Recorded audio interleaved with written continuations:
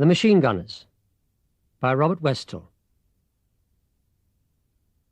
Chapter 1. When Chas awakened, the air raid shelter was silent. Grey winter light was creeping round the door curtain. It could have been any time. His mother was gone, and the little brown attaché case with the insurance policies and bottle of brandy for emergencies. He could hear the milk cart coming round the square. The all clear must have gone. He climbed out of the shelter, scratching his head, and looked round carefully. Everything was just the same. Same whistling milkman, same cart horse. But there was too much milk on the cart, and that was bad. Every extra bottle meant some family bombed out during the night. He trailed round to the kitchen door. His mother had the paraffin heater on, bread frying. It smelled safe. There were 2 more panes of glass out of the window, and his father had blocked the gaps with cardboard from a Nestle's milk box. The lettering on the cardboard was the right way up. Father was fussy about things like that. Father was sitting by the heater with his pint mug of tea. He looked weary, but still neat in his warden's uniform, with his beret tucked under his shoulder strap. "You remember that lass in the greengrocer's?" "The ginger-haired one," said his mother, still bending over the stove. "Aye, a direct hit. They found half of her in the front garden and the other half right across the house." She didn't believe in going down the shelter. She was always frightened of being buried alive. From the way his mother hunched her shoulders, Chas could tell she was trying not to cry. Chas's father turned to him. "Your rabbits are all right. Chinny had some glass in her straw, but I shifted it. But there's 6 panes out of the greenhouse. If it goes on this way, there'll be no chrysanthemums for Christmas." "It won't be the same without chrysanthemums," said his mother. Her lips were tight together, but shaking slightly. "Here's your breakfast." Chas cheered up. 2 whole slices of fried bread and a roll of pale pink sausage meat. It tasted queer, not at all like sausage before the war, but he was starting to like the queerness. He ate silently, listening to his parents. If he shut up, they soon forgot he was there. You heard much more interesting things if you didn't butt in. "I thought we were a goner last night, I really did. That dive bomber, I thought it was going to land on top of the shelter. Mrs. Spaulding had one of her turns." "It wasn't a dive bomber," announced Father with authority. "It had 2 engines. He came down on the rooftops because one of the RAF lads was after him, right on his tail. You could see his guns firing, and he got him. Crashed on the old laundry at Churton. Full bomb load. I felt the heat on me face a mile away." Mother's face froze. "Nobody killed, love. That laundry's been empty for years. Just as well. There's not much left of it." Chas finished his last carefully cut dice of fried bread and looked hopefully at his father. "Can I go and see it?" "Ah, you can go and look, but you won't find naught but bricks. Everything just went." Mother looked doubtful. "Do you think he should?" "Let him go, lass. There's naught left." "No unexploded bombs?" "No. A quiet night, really. Lots of our fighters up. That's why you didn't hear any guns." "Can I borrow your old shopping basket?" said Chas. "I suppose so, but don't lose it. And don't bring any of your old rubbish back in the house. Take it straight down the greenhouse." "What time's school?" said his father. 10:30. The raid went on after midnight." War had its compensations. Chas had the second-best collection of war souvenirs in Garmouth. It was all a matter of knowing where to look. Silly kids looked on the pavements or in the gutters, as if anything there wasn't picked up straight away. The best places to look were where no one else would dream, like in the dry soil under privet hedges. You often found machine-gun bullets there, turned into little metal mushrooms as they hit the ground. Fools thought nothing could fall through a hedge. As he walked, Chas's eyes were everywhere. At the corner of Marston Road, the pavement was burnt into a white patch a yard across. Incendiary bomb. The tail fin would be somewhere near.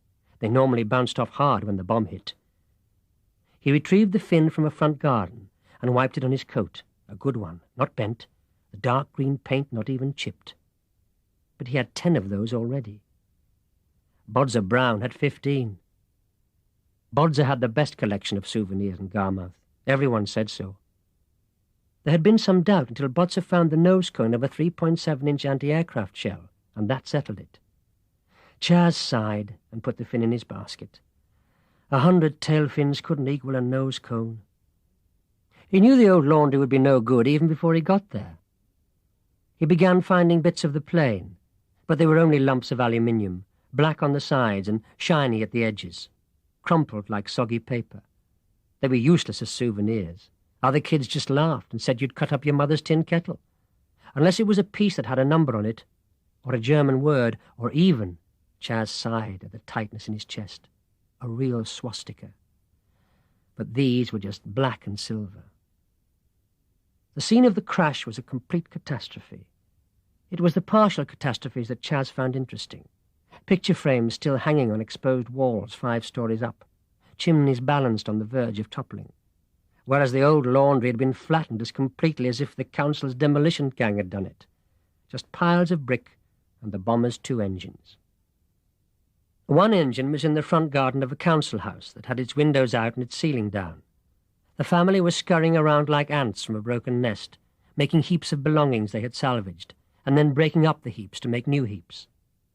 Chas watched them as if they were ants, without sympathy, because they were a slummy kind of family. A great fat woman in carpet slippers and a horde of boys of assorted sizes, hair like lavatory brushes, coarse maroon jerseys that wouldn't fasten at the neck, and boots with steel heel plates. Chas went on staring over the garden wall.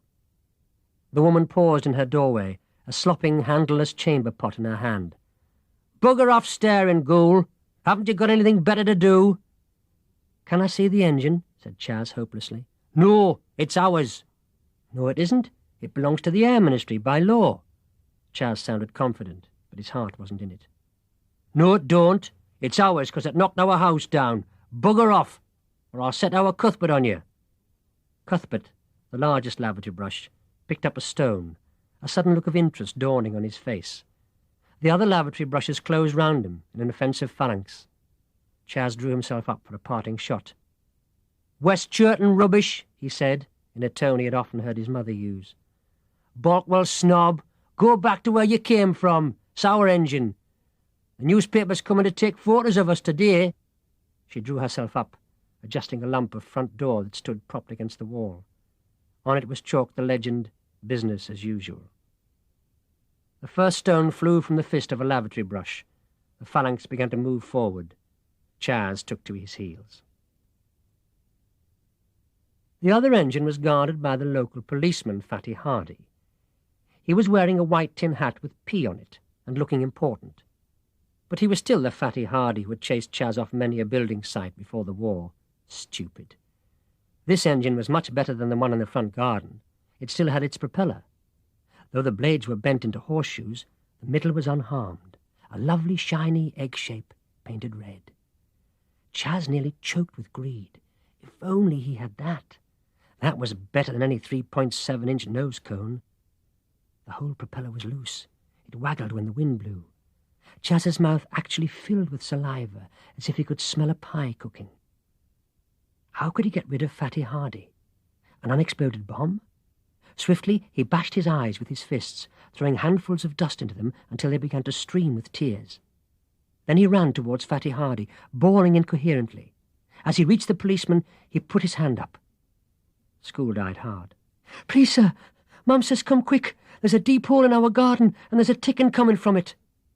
Fatty looked distinctly worried. Airplane engines was airplane engines and needed protecting from thieving kids. But unexploded bombs was unexploded bombs. "Hurry, sir! There's little kids all round it, looking down the hole." Fatty grabbed his shoulders and shook him roughly. Where? Where? Take me, take me." "Please, sir, no, sir. Mum says I mustn't go back there in case it goes off. I've got to go to me grand's, sir, but the bomb's at 19 Marston Road." Fatty went off at a wobbling run, his gas mask case flogging his broad bottom. Before he was out of sight, Chas was at the engine. Its realness was overwhelming. There were German words on the cowling. Öl was the only one he could recognize. Everything was bigger close to. The twisted prop blades curled into the air like palm leaves. The red spinner, which he had thought as carryable as a rugby ball, now seemed as big as a brewery barrel. He tugged at it. It came off so far and then stuck. He heaved again at the shiny red newness. It still resisted. "Nazi pigs!" he screamed, as his hands slipped and the blood came. He picked up a lump of brickwork, 4 bricks still cemented together, and raising it above his head, flung it at the spinner. The beautiful red thing crushed in, but it still wouldn't budge. He hit it again. Another great white flaking dent appeared. It was a mess now, hardly worth having, but still it refused to come off. There was a sudden roar of rage from behind.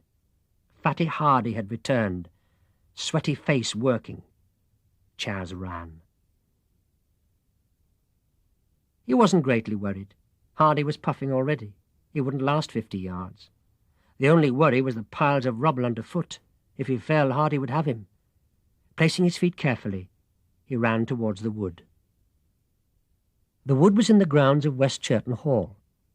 At one time, his father said, the people at the hall had owned everything, but then the factories came, and the council estate, and the owners of the hall just curled up and died for shame. Now the house itself was just a hole in the ground lined with brick and a black cinder floor. There was a big water tank full of rusty water and nothing else. The wood was bleak and ugly too. Grown-ups dumped rubbish round the outside, and kids climbed and broke the trees. But nobody went into the middle. Some said it was haunted, but Chas had never found anything there but a feeling of cold misery, which wasn't exciting like Headless Horseman.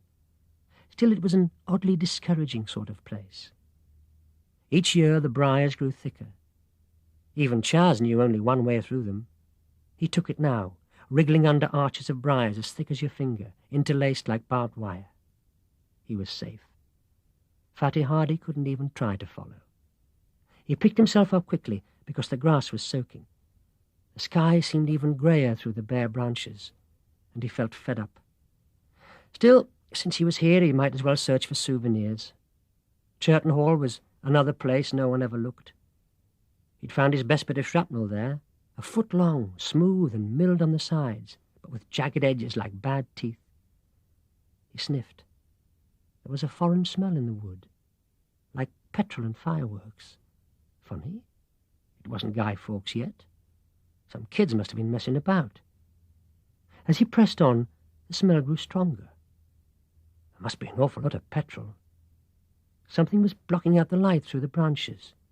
A new building? A secret army base? A new anti-aircraft gun? He couldn't quite see, except that it was black.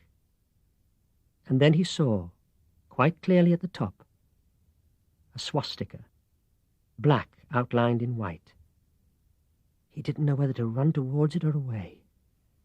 So he stayed stock still, listening. Not a sound except the buzzing of flies, the angry way they buzzed off dog dirt when you waved your hand over it. It was late in the year for flies. He moved forward again. It was so tall, like a house, and now it was divided into 4 arms at right angles to each other. He burst into the clearing. It was the tail of an aeroplane, the German bomber that had crashed on the laundry. At least, most of it had crashed on the laundry. The tail, breaking off in the air, had spun to earth like a sycamore seed. He'd read of that happening in books. He could also tell from books that this had been a Heinkel HE-111. Suddenly he felt very proud. He'd report the find and be on the 9 o'clock news. He could hear the newsreader's voice. The mystery bomber shot down over Garmouth on the night of the 1st of November has been identified as a new and secret variation of the Heinkel HE-111. It was found by a nearly unknown schoolboy, Charles McGill of Garmouth High School. I'll read that again. Form 3A at Garmouth High School. There is no doubt that but for the sharp eyes of this young man, several enemy secret weapons vital to the Blitzkrieg would have remained undiscovered. Chas sighed. If he reported it, they'd just come and take it away for scrap. Like when he'd taken that shiny new incendiary bomb rack to the warden's post. They'd not even said thank you. And he wouldn't get into the news?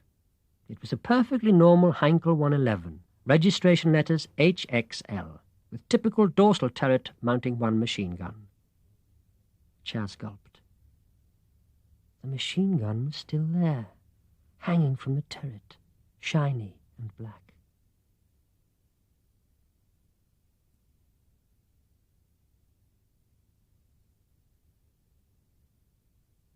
Chapter 2. Chas reached up and tugged at the gun barrel. One leg of its swivel had snapped with the impact.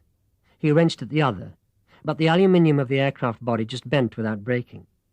Besides, a belt of shining cartridges went from the gun back into the aircraft. It supported the gun like a sling against Chas's downward pulls. Perhaps if he loosened the cartridge belt. He grabbed the round barrel, put his plimsolls against the curving sides of the plane, and went up like a monkey. He peered over the edge of the cockpit. The gunner was sitting there, watching him. One hand in a soft fur mitt was stretched up as if to retrieve the gun. The other lay in his overalled lap. He wore the black leather flying helmet of the Luftwaffe and goggles. His right eye, pale grey, watched through the goggle glass tolerantly and a little sadly. He looked a nice man, young.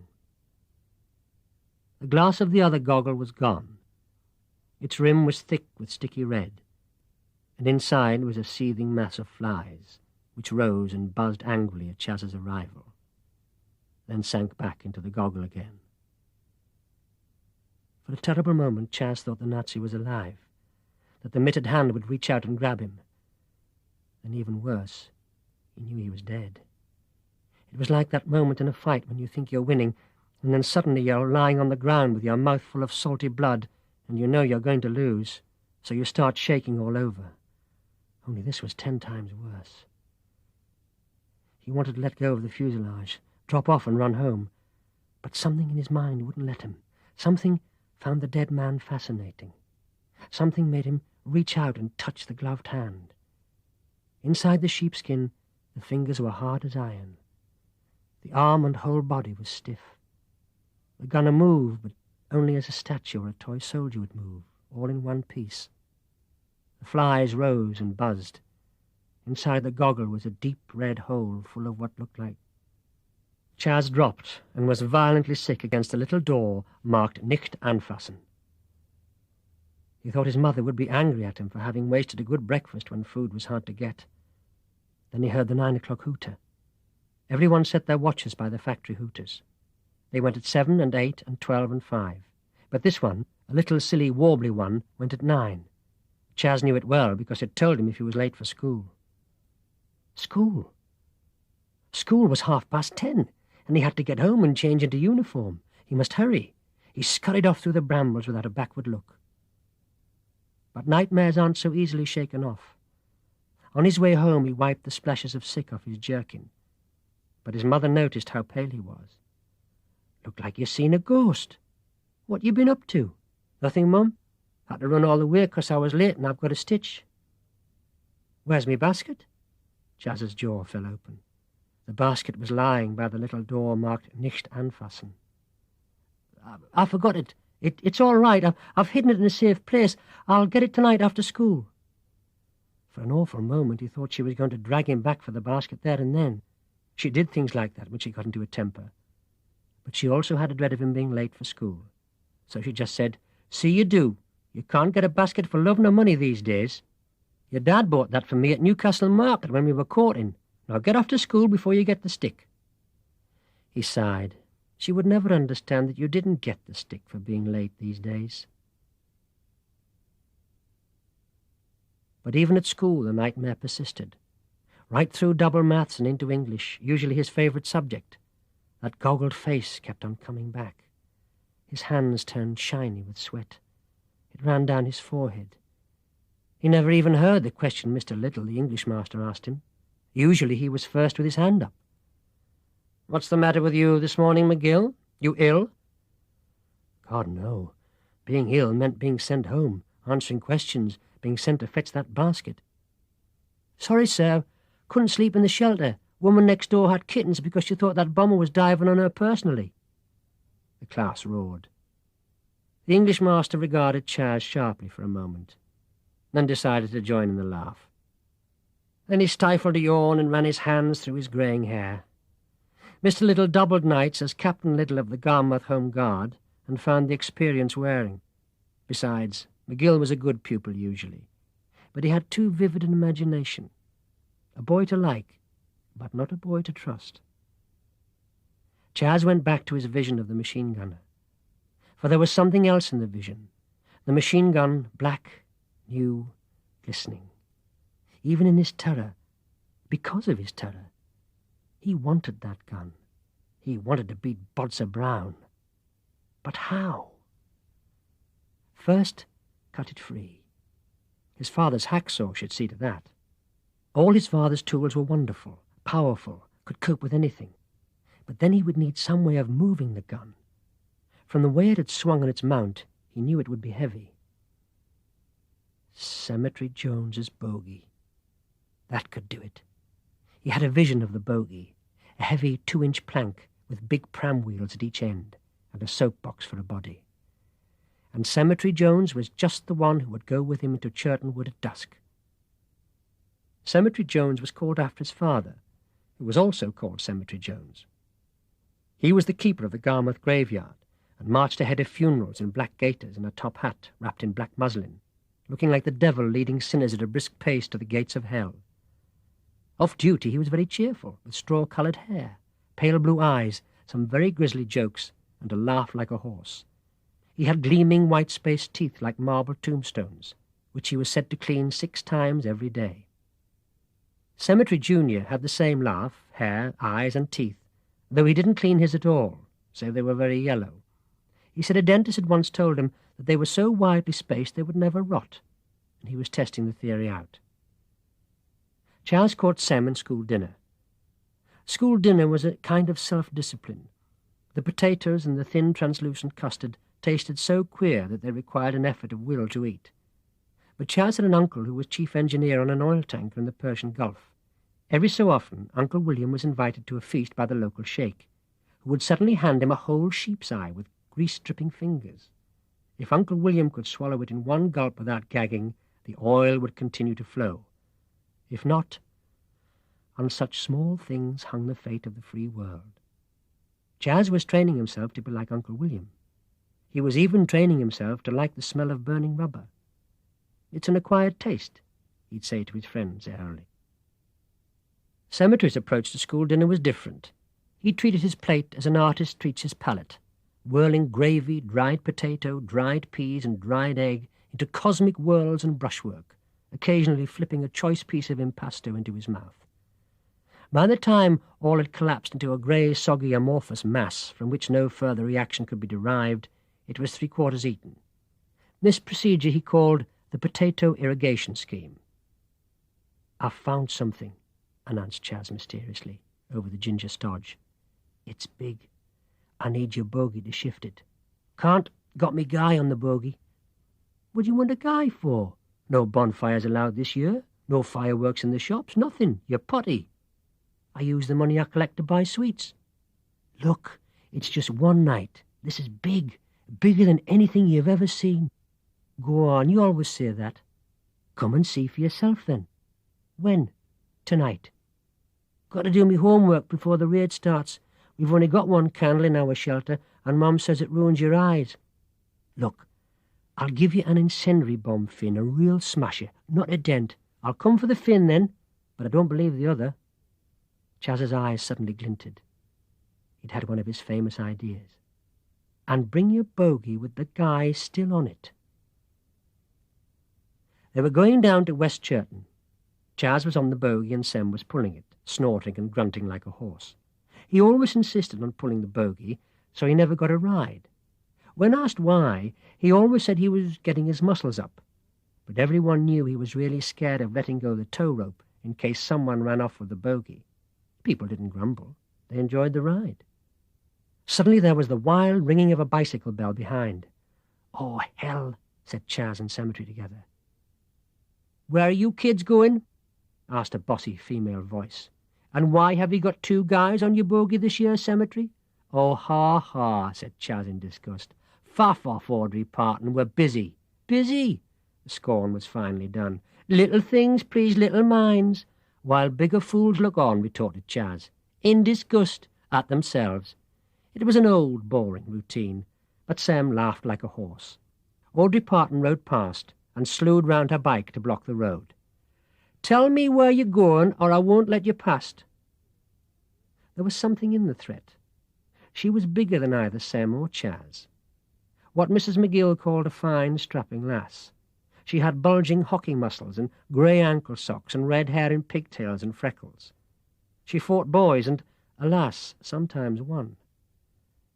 On the other hand, there were some good things about her, which made her the only girl Sem and Chas ever talked to. Her chest was quite flat, and she didn't giggle and whisper to other girls as you went past. She never told you to her mother, and she was as good climbing trees and drain pipes as any boy. For a long time she'd led her own girls' gang, but now they'd all deserted her for sheer lisle stockings, ringlets, and mother's powder puff. She'd become a misfit. She said she always wanted to be a boy. She was the only girl who always had sticking plasters on her knees. Mrs. McGill treated Audrey with respect, because her family were posh and owned a car. But Mr. McGill said her father was skulking in a reserved occupation, making his fortune while better men went to fight for their country. When Mr. McGill spoke in that sort of voice, nobody argued. "Where are you going?" asked Audrey. "Can I come?" Chas muttered under his breath a phrase he'd heard sailors use. "Going to me auntie's at West Churton," said Sem. "You haven't got an auntie at West Churton. Have so, haven't so?" This went on for some time. Chas eyed her bulging muscles speculatively. That machine gun was heavy. She might come in useful. Besides, the dead German would scare the little cow silly. She wouldn't interfere with men's business again. "All right, you can come with us." "Lead on, Macduff," said Audrey, patting him on the head as the bogey rolled past. Chas felt his hair suddenly prickle, as if it was full of nits. They hid Audrey's bike on the edge of the wood and pushed in. They had to lay the guy down to get the bogey through the briars. Chas thought that in the dusk he looked like a dead man. He had to keep shushing Sem and Audrey. They both had fits of the giggles as they felt the tension. "It's all just one of your stupid jokes," said Sem. "But it'll cost you that bomb, Finn." "I'm not going to do any dirty things with you two in this wood, so you needn't think I am," said Audrey, caught between fear and desire. "I don't mind kissing, but no more." "Yuck," said Sem. "Who'd want to with you?" Chas's chest was getting tighter and tighter. He was glad he wasn't alone.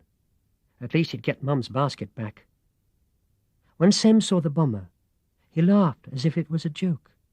"Shut up," said Chas. "There's a dead German inside. You can look if you want, but Audrey can't." Sem climbed up, dropped down again and whistled. "That's one for me, Dad." "No, it's not. They don't bury them here." "Yes, they do. Dad had a coffin full of bits from this bomber at lunchtime. Well screwed down it was, I can tell you." "Go on. They send them all—" "Yeah?" "To the War Office to count them," said Chas stoutly through chattering teeth. "Is there really?" said Audrey, all eyes and woman for once. Chas was not displeased with the effect he was having on her, but he said severely, "Girls aren't allowed to look. They can't stand it." "Poor man," said Audrey. "He's a long way from home." "Look," said Chas, "we came for this." He waggled the gun. "Cool, you're not— How can we get it off?" "Got me dad's saw." He pulled it out from under his jerkin. "Hold the gun steady." He began to saw. It was hard work. He kept catching his knuckles on the rivets of the fuselage, and soon blisters came. When he handed over to Sem, he'd cut a quarter of the way through the aluminium strut. "Can't see where I've got to saw," said Sem. "I've got a torch." The fuselage lit up, and the trees around. Charles couldn't resist a peep upwards to see if the dead German was looking down, watching them. When he took over the saw from Sem, they were halfway through. "There's a funny smell," said Audrey. "What's that funny smell?" "That's him," said Sem, nodding towards the shadowy fuselage with a professional air. "It gets worse as it goes along." "I want to go home," said Audrey, beginning to sniff. "Go then. There's probably other dead uns in the wood, waiting to get you." Audrey gave a little scream. "Keep that torch straight. I knew a girl wouldn't be any good." "Oh, shut up." But the torch beam straightened and held steady. "Put that light out!" The yell came from the edge of the wood. Audrey screamed and dropped the torch. There was the sound of breaking glass, and it went out. "Oh, God," said Sem. "That's Fatty Hardy. Shush!" But Chas went on sawing like a mad thing. He was nearly through that aluminium strut, and he wasn't going to be cheated now. He felt the strut give, and the gun fell agonizingly on his foot. He grabbed it up, and immediately it shook and leapt in his arms. A golden red light filled the clearing, and a noise like Guy Fawkes gone mad. He let go of the gun, and the noise stopped. But he could see where the aircraft tail bulked large against the sky. A great ragged hole had been torn in it. A police whistle shrilled on the edge of the wood. "God, that's done it," said Sem. "Shall we run?" But Chas sat hunched in a dream of power, remembering the vibration against his foot, the red sparks shooting up, and beyond them flights of dark bullets winging through the dark enemy sky. "What are we going to do?" whispered Sem frantically. Abruptly Chas returned to the present. Even shaking from head to foot, he was still the one who thought up the plan. "What's your guy's legs made of?" "Sticks." "Get one out." "What for?" "We're putting the gun up it." The gun went, though it split the guy's trousers. The old Wellington boot just covered the end, though one of the guy's legs was now inches longer than the other. Still, guys were like that. Chas used all the string and wire in his pockets to make it secure, and stuffed the straw back into all the gaps. "Right, out we go." He didn't forget his mum's shopping basket. They crawled through the briars towards Audrey's bike. "Oh, Lord," groaned Sem. Fatty Hardy was standing some yards off, staring straight at where they lay. He was accompanied by a warden, a woman in a headscarf, 2 small boys and a dog. It was the small boys who worried Chas, but it was the dog which barked and ran straight at them. Tears of rage filled Chas's eyes, to be so near to owning the gun, and then... The dog stopped 2 yards off and stood yapping hysterically. Chas threw a stick at it and missed. The dog retreated a yard and continued its din. "Hey, that dog's found something," shouted Fatty Hardy, advancing. Chapter 3. Chas despaired, and then suddenly the night turned white, black, white, black, white. A great hammer banged on the dark tin tray of the sky, crushing their eardrums again and again. Anti-aircraft guns. Then, in the following silence, came the noise of an aircraft engine. Chug, chug, chug, chug. "One of theirs," whispered Sem. The dog whined and fled. Fatty Hardy shouted, and the whole group of bystanders were streaking away to the nearest shelter. Then that hammer was beating the sky again.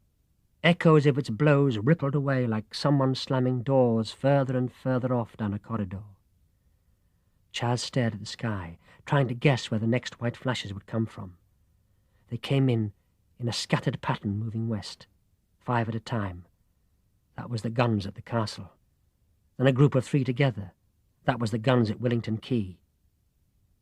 "What shall we do?" whispered Audrey. "Take your bike and get to a shelter. We can manage without you." "But I shouldn't be out in the open during an air raid." "You don't think these trees will shelter you from anything," said Chas brutally. She went, wobbling wildly across the waste ground.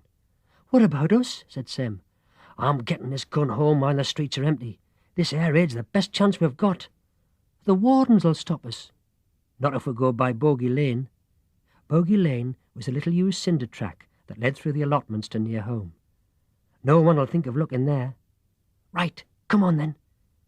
The blackness of night was back. As they dragged and bounced through the dark, the warning note of the air raid siren sounded. "Dozy swine, caught asleep as usual," said Sem in disgust. "It's a sneak raider. They glide in without engines. And he's hit something." Sem nodded to the west, where a rapidly growing yellow glare was lighting up the rooftops. "Or else they got him. Must be Howden way." "Only the one. All clear'll sound in a minute." But it didn't. They were halfway up Bogey Lane when they heard the chug, chug, chug of enemy engines again. More than one, 6 or 7. Ahead, the night lit up as if great blue floodlights had been switched on. Blue points of light hung motionless in the sky, brighter than stars. "They're dropping parachute flares." The chug, chug, chug grew nearer. They felt like 2 small flies crawling across a white tablecloth. Up there, thought Chas, Nazi bomb aimers were staring down through black goggles, teeth clenched, hands tight on bomb release toggles, waiting for the crosshairs on their bomb sights to meet on Bogey Lane and the 2 flies who crawled there. They dived for cover into a patch of winter broccoli. It smelt safe, because they had some in the vegetable rack at home. Chas envied the broccoli, because whatever happened, it would still be growing here tomorrow in the sane world of daylight, just ordinary. As ordinary as the Fry's chocolate sign that the allotment owner had used, upside down to mend a hole in his fence. Chug, chug, chug. Overhead now. They were safe, because bombs always dropped in a curve in front of the bombers. He'd watched them fall in the newsreels of the Polish campaign, out of black Stukas. Bang, bang, bang. The hammer was at it again, right overhead. This meant a new danger, falling shell shrapnel. Chas could hear it, whispering and pattering down like steel rain all around. "Go on!" screamed Chas. "Get the bastards! Kill the bastards!" Then silence, blackness, nothing. The parachute flares had gone out. "Come on!" shouted Chas, dragging Sem to his feet. "They'll be back in a minute." The bogey wheels crunched along the cinders, and they could hear the hard knock-knock of the machine gun on the bogey's planks. They got back to the square before trouble started again. A rough hand grabbed Chas's shoulder. "Where the hell you been?" It was his father, wearing a tin hat. "Your mother's worried sick." "She knew I was going down Churton," squawked Chas. "Get down the shelter. Who's that with you?" "Sem, get him down as well. I'll go and tell his mother he's safe." "What about the guy?" Mr. McGill dragged the bogey roughly against the garden hedge. "It'll have to take its chance." "You had me worried sick," said Mrs. McGill. "And Mrs. Spaulding here too." Mrs. Spaulding nodded and sniffed. Her son Colin, in the bottom bunk, looked self-righteous. "Her Colin never leaves her back garden at nights. He's a good lad. And I was cooking fish and chips when the siren went, and I had to turn the gas off, and now they're ruined. And I don't know what else we're going to have for supper, because there's only dry bread in the house. And your father's supposed to be on night shift, and he can't get to work for the raid, so we'll have no money, and I wonder that they don't pay him for being a warden. After all, he works hard enough at it." Chas lay back on his bunk and let her words drift over his head. He was thinking about the machine gun out there in the dark. "And leading Cyril off straying with you?" Cemetery's real name was Cyril, which was why he preferred being called Cemetery.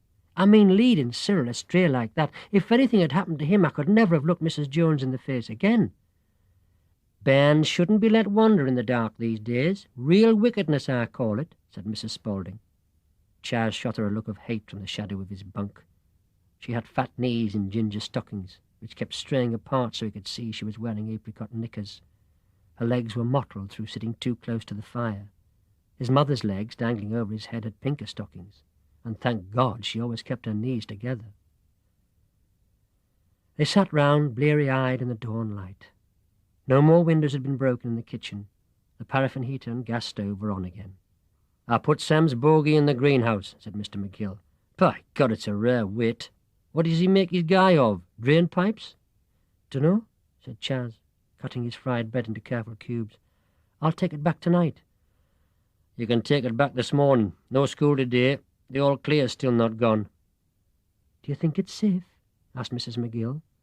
Her husband looked out at the cloudless November sky. "They'll not come again. Or the RAF lads at Acklington will have something to say about it." "Is there much damage in the town?" "Nothing. It was Howden that copped it.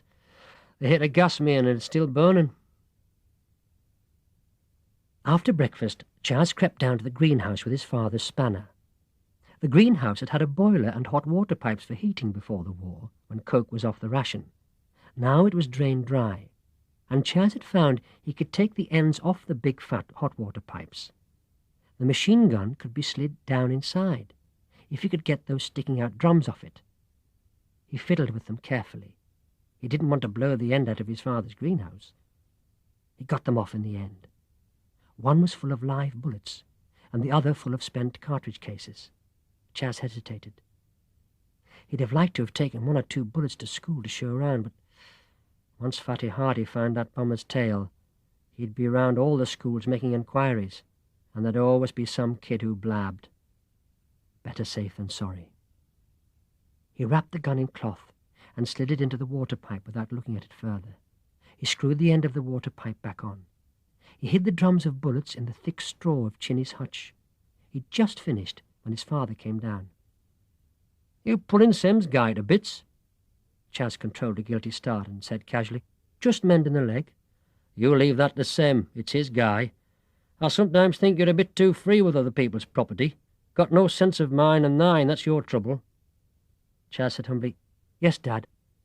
Mr. McGill cocked an eyebrow at such humble obedience, but he soon wandered off to poke at his chrysanthemums. For some reason, Fatty Hardy did not go back and find the bomber. Others did. 2 days later, Sem whispered to Chas in school assembly, "You know those round things full of bullets? Got 4 more. They were clipped to the fuselage round the gunner's feet." "Where you got them?" "Under some plant pots in the shed. It's all right. Dad never goes there since the war. They're all cobwebs and chrysalises. Look at this one. It's live." Chas jumped an inch in the air, but it wasn't a brass bullet Sem held out inside his hymn book, only a black and yellow chrysalis. "You can hear it tapping to get out." "Is the gunner still there?" "Yeah. Whew, he done half niff." "I don't know how you can stand it," said Chas savagely. "Ain't you got no feelings? You get used to it. It's in the family. When my father went on an embalming course, he saw one fella eating his sandwiches, reading a book propped against a body." "Ugh," said Chas loudly. "If you insist on talking in assembly, boy," boomed the head, "you can have a little talk with my cane afterwards. Yes, you with the freckles and 3A. Yes, you, the one who's turning round to look behind him so innocently. 3 of the best for you. Now, school, hymn 235. New every morning is the love." But getting the cane was not the worst. 2 days later, Chas saw a crowd standing round Bodser Brown in the playground. They were all looking at something and laughing. Chas hated Bodser. He had round spectacles and cropped hair like a German, and a great gangling grown-up body. He was stupid and a bully, an arm-twister who made his pleasure last a long time. One day last term, he and his gang had held a kid's head down the toilet and flushed it 3 times. The kid nearly drowned and was off school for a week. Bodser got caned, but you might as well cane a rhinoceros. Chas sometimes dreamt of beating in his skull with an iron bar. But he could never leave Bodser alone. He was so easy to take the mickey out of. And when he started to get rough, he could always shout, "Quick fists, slow wits," or "Don't get worked up, you'll give yourself a heart attack." Then everyone would laugh, because no one liked Bodser really, and Bodser was nearly as afraid of laughter as Chas was of Bodser's fists. Taking the mickey out of Bodser was like bullfighting, deadly but fun. Chas walked across to the laughing group. "Hey, what's up?" "Ah, McGill," said Bodser, "king of the incendiary bombs. Why don't you wear your nose cone permanently? It would go with your spectacles." There was a titter. Bodser flushed. "Got something better than a nose cone to wear. Look." He dangled a black leather flying helmet under Chas's nose. Chas didn't have to guess it belonged to the German gunner. His nose told him. But he said calmly, "Where'd you get that? Woolworths?" "Never you mind. That's genuine Nazi, and so's this money." He showed a fistful of notes marked with Hitler's face and swastikas. "And what about this? Mein Liebling's called." He thrust a photo of a blonde girl with pigtails. "She won't be getting any more you-know-what for a bit." There was a brown trickle down one corner of the photograph. Chas broke out in a sweat and felt sick. Bodser had been through the dead man's pockets. Chas turned away abruptly and walked towards the cloakrooms. "That's better than your rotten shrapnel," shouted Bodser in triumph after him.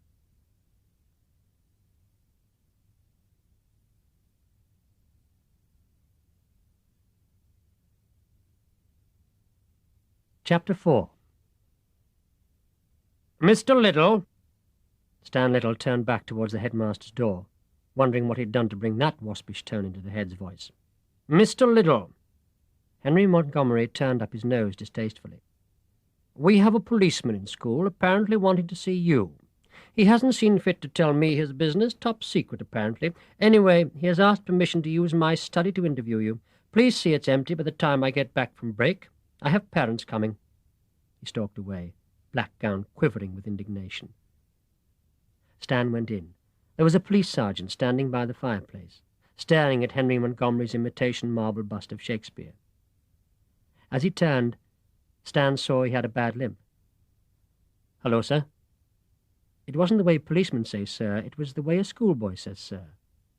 Familiar eyes stared out at Stan from an unfamiliar face, a face twisted by a scar that ran from chin to hairline, and tight lines of pain around the eyes and mouth. It's green, isn't it? Yes, sir. The schoolboy grin was still there, though the man looked 40. But I thought you had a commission in the army. Stan could have bitten his tongue off the next minute, remembering the limp and scar. I copped it at Dunkirk. They got me in the foot, the face, and the nerves, so I was shovelled out as an invalid. Still, I'm trying to make myself useful. Stops me remembering. Sit down, won't you? Said Stan awkwardly. I'd like your advice, sir. We've found something. It's not pretty. The inspector's left it to me. We're short-handed. It's not really important, and yet it niggles me. Lying awake last night thinking about it, I remembered you, sir, and the way you always knew what to do when I was at school. Anything I can do, said Stan. He felt embarrassed. I'd like you to come and look at it, sir. As I said, it's not pretty, but I'd be grateful. I mean, well, you're in the Home Guard, and so you know about weapons, and I think it's the work of boys. No one knows boys like you do. They drove from school in a police car. Stan hadn't bothered to consult Henry Montgomery. If he didn't like it, he could lump it. Away had been beaten into Churton Wood at last by the heavy boots of constables. One still remained on guard, looking queasy. We haven't touched anything yet, sir, though it'll have to be cleared up by tonight, and this is confidential. We don't want rumours spreading. The bomber's tail section was still there, but changed. Every piece that could be twisted off for a souvenir had been. Bricks had smashed the last of the perspex and caved in the aluminium sides. Someone had tried to set the whole thing on fire, and various obscenities had been scrawled on the black sides in chalk. Nasty, isn't it? And I don't think that's dog dirt either. That's not the smell of dog dirt. No, it was neighbours complaining about the smell that put us onto it. There's a dead man inside. I wouldn't look if I was you, sir. Everything that's been done to the plane's been done to him as well, poor devil. I know they're the enemy, but really. Sergeant Green was at a loss for words. Why I brought you here, sir, look at this. He pointed to an aluminium spar still sticking out of the wreckage. Sawn through with a hacksaw, said Stan. Now, what would have been attached to that, sir? Machine gun, I suppose. And there's ammunition missing, too. These planes carry 2,000 spare rounds in the rear gun position. I checked with RAF Acklington. But who could have pinched them? We thought it might be the IRA at first. They've been pinching the odd rifle recently. But who ever heard of the IRA this far north?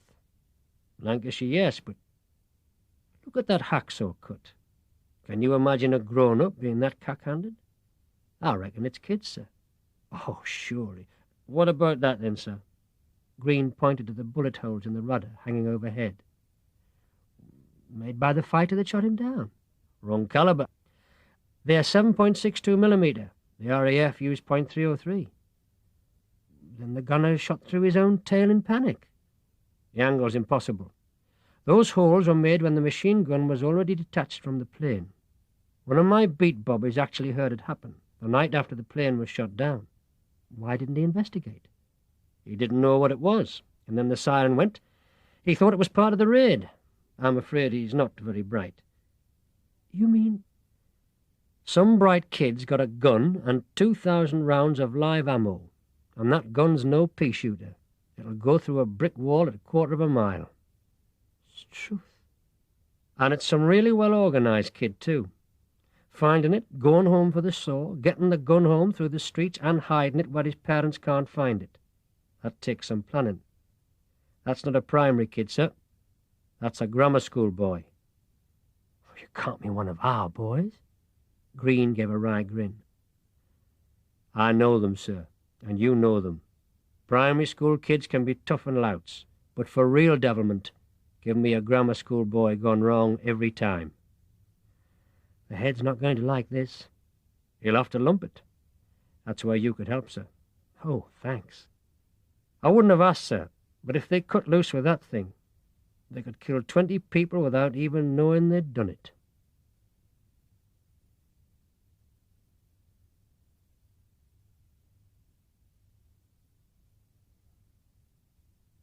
Chapter 5. "Hey," said Sem, looking up from his potato irrigation scheme. "There was a police sergeant in to see the head this morning. He saw Little, too." "Trouble for some," said Chas. "Perhaps Little's pawned the Alderman Buick chromium-plated cup for effort." "No such luck." "Hey, do you think they're onto you know what?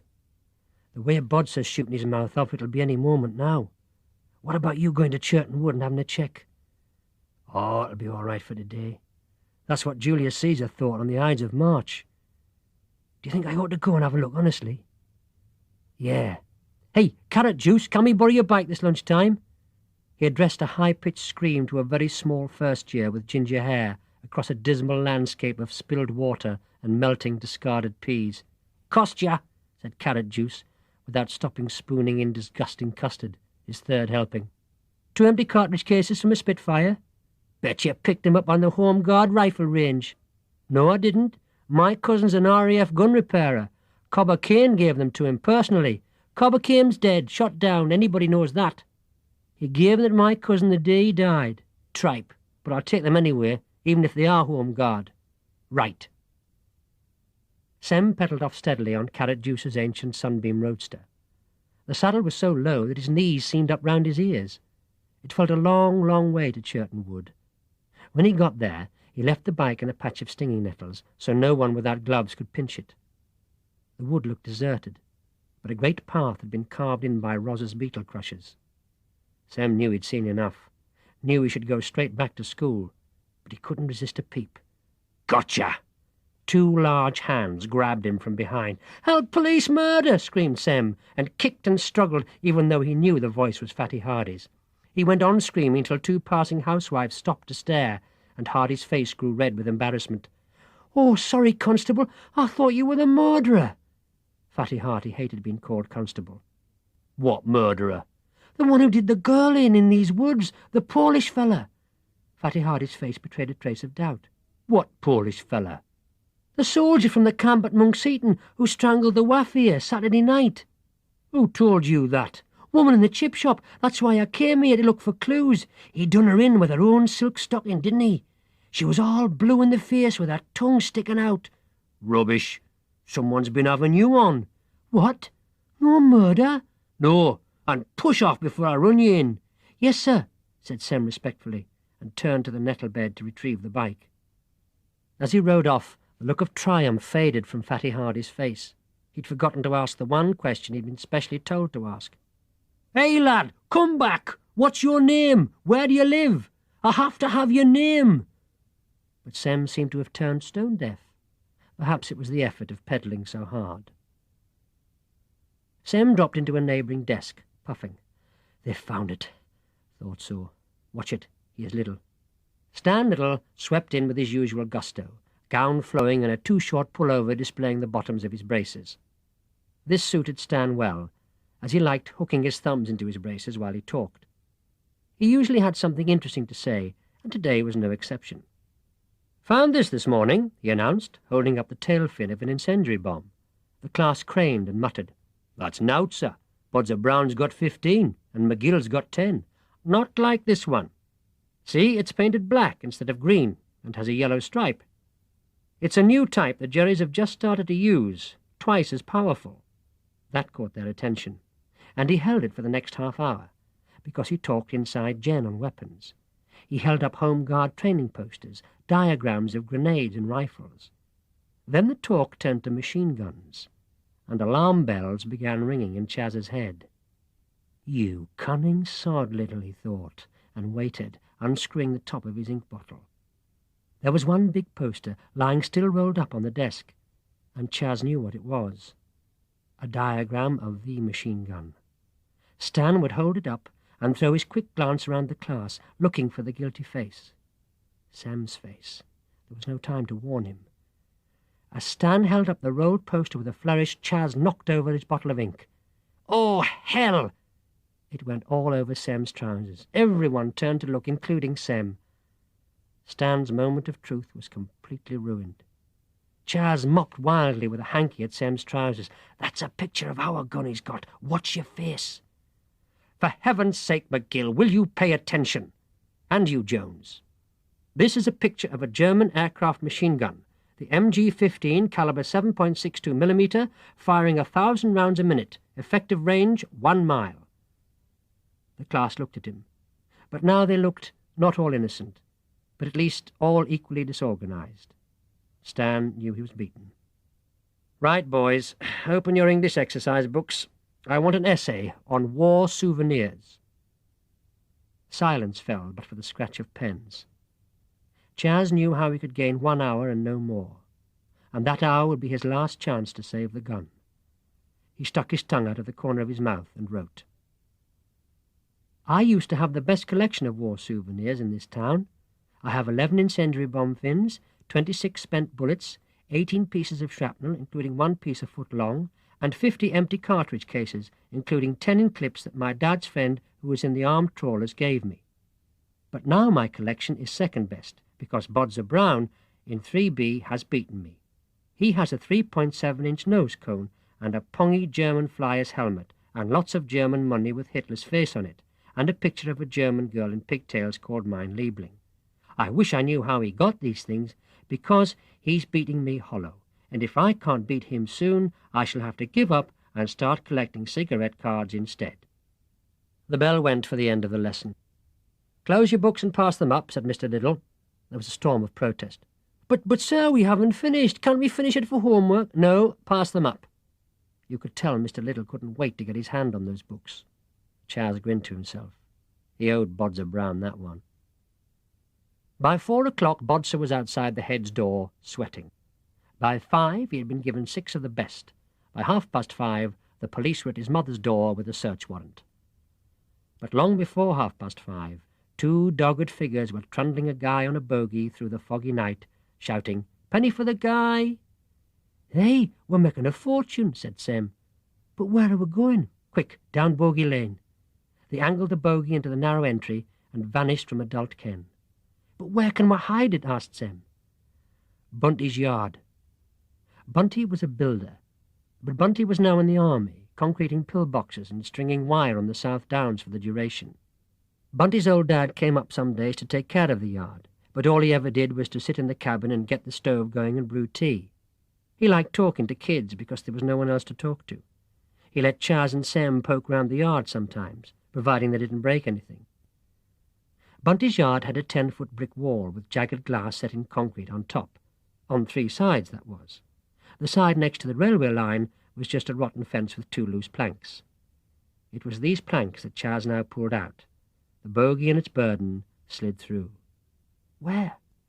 Into those old sewerage pipes, bottom one in the middle. Won't it get rusty? What do you think I brought these oily rags for? Where'd you get 'em? Me dad brings 'em home from work. Me mum uses 'em to light the fire. The gun slid into its hiding place. Rags were stuffed up each end, and sand gently tossed against them. Within 10 minutes, plaintive voices could again be heard on the main street shouting, "Penny for the guy!" As they approached Chas's house, they saw a black police car standing outside. "Ow!" said Sem. "Scarper!" "No," said Chas. "Let's get it over with. Just remember, if you keep your mouth shut, and I do, no one will ever find that gun till Bunty comes back from the war." "Right," said Sem, like a bulldog getting his teeth into a Nazi's shin. Chas barged straight in, bold as brass. "Hey, Dad, Sem and I made 3 bob with Penny for the guy." His dad was standing by the fire looking pretty mad, not with him, but with the police sergeant sitting on the settee. He had a funny sort of scar on his face. Mr. Liddell was there as well, looking rather alarming in a captain's uniform. Chas's dad didn't like policemen. He said they were officious gets who would take the world off you if you let them, and half of them are crooks anyway. Besides, the police car at the door would set the neighbours talking, and that had upset Mrs. McGill, who stood in a corner compulsively wiping her hands on her apron. Anything that upset his wife made Mr. McGill mad. The police sergeant now made things worse for himself. "Penny for the guy? That's begging and vagrancy. I could have you up in court for that." "Ah, you can take me to court as well for that," said Mr. McGill. "I had many a penny for the guy when I was a lad, didn't you, Sergeant?" "Let's get to business," said Stan Liddell uncomfortably. You could tell he knew the sergeant was playing it all wrong. "You are Charles Harold McGill," said the sergeant, in an ominous voice. "No, he's Charlie Peace, the burglar," said Dad rudely. "Cut the cackle and stop asking daft questions." "Please don't tell me how to run my business," said the sergeant. Mr. McGill turned and spat in the fire. The spittle hissed and danced on the black, shiny grate. Heavens, his dad must be really mad to do that. "Charles McGill, have you found any war souvenirs in the last few days?" Chas pretended to rack his brains. Only a tail fin. Gave it to Sem here. You got it, Sem?" "Yeah." Sem fumbled in his pocket and produced it, putting it on the table with a loud clink. The sergeant picked it up and looked at it a long time, and put it down again. "He's doing that to try and scare us," thought Chas. "Are you sure that's all?" "Yeah." "Quite sure?" "Yeah." "You were down West Churton the morning after that bomber crashed?" "Yeah." "Why are you looking so guilty, lad?" Chas hung his head. "Well?" I tried to pinch a nose cone off an engine. Fatty, Constable Hardy chased me." "That all?" "Yeah." "Where do you keep your souvenirs?" "Down the greenhouse." "Let's go and see, shall we?" They all went down the garden with shaded torches. The rabbits blinked and bolted through their straw in the sudden light.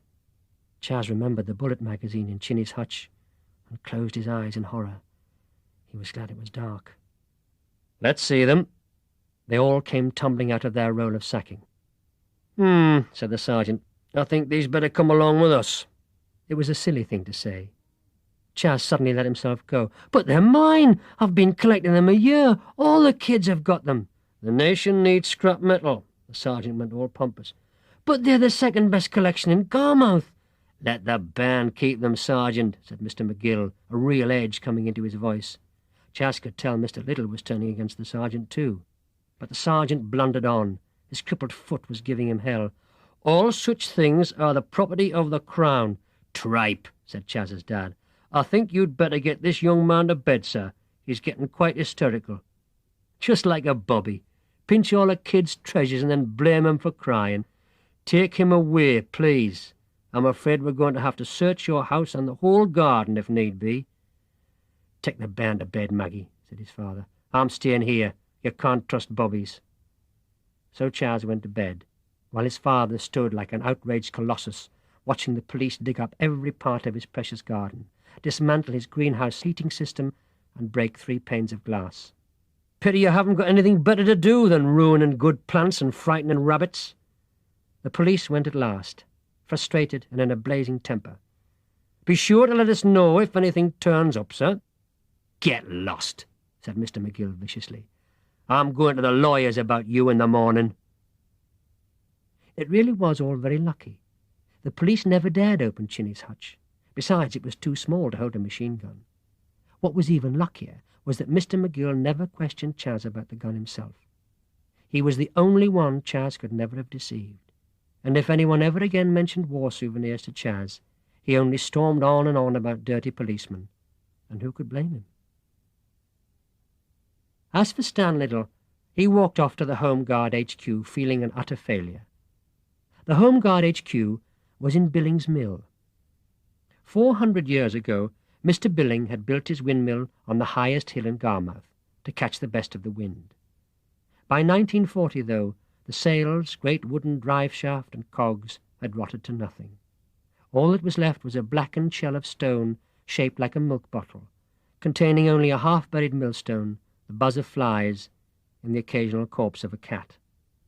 Now, thanks to one Sandy Sanderson, it had a corrugated iron roof, new floor, and sandbags everywhere it should have sandbags. There was a lookout post on top, with a telephone, and a huge pair of binoculars salvaged from a wrecked Polish destroyer. Whenever Stan Little felt miserable or a failure, he went for a talk to Sandy. Sandy was more solid even than Billings Mill. He had appeared at the drill hall the day the appeal went out for Home Guard volunteers. Among the blazered schoolboys and pinstripe bank managers, he stood out like the Rock of Gibraltar. He was 6'4", broad as a house, immaculate in the blue uniform of the sergeant of the Coldstream Guards, which smelt strongly of mothballs. Sandy had the air of coming out of mothballs himself. Invalided out of the Guards in 1933 after "some nonsense with a machine gun," He had spent the last 7 years moving from uniform to uniform. He had been a hotel porter, an AA patrolman, a cinema commissionaire, but none of them for long. His voice was too loud, his stare too fierce, his division of the world into gentlemen officers and barrack-room scrimshankers too simple. In Civvy Street all too often it was the scrimshankers who had the money and power.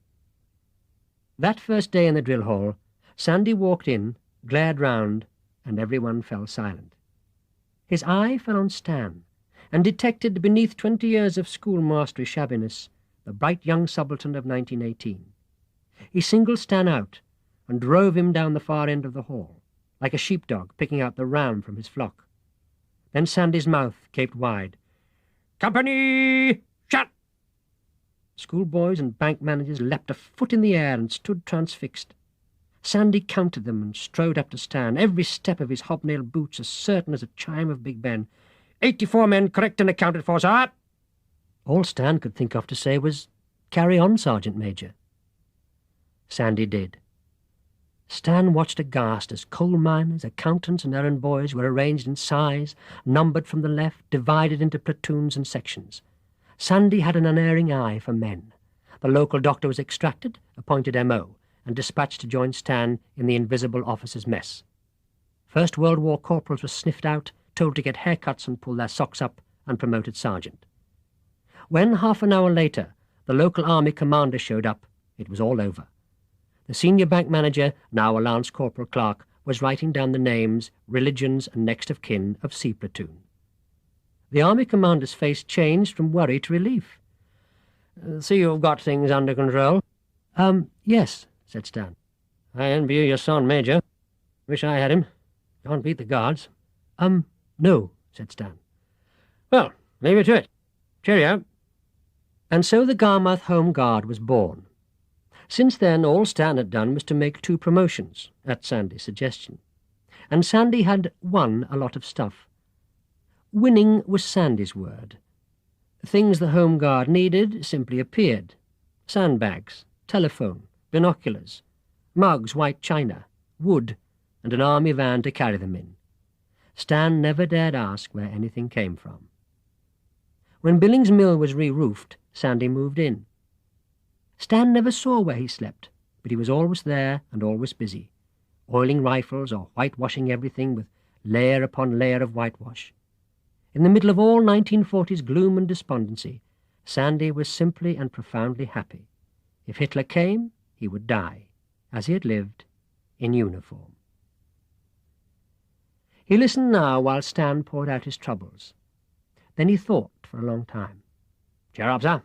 Your plan of attack was first-rate. Quite obvious that copper mistimed his offensive. Didn't read the enemy's mind correctly, sir. Kids is cunning little beggars, just like new recruits. Can't turn you back a minute with them. But we'll outmaneuver them yet, sir. And if we got that gun, I know just the place we could best use it." "But it's not ours, Sergeant Major." "We could win it, sir. We could win it." Chapter 6. The next Wednesday evening started quite well. Mr. McGill was on the 2 till 10 shift, so there were only Chas and his mum for tea. But Cousin Gordon called on leave again, bright in brass and Air Force blue. He was carrying his rifle, because he had to be ready to defend Britain against invasion at any time, and because Aunt Rose said she wouldn't have the great greasy murderous thing round her house while he was out. He was just letting Chas play with it, with clips of dummy bullets, when the siren went. "Get down the shelter, you two, while I put the sausage and chips onto plates. This is one meal hit and is not spoiling." It was nearly as good as a picnic, scrambling down into the Anderson with knives and forks, teapot and plate of dried bread. Chas sat by the shelter door to eat his tea, staring at the garden path. "If I was that beetle out there, I might be wiped out at any moment by a piece of shrapnel. But in here, I'm safe." It had all the pleasure of standing dry in a doorway, watching the rain make everything else wet. He thought of the steel and earth above him, and felt deliciously safe eating his chips. He nodded at Cousin Gordon's rifle. "Pity he didn't bring home something bigger. Then you and me could have had a go at the bombers when they come." "No need," said Cousin Gordon, who liked playing the expert. "You can shoot down a bomber with a rifle. We're trained for it. You have to aim a hand's breadth in front of them to allow for their speed." "But bombers fly too high." Don't you believe it? Most bombers fly at 5,000 feet, which is a mile. This thing can kill at a mile. He stroked his rifle. Can the German guns fire that far? Yeah, far further. Their schmeissers can go right through the trunk of a tree. What's a schmeisser? Machine gun. Chas finished his chips thoughtfully, impaling 5 on his fork at once, and then ramming the lot into his mouth. How often have I got to tell you, said Mrs. McGill, cut them before you put them in your mouth. Around 10, the all clear went. Nothing had happened but 2 showers of rain, and long before the end you could hear people standing chatting by their shelter doors. What a waste of time, said Mrs. McGill. I could have done the ironing. Good night, Gordon. Tell your mother I'll call on Friday. Good night. I'll better get back while it's quiet. They heard his boots clink away, and sat waiting for another clink of boots up the path, and the clicking of a pushed bicycle. Dad. Hello, love, Mrs. McGill kissed her grimy husband on the cheek. Chas had never seen his father come through the back door without his mother kissing him on the cheek. It must taste awfully sooty and oily. How much soot and oil she must have swallowed since she married him. Here's your supper, nice and hot. Mr. McGill washed his hands but not his face. That came after eating. First things first. He didn't take his grimy boots off either. Mrs. McGill always put a copy of the Daily Express under his chair to save the carpet. Nice having the raid over early for once. I could do with a good night's sleep in my own bed. Don't count your chickens, there's still a yellow alert on. But the all clear went. That's the end of the red alert. The buggers are still hanging about somewhere. I think I'd better get my uniform on. Mr. McGill, foreman at the gasworks, knew such things. But your tea'll be spoiled. Put it back in the oven. Mrs. McGill sniffed and picked up the Daily Express off the floor. Work boots might never be cleaned, but ARP boots were always spotless and shining. Mr. McGill, immaculate now, berry under shoulder strap, sat down again to eat. Next moment the lights went out. Then the cracks round the drawn blackout curtains lit up with successive streaks of light. Mr. McGill's plate went crash on the floor. "Oh, those lovely sausages," screamed his wife. "Get down, Hinny. Turn your face from the window. It's one of those sneak raiders." But it wasn't. Chas, lying face down under the sofa, heard the sound of many engines. "Run for it!" They ran down the front passage and pulled open the front door. It was like day outside. There were so many parachute flares falling. You could have seen a pin on the crazy paving path to the shelter. "The insurance policy!" screamed his mother, trying to turn back. His father stopped her bodily, and for a moment his parents wrestled like drunks in the front passage. "Run, for God's sake!" panted his father. The moment Chas set foot on the path outside, the bombs began to scream down. Chas thought his legs had stopped working for good. The black hole of the shelter door seemed to get further away instead of nearer. They said you never hear the bomb that hit you. But how could they know? Only the dead knew that, like the girl who had worked in the greengrocer's. Chas saw the top half of her body, still obscenely weighing out potatoes. Then he threw himself through the shelter door. He caught his knee on a corner of the bunk and it was agony. Then his mother landed on top of him, knocking him flat, and he heard Dad's boots running as he'd never heard them before. And a crack like thunder, and another, and another, and another, and another. Great thunder boots walking steadily towards them. The next would certainly crush them. But the next never came. Only the sound of bricks falling, like coalmen tipping coal into the cellar and glass breaking and breaking. His father drew down the heavy tarpaulin over the shelter door, and his mother lit the little oil lamp with her third trembling match. Then she lit the candle under a plant pot that kept the shelter warm. "Did you shut the front door, love?" she said to his father. "I'm frightened someone will nip in and steal those insurance policies. And where's Mrs. Spaulding and Colin?" "Chug, chug, chug, chug. The buggers is coming again," shouted Mr. McGill. "Where's the guns? Where's the fighters?" Above the chugging came a kind of rhythmic panting, screeching, and a kind of dragging, hopping like a kangaroo in its death throes. It was even more frightening than the chugging, and it came right up to the shelter door. A body fell through. It was Mrs. Spaulding. "Is she dead?" said Mrs. McGill. "No, but she's got her knickers round her ankle," said Mr. McGill. "I had to hop all the way," gasped Mrs. Spaulding. "I was on the outside lav, and I couldn't finish. The buggers blew the lav door off, and they've hit the Rex cinema as well. Is there a spot of brandy?"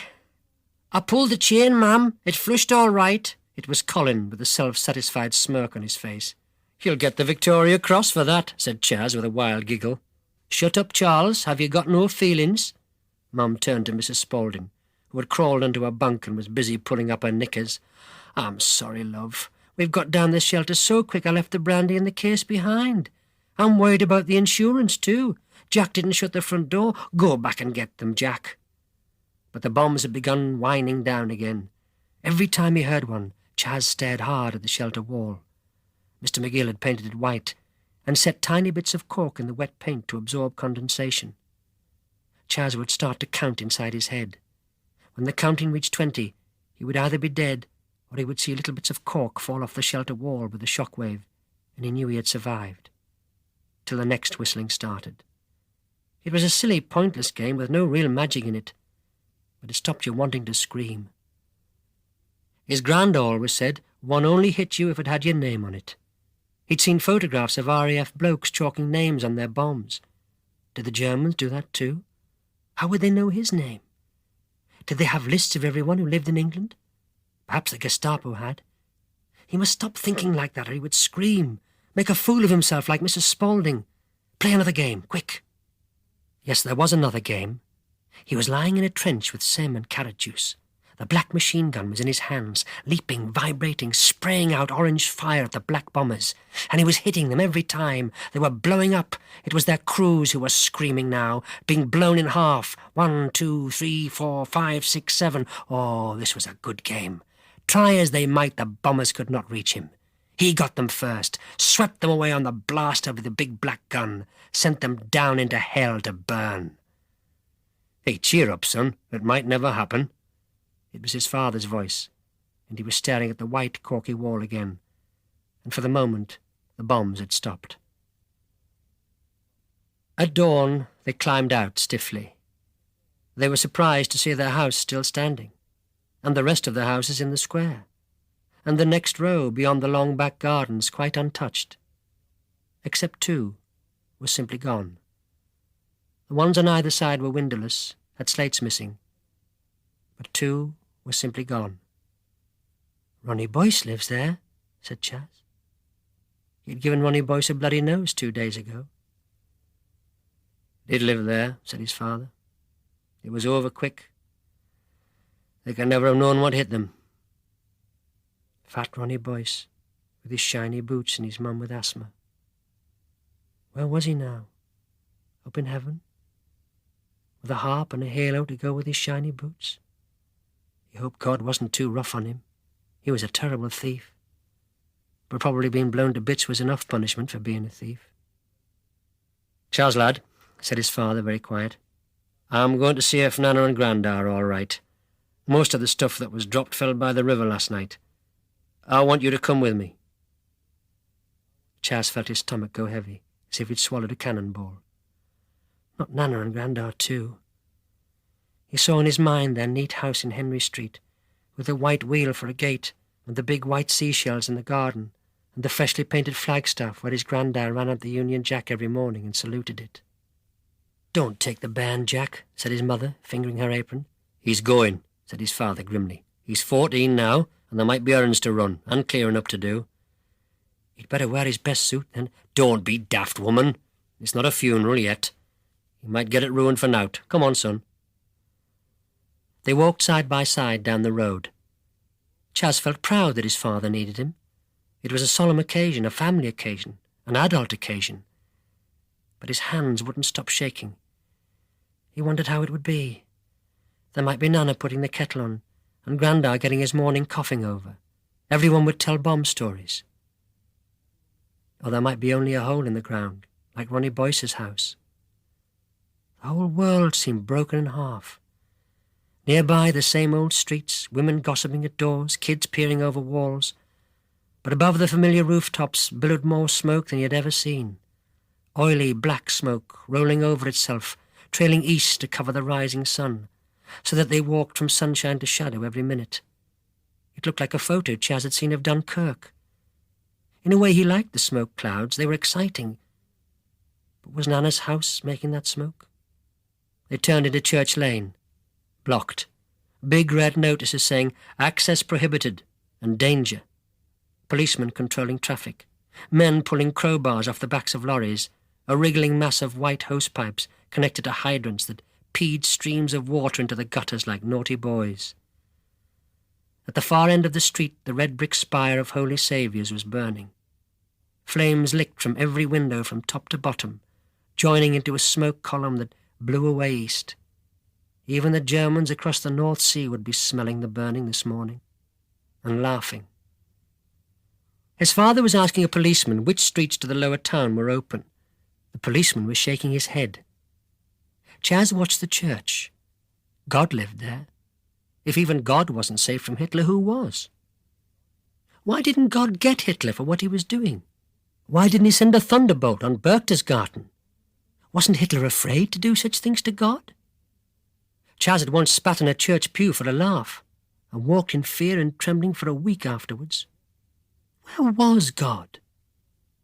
As he watched, the spire seemed to shimmer in the heat. It was shimmering more and more. It was twisting like an outlaw shot in a western. All that great brick height. It made Chas feel dizzy. Even 100 yards away he wanted to run. Great chunks of brickwork fell inwards into the church spire like a jigsaw breaking up. The gilded weathercock on top tilted. Firemen were running in all directions, and then slowly, ever so slowly, the spire pounced downwards at the firemen, like a leaping red lion. It landed in the street and leapt forward again, with a mane of red brick dust grasping for those running legs. One man fell as it touched him. 2 of his comrades picked him up and ran, dragging him without stopping while the red lion still pursued. And then it stopped, and Chas became aware of the rumbling and shouting. A group gathered round the fallen fireman, lifting him so his blackened face stared at the heavens. They forced some stuff from a little brown bottle down his throat. He began to walk about, doubled up, coughing. "He's all right," said Mr. McGill. "By God, he was lucky. He'll never be luckier. Come on." They walked to the next street. "I watched Holy Saviour's being built as a kid," said Mr. McGill. "Will they build it again?" "God knows." But did God know? The next street was empty, normal, except for one policeman and a notice saying unexploded bomb. There was a little hole halfway down the street, surrounded by the kind of red and white barriers workmen use when they lay drain pipes. A cat was sniffing at the little hole. Chas would have been worried about the cat, if he hadn't already been worried about Nana. "It'll have to take its chance, that cat," said Mr. McGill. "I expect Savile Street will be open," said Chas. It was the most important street in the town, with no less than 3 toy shops. But Savile Street no longer existed. It was just piles of bricks. The shops were piles of brick, and the roadway was piles of brick. There was a green lorry at the near end marked Heavy Rescue. A grimy man in a white tin hat marked R was sitting on the tailboard with a mug of tea. The mug was white and shiny, but it had black finger marks all over it. "How do, Geordie?" said his father in a familiar sort of way. Heavens, the man was Uncle George, Cousin Gordon's father. His face was so black he looked like a nigger minstrel. Uncle George grimaced, showing perfect false teeth. "By gum," he said, "I thought I'd seen it all in the trenches in the last lot, but I've seen nought like this morning. There's bits of bairns under that. Will be 3 days before we get the last of them out." "How many dead?" 27 so far, and 3 out alive. We had to use our bare hands, brick by brick. We were that frightened the whole lot would come down on top of us." He pulled a sandwich out of a screw of greaseproof paper with those same bare hands and began to eat it. How could he be so heartless? "Your family all right, George?" "Aye. Rosie's gone to her mother's and young Gordon's to his girlfriend's at Monk's Eaton." "Heard anything about Henry Street?" "They had it bad." "Taking the young un down, are you?" He gave Chas a look. "Take care." He finished off his sandwich and licked his fingers. "Rudyard Street's just about open now." Rudyard Street was no worse than what Chas was used to. Slates off, ceiling down, windows gone. Every second house carried that silly notice, "Business as usual." The photographer from the Garmouth Evening Gazette was busy. The nearer they approached the corner of Henry Street, the more Chas's heart sank. Mr. McGill walked faster and faster, like a man going to have a fight. His steel heel caps rang louder and louder. Chas found it harder and harder to breathe. They turned the corner. The wheelgate, the seashells, the flagpole were untouched. The Union Jack still flew. But the roof was a wooden, slateless skeleton, and sky showed through the bedroom windows. "We'll knock at the front door," said his dad. "Stand beside me, and if I say shut your eyes, you bloody shut them quick, understand?" Chas gulped and nodded. Mr. McGill knocked. Nana opened the door in her flowered pinafore. "I knew you'd come, and the bairn. D'ye see what Hilter and his Jarmans have done?" Her blue eyes were snapping with fury, her brawny arms folded on her large bosom. She always called Hitler Hilter, and spoke about him as if he were a personal enemy, a sneaky-minded neighbour who did sneaky things like tipping refuse over your garden fence. "If I could get hold of that bloody man, I'd strangle him. He should have been strangled at both, snotty-nosed get. He's really done for your grandad, you know. He was going to brew some tea when it happened. It blew him all the way down the yard and split the back of his top coat from top to bottom. The buggers couldn't kill him at Caporetto in 1918, but they've nigh done for him this time. It's a crying shame he's past it. 20 years ago he'd have seen the buggers off, riff-raff. What's Hilter more than a house painter when all's said and done?" All the time she was talking, Chas had the absurd fancy that Hitler and the Jarmans were sitting down to breakfast about 2 streets away, and that one attack by Nana and her famous rolling pin would settle the war once and for all. "Come in if you can get," said Nana. Grandad was sitting in his armchair, warming his hands on a mug of tea. He was wearing furry brown slippers, striped pyjamas, the split overcoat, and a black beret with 2 highly polished brass badges on it. One was his old regimental badge, a lamb carrying a flag. The other was a German army badge, with the worn figure of a charging infantryman and lettering no one could read. Grandad pointed to that badge now. "I knew I'd cop it last night. I dreamt he came back for his badge." He was an Austrian soldier, whom Grandad had killed in a bayonet fight at Caporetto. Grandad had taken the badge as a trophy, and ever since had dreams that the dead man came back and mutely asked for his possession. Grandad had lived in terror of that man for 25 years, yet he could never be persuaded to throw the badge away. There was a fire on the hearth, and the huge black kettle on it as usual. It began to boil now, and the lid began to rattle. Grandad's teeth began to chatter, and Nana took the kettle off quickly. "That lid always reminds him of the machine guns." But it was too late. Grandad was lost in his old nightmare. His hands did strange things, pulled invisible levers, settled together in front of his chest as if he grasped the handles of some weapon. The index finger of his right hand tightened slowly on an invisible trigger as his left eye closed and his right squinted tight. "Range? 375, gun cocked, 200 rounds expended, 3 boxes of ammo in reserve, barrel cold, topped up with water, spare barrel in reserve, half worn out, sir." The family watched. Suddenly he braced himself, shuffling his feet as if groping for a hold. His body tensed like a dog when it sees a rabbit. Then he began to shake all over, as if the invisible gun was leaping almost beyond control. "He's badly," said Nana. "He hasn't done that for 10 years. He thinks they're coming for him." "Oh, my God!" screamed Grandad. "Breech is jammed! Recock! Discharge! Recock!" His hands moved frantically. "I'll mix him one of his powders," said Nana. "Come and give me a hand, Chas." They were kept busy at Nana's for the rest of the day. There was no hope for the house. The walls were cracked. Even if the roof could have been put back on, the walls would have collapsed under the weight. The most they could do was rescue all the bits and pieces: the glass paperweight with the view of Boulogne in 1898, the great black Bible with the tarnished clasp, the bamboo table, and pack them up for storage. Grandad dozed in his chair, the Battle of Caporetto fought and lost, his Kitchener moustache trailing over his open mouth. It was terribly black inside Grandad's mouth. Chas was fascinated by it, kept staring at it, trying to see something in the blackness. Had Grandad fought his last battle? Would he die there and then among his bits and pieces? Sometimes his breathing went funny, but it always recovered.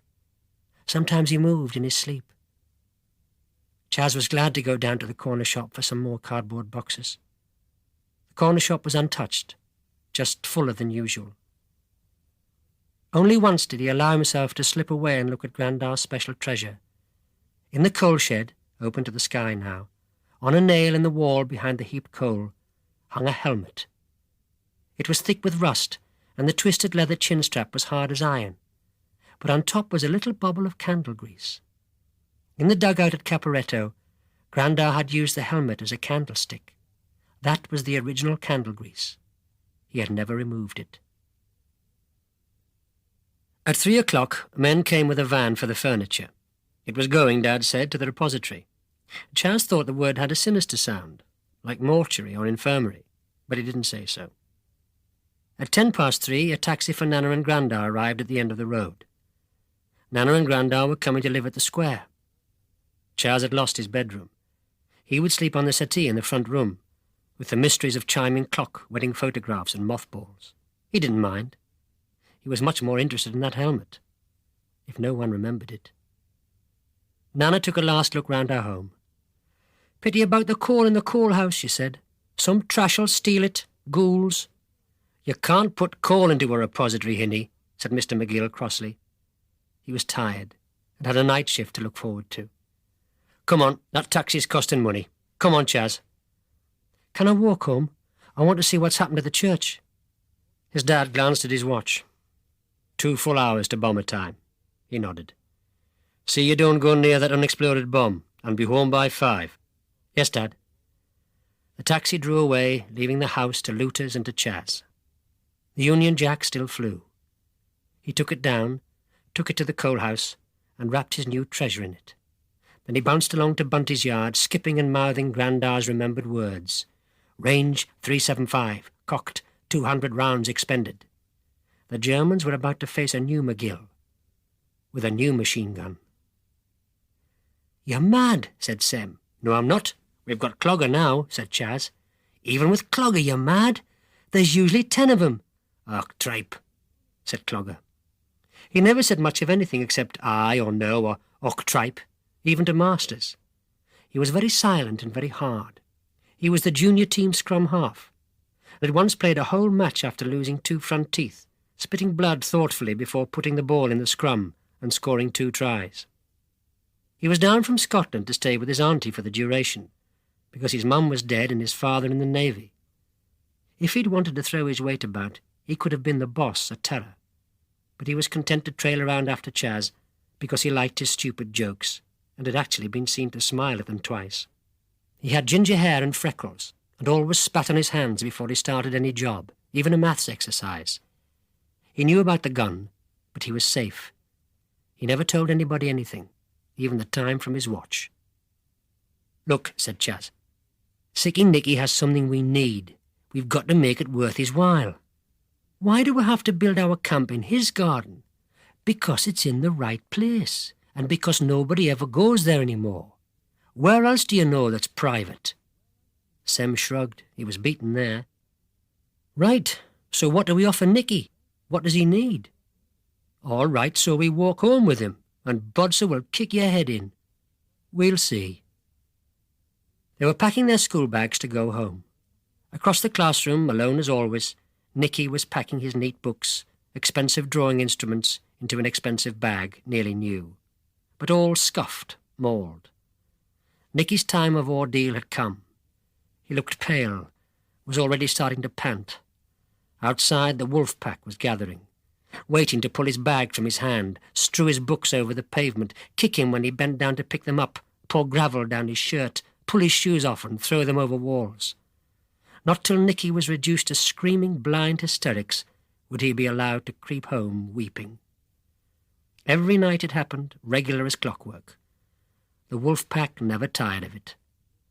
Mornings they didn't bother. They were sleepy or had homework worries or were late. But the end of the day was always rounded off by an hour of torture. Chas looked at Nicky. The face was good-looking, with a pale girl's good looks. The hair was curly and kept long. He had an operation scar on the side of his neck, but did that explain the constant bullying? Every kid had some peculiarity, was fat or thin or had big ears. Chas got twitted because he had thick lips and a funny fold of skin on the back of his neck. So why was Nicky singled out? Chas wondered how he himself felt about Nicky. He'd never touched him, but constantly teased him. Why? Chas shrugged. That wasn't the job in hand. The job was to see that for once Nicky got home unscathed, but not too painlessly. That would look suspicious. Nicky sighed, closed his desk, and walked to the classroom door. Chas, Sem and Clogger closed in round him. "Good evening, Nickers, my dear chap," started Chas. "How seems the world to you today?" Nicky looked frightened and hopeful at the same time. Anything was better than the wolf pack. They walked downstairs and into the yard, making remarks about Nicky's puny muscles, asking him how many times a day he went to the toilet, and whether he wiped his bottom with his left hand or his right.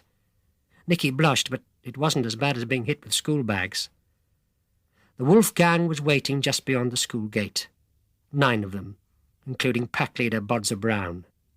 Chas kept up his flow of rudenesses, but watched Bodzer out of the corner of his eye. Bodzer was looking worried. He didn't like anything unusual. "Get away, McGill. He's ours," said Bodzer. "I beg your pardon, O mighty one, O star of the east, O moon of my delight. Your beauty is dazzling, especially your haircut, Four Eyes." There was a titter even among the wolf pack. Bodzer reddened. He looked uneasily at Clogger. He didn't like the new confidence in Chas's voice. "Get away, McGill. I'm warning you. I've got no quarrel with you, for now." "Oh, thank you, worshipful lord," said Chas, making low salams. "May Allah bless your luscious toenails." The smaller group moved past the larger one. So far, so good. They went on down Hawkey's Lane, not hurrying. Hurrying would be fatal. The wolf gang looked at Bodzer.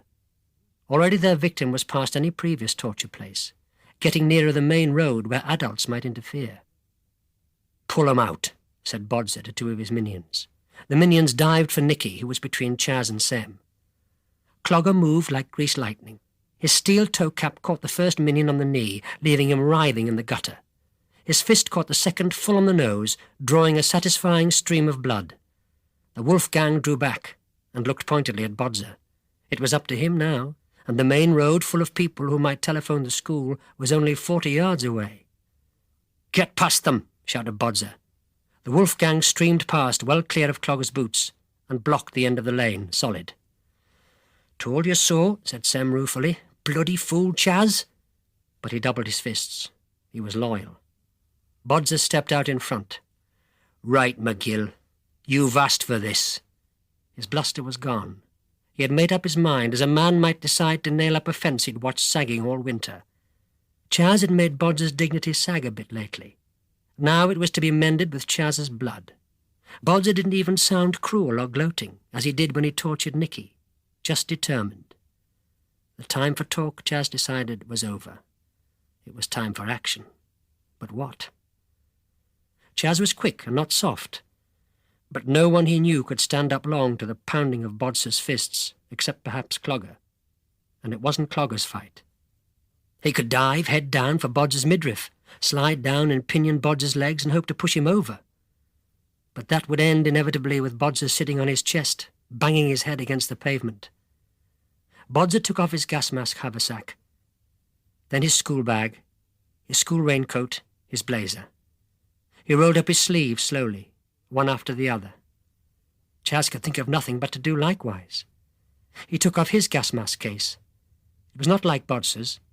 It was a circular tin, twice the size of a large tin of beans and nearly as heavy. It swung from a long, thin leather strap. And then the idea came to Chas. It set him aghast. But it was maim or be maimed now. He put the case down carefully and took off his school bag and coat and blazer, laying them in the fine gravel of the gutter. He came up with his fists clenched, ready. Bodzer advanced without hurry. "Take your specs off," shouted Chas. "I don't want your mum complaining to me dad if I break them." "Playing for time, McGill," jeered Bodzer. "That won't save you." But he took off his spectacles and handed them to a minion, and advanced again. Chas saw the first blow coming and ducked it. Then he swung his right fist wildly, a yard from Bodzer's face, and opened his hand. Fine gravel sprayed into Bodzer's eyes. There was no need for the second handful. The huge, menacing figure was suddenly crouched up, helpless, tears streaming down his face. Calmly, full of murder, Chas picked up his gas mask case and swung it. It hit the side of Bodser's head with a sound like a splitting pumpkin. Bodser screamed but did not fall. Chas swung at him again. The gas mask case dented dramatically. Bodser crashed into the corrugated iron fence. Chas raised his tin a third time. All the hate of all the years, infant school, junior school, boiled up in him. It was as well that Sem snatched the gas mask from his hand. "You're bloody mad! Stop it! Stop it!" Sem yelled. Chas snatched for his weapon again. Clogger kicked it away and held Chas's arms behind his back. Then everyone watched Bodser aghast as he reeled about, blood spurting from both hands held across his face. Then the wolf gang turned and fled. It was Clogger who approached the moaning lump, pulled the hands away and looked. A 2-inch flap of forehead hung loose. "Shut your wailing, man, you'll live," he said to Bodser. "Stop going on like a wee bairn." He turned to the group. "We'd better be getting him to the hospital." Fortunately, it was only 200 yards away. A stiff, starched sister took over. "How did this happen?" she said, like a high court judge. "I hit him," said Chas. "What with?" "Me gas mask." "You're a wicked, vicious boy," said the sister. "I shall ring up your headmaster personally. You grammar school boy should know better. You might have killed him." "He was bigger than me." "That's no excuse. British boys fight with their fists." Chas felt like a criminal. "British boys fight with their fists," said Chas's dad, and went off to mend the greenhouse. He didn't speak to Chas for 2 whole days, and neither did his mother, even all through the air raid. "Britishers do not use weapons, they fight only with their fists," said the headmaster, flexing his cane. "Bend over, boy." It was 6 of the best, and very painful. The class treated him with awestruck and horrified silence. It was their opinion that Bodser had asked for it, but Chas shouldn't have done it. "But what do you do if you're small?" asked Chas hopelessly. Nobody answered. They got on with their classwork. The neighbours said Chas was a wicked boy who would come to an evil end, mark their words. It was all very trying. Chas felt imprisoned in a glass bubble. No one would talk to him but Audrey. So it was Chas, Nicky and Audrey who started the whole thing off one night after school. "Look, there's Bodser," said Audrey. Both Nicky and Chas jumped, for their different reasons. But Bodser was only getting on a bus to go home with his mum, his head still completely encased in a spotless white bandage that was changed every night. The school was beginning to call him the Sheik of Araby, because it looked like a turban. Bodser had come down in the world since the fight. For a start, his mother kept him off school a whole week, and then began calling at school for him every day at 4 o'clock, in case the big rough boys got him again. She went on and on to everyone who would listen about the amount of bullying that went on at Garmouth High School. But 1 or 2 people had told her a few home truths about her darling's arm-twisting, so it was doubtful if even she knew herself whether she was guarding Bodser from the world or the world from Bodser. But even discounting his mother's goings-on, Bodser was a flop. His gang didn't want to know him any more. They had been a disaster, and they wanted a new leader. Besides, now he knew what the other side of pain was like. He was uncertain of himself. He put out his tongue at Chas as the bus swept past, and fell to dreaming of future revenge. "Sit up, you great hulk," said his mother, poking him in the ribs with her elbow, "and wipe your nose." Chas, Audrey and Nicky reached Nicky's gate and hung around, unwilling to break up. They were all outcasts now. "Like to see my goldfish?" asked Nicky. "It's 6 inches long." "Get off," said Chas. "They always die when they get too big for the jam jar." "'Tisn't in a jam jar. He's got a pond all to himself. He's 4 years old." "And my pet rabbit's 94, retorted Chas, but without much heat. He was nosy, so he let himself be led in. They passed the lodge at the entrance, with its windows boarded up and people's names chalked on the door. "That's where Graham the gardener lives," said Nicky, but he's gone to Birmingham to work on munitions. The drive zigzagged through thick, damp rhododendrons and ended up nearly where it started. There was a great white front door like a Greek temple, but the paint was peeling off it. A sailor sat on the steps cleaning his boots. They stared at him, but he just said, "Faff off," without looking up. "We've got ratings billeted on us," said Nicky. "Come round to the kitchen. Might be something to eat." They went in. There was something to eat. A loaf still warm, and a 7-pound tin of butter opened and left lying like a tin of cheap peas. Nicky carved great lumps off the loaf. It bent like a concertina and stayed bent. Chas stabbed into the deep well of butter. You could have got lost in it. Chas had never seen so much butter in one place since the war. "Where'd you get it?" "Oh, it comes off the destroyers. Everything comes off the destroyers." Nicky kicked at a mass of empty gin bottles that lay stacked under the kitchen sink. Chas thought his mum wouldn't have liked that much. All the plates of cold egg and bacon in the sink with cold water dripping on them, or the half-glass of something brown with a dead fly in it. He suddenly felt sorry for Nicky. Money wasn't everything. "What does your mum do?" "Not much since my father got killed." Nicky's father had been a ship's captain.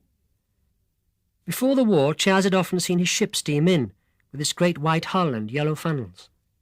Captain Nicholl had always dressed in spotless white, too, with yellow braid on his shoulders. Every time he came home he gave parties and garden parties, and Mrs. McGill said that people who got invited really thought they were somebody.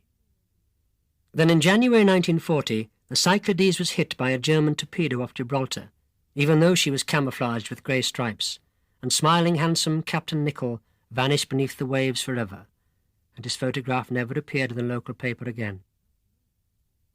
"Have some more," said Nicky, pointing at the bread. "Ta," said Chas. "What are you doing, Benjamin?" The new voice was haughty, but rather wobbly. A tall, thin woman was standing in the doorway with a glass in her hand.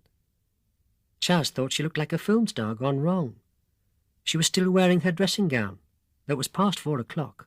There were stains down the front. They could have been tea or marmalade. "What are you doing? Who are these children?" Mrs. Nicholl let go of the doorpost to come into the room, staggered and changed her mind. Her dressing gown was falling open, and Chas thought she wasn't wearing much. He felt all queer. "Fiona, what are you doing?" Another voice, a man's, came from the room behind Mrs. Nicholl. "That's the chap in charge of the ratings," muttered Nicky. "He lives here too." "Mind you behave yourself, Benjamin," said Mrs. Nicholl vaguely, and drifted away. There was a long silence in the kitchen. "Let's go and see the goldfish," said Audrey abruptly. They went down the long back garden. It was full of interesting things, walls and steps and statues, and queer marble pots on stands. Chas wondered if those were the pots where Mrs. Nicholl kept her money. His mum always said the Nicholls had pots of money. But ivy was growing over everything. They peered into the green depths of a large pool, and were rewarded by a flash of red gold all of 6 inches long. Nicky sprinkled breadcrumbs onto the thick green water, and the fish rose, mouthing silently. "There used to be 12 of them," said Nicky. "My father imported them from China, but this is the only one left. He's called Oscar." "Hello, Oscar," said Audrey softly. "He only speaks Chinese," said Chas. "What's at the bottom of the garden?" There was a huge rockery, all overgrown with ivy too, and the gravestones of cats and dogs. Nicky knew all their names, and talked about them as if they were still alive. The last wooden cross had no name on it. "What's that one?" asked Chas. "That's for my father," said Nicky, and the other two looked away. "What's over the fence?" said Chas at last, stammering. He climbed to the top of the rockery and peered over. And there it was, the view down to the bay and the sea, exactly the way any Germans would come. "I vote we make a secret camp here, in the rockery," he said. "Oh, yes, please," said Audrey. Nicky nodded after a moment. They were his only friends, and he wanted to keep them. "Where you been?" asked his mother. "Nicholl's house." "You what?" I've been to Benny Nicholls' house. He's got a goldfish 6 inches long in a pool." Mr. McGill set down the newspaper with its glaring headline, "Invasion Imminent," and took off his reading spectacles. "What you been up to now?"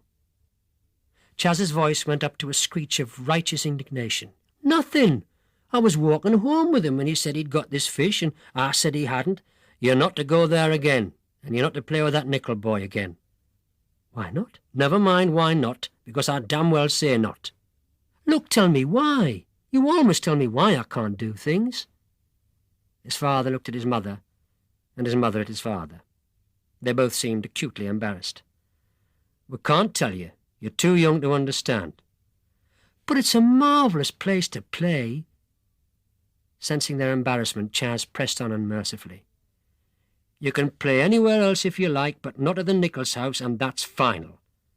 Mr. McGill vanished again behind the Daily Express. Mrs. McGill went on with her ironing. Chas knew a brick wall when he saw one. But he also had a taste for getting round brick walls. Nicky's house had suddenly become the most desirable place on earth. "Oh, damn," said Audrey. "I've split another fingernail." She sucked and bit her nail meditatively, looking up at the sky. It was a fine sunset for December, with the rim of sun just showing over the trees to the west. "I'll go and get some lemonade," said Nicky. They watched him running and ducking towards the house, keeping out of sight of the sitting room where his mother was, with the officer. "He's not a bad kid, when you get to know him," said Chas. "My mother doesn't like him," said Audrey. "She's told me not to come here." "Mine too," Chas scuffed his foot. "What's everyone got against the poor kid?" "I think it's because his mother drinks." "So does my granddad, but everybody likes him." "Well, it's, sailors." Audrey blushed. Chas blushed. "The barrage balloons are high tonight. Must be going to be a raid." "Go on, they only send them up that high to test their cables." They both looked up at the barrage balloons. There were 5 round the mouth of the river, each known to the locals by an affectionate nickname. There was the South Shields sausage and the Willington windbag. The nearest one was called the Fish Key Buster. Their raising and lowering by RAF men sweating at winches was a regular treat for crowds of children, nearly as good as going to the cinema. For the adults, they were a kind of air raid barometer, except that no one really knew what their raising and lowering meant. At this time of night, the last of the sunlight caught them, long after the rest of the earth was dark. When they were very high, they glowed so small and bright it was impossible to tell them from the first stars. But they were not that high tonight. You could see their silver sides and fat fins. They looked like flabby silver elephants, nosing this way and that in the light breeze. And then, Chas gasped. Black on the blue dusk from the east it came. Black, twin-engined, propellers idling like fans, soundlessly gliding slow and low. A German aircraft. A moan broke from Chas's lips, not of fear but frustration. The gun! But it was a mile away in Bunty's yard. The plane drew nearer, lower. A faint sighing came from it, a whistling of strings and wires like a kite. It was a fighter with 4 cannon in the nose. The fighter wobbled, the nose veered, and the tiny black cannon mouths pointed straight at Chas. A face without goggles looked down at him from the cockpit, from rooftop height, and only a football pitch away. "Get down!" screamed Audrey. "What's happening?" said Nicky, and dropped a whole tray of lemonade on the remains of the rockery. But Chas stood, glaring at the pilot of the fighter. He was a Britisher. He didn't jump into holes like a rabbit for no German, even if he had 4 cannon. The German would laugh if he did, feel powerful. "Nazi pig!" He stuck up 2 fingers in the air, and not Churchill's way either. The pilot laughed. The plane filled the sky, and then there was an ear-splitting roar, and the air was full of black, oily smoke. "I'm dead," thought Chas. "I'm dead, and I didn't feel a thing." Then he started coughing, and his eyes started streaming. "I'm in hell," said Chas, and wasn't very surprised. But it seemed Audrey and Nicky were in hell too, for there they were, lying at his feet, coughing as well, and the smoke was thinning, and there was the fence, and The plane was nowhere to be seen. "You fool," said Audrey. "He started up his engines. There he is." The black shape was streaking up the river. The odd gun was firing now from the ships. Black roses blossomed round the plane, above, behind, never on target. "Go on! Get him!" screamed Chas. But the pilot was in a playful mood. He turned and looped and spun his wings like a boy showing off by riding a bicycle with no hands. By that time every gun had joined in. Traces from the pom-poms on the bank top grew like red-hot stitches on the blue surge of the sky. But they were so slow, always too slow to catch the German. And then he was climbing, headed straight for the South Shields barrage balloon. The sound of his cannon fire came, thin as a zip fastener, and a yellow rose grew among the black. The balloon was burning, falling, silver turning black, dropping off like the paper on a French cigarette. "Get that Nazi swine!" yelled Chas, jumping up and down. "Are you blind? Get your eyes chalked!" Men shouted that to the ref at football matches. The fighter performed a beautiful half-loop, rolled over at the top of it, and made for the Wellington Quay windbag, which was being winched down as quickly as its frantic crew could turn the handles. The ack-ack gunners intensified their efforts. "Oh, God!" screamed Chas. "You couldn't hit a drunken Guthrie's bar of a Saturday night!" This was a phrase of his grandfather's that his mother didn't like. It was at that moment that an over-enthusiastic anti-aircraft team scored a hit on the Wellington windbag. It made a lovely bang that turned the fighter over on its back. "Oh, no!" Chas beat a tree in agony. "Where are those Spitfires from Acklington?" The German recovered and made straight at them. "What?" Chas glanced up. The Fish Key Buster, on its way down, was right overhead. "Get down!" Audrey pulled him into the camp they had dug, a shallow pit 3 feet deep, with a wall of rocks a foot high round it. A week's striving, blisters, broken fingernails, and it felt pathetic now. The guns were following the fighter. The flashes were terrible. The shrapnel fell like black rain. Chas threw himself across Audrey protectively. It was a man's duty. Then the plane's cannons fired. The air stank with cordite. Shell fragments slashed through the trees and privet of Mrs. Nicholls' garden. With a roar, the Fish Key Buster exploded. The stones of the rockery glowed brighter than day, and the burning balloon was falling right on them. They huddled together in a final terror, pressed tight like kittens. Then there was a rustling, a last roar of engines dwindling. They got up. The trees above them were full of silver, draped in festoons like a tent roof. It was the remains of the Buster. It looked very large, and they were awed. Then reality reasserted itself. "Quick, grab some down. That stuff's waterproof. We'll need some for the camp." As Chas climbed and hacked at it, the air raid warning sounded, and 3 very angry Spitfires hurtled overhead. You could almost hear the pilots gnashing their teeth above the whine of their superchargers. They hid great pieces of the Fish Key Buster in a disused potting shed. "Good stuff, that," said Chas. "Waterproof. It'll roof in the fortress lovely." "What fortress?" asked Audrey. Chas pointed to the hole in the rockery. "That will be our fortress." "But it's hopeless," said Audrey. "We've worked for a week, and it's only a little hole." "We need more help. It's time we buried our differences." "Not with Bodser," said Nicky nervously. "No, Sam and Clogger. We must work together for the common good." "Pompous ass," said Audrey under her breath, but not so she could be heard. She was tired of digging in the rockery. "Hey, Clogger," whispered Bodser. "Want to join my gang? Show you some dirty postcards my uncle got in Port Side." "Oh, tripe," said Clogger, and walked away. Bodser didn't follow him. "Hey, Sam," whispered Bodser. "Want to see me uncle's postcards from Egypt?" Sem, who was rather attached to camels and pyramids, said yes. Bodser passed across a grubby pack of nude men and women in peculiar positions.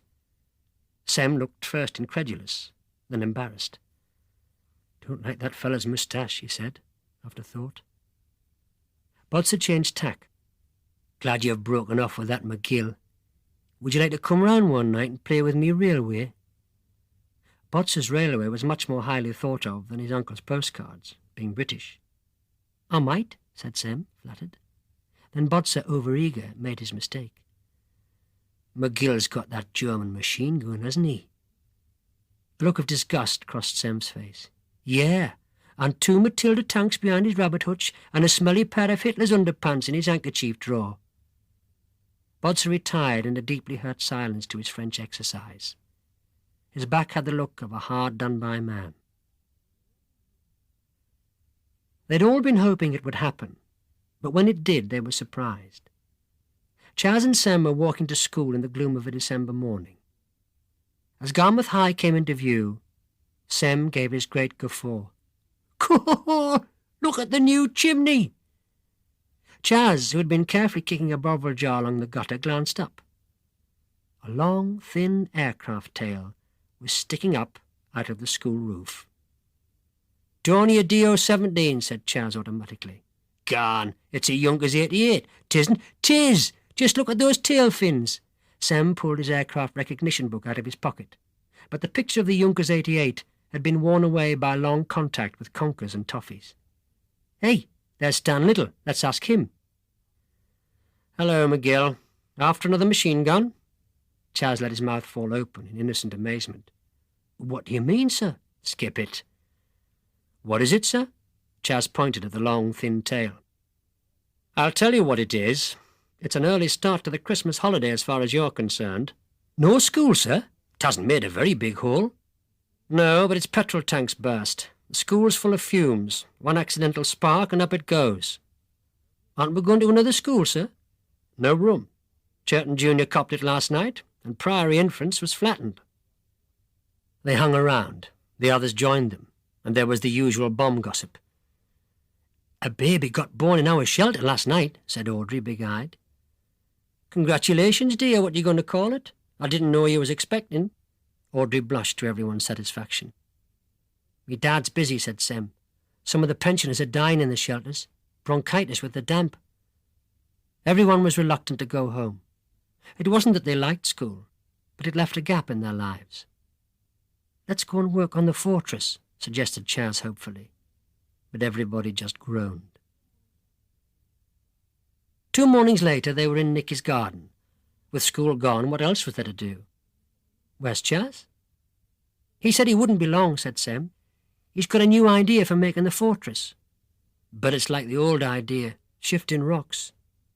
Here we are, then, said Chas triumphantly from behind them. They turned and drew back in a shocked huddle. There was an adult with Chas. A very large adult indeed, a man of about 40, strong and pot-bellied. They all knew him. He looked like a photograph of somebody's granddad taken 40 years ago. Blonde hair clipped in the Prussian style and a big bushy Kitchener moustache. He wore an old-fashioned suit with waistcoat, watch and chain, polished boots and a stiff collar. The perfect Victorian alderman, prosperous and proud. "You fool, Chas," said Clogger. "Now you've blown it." "No, I've not. You know John's simple. He doesn't understand a word you say. He's just like an elephant, only not so bright. But feel his muscles." Clogger stepped forward and felt the bulging muscles. John smiled cherubically and said, "Where are you going now?" That's all he ever says, "Where are you going now?" Otherwise he just grunts. "How'd you get him to follow you?" "He always helps the milkman give out his bottles. So I got an old milk bottle and waved it at him, and he came. Won't he be missed? He lives with his mother, and she works all day. What use will he be if he can't understand what you say? He'll imitate what you do. Just try him." Clogger turned to the biggest rock in the rockery, a rock that had already broken 2 spades, and defied them for a week. He tugged at it futilely. John bent down and grunted, and the rock tore from its earthy bed. "Here, John, here!" cried Chas, pointing at the place in the parapet where the rock was meant to go. John put it down exactly. "Gosh," said Sem, his face lighting up. "He is as strong as an elephant. I just hope he never runs amok." Mr. McGill was tireder than any man should ever be. The warden's post had vanished under a direct hit, and the full-time sector leader and his 3 phones with it. Mr. McGill was now sector leader, with 1 phone in the front of a boarded-up windowless house. In between he kept the gasworks together, with tin cans and bent wire. Chas hardly saw his father. The moment Mr. McGill sat down, he simply fell asleep, even wearing his tin helmet.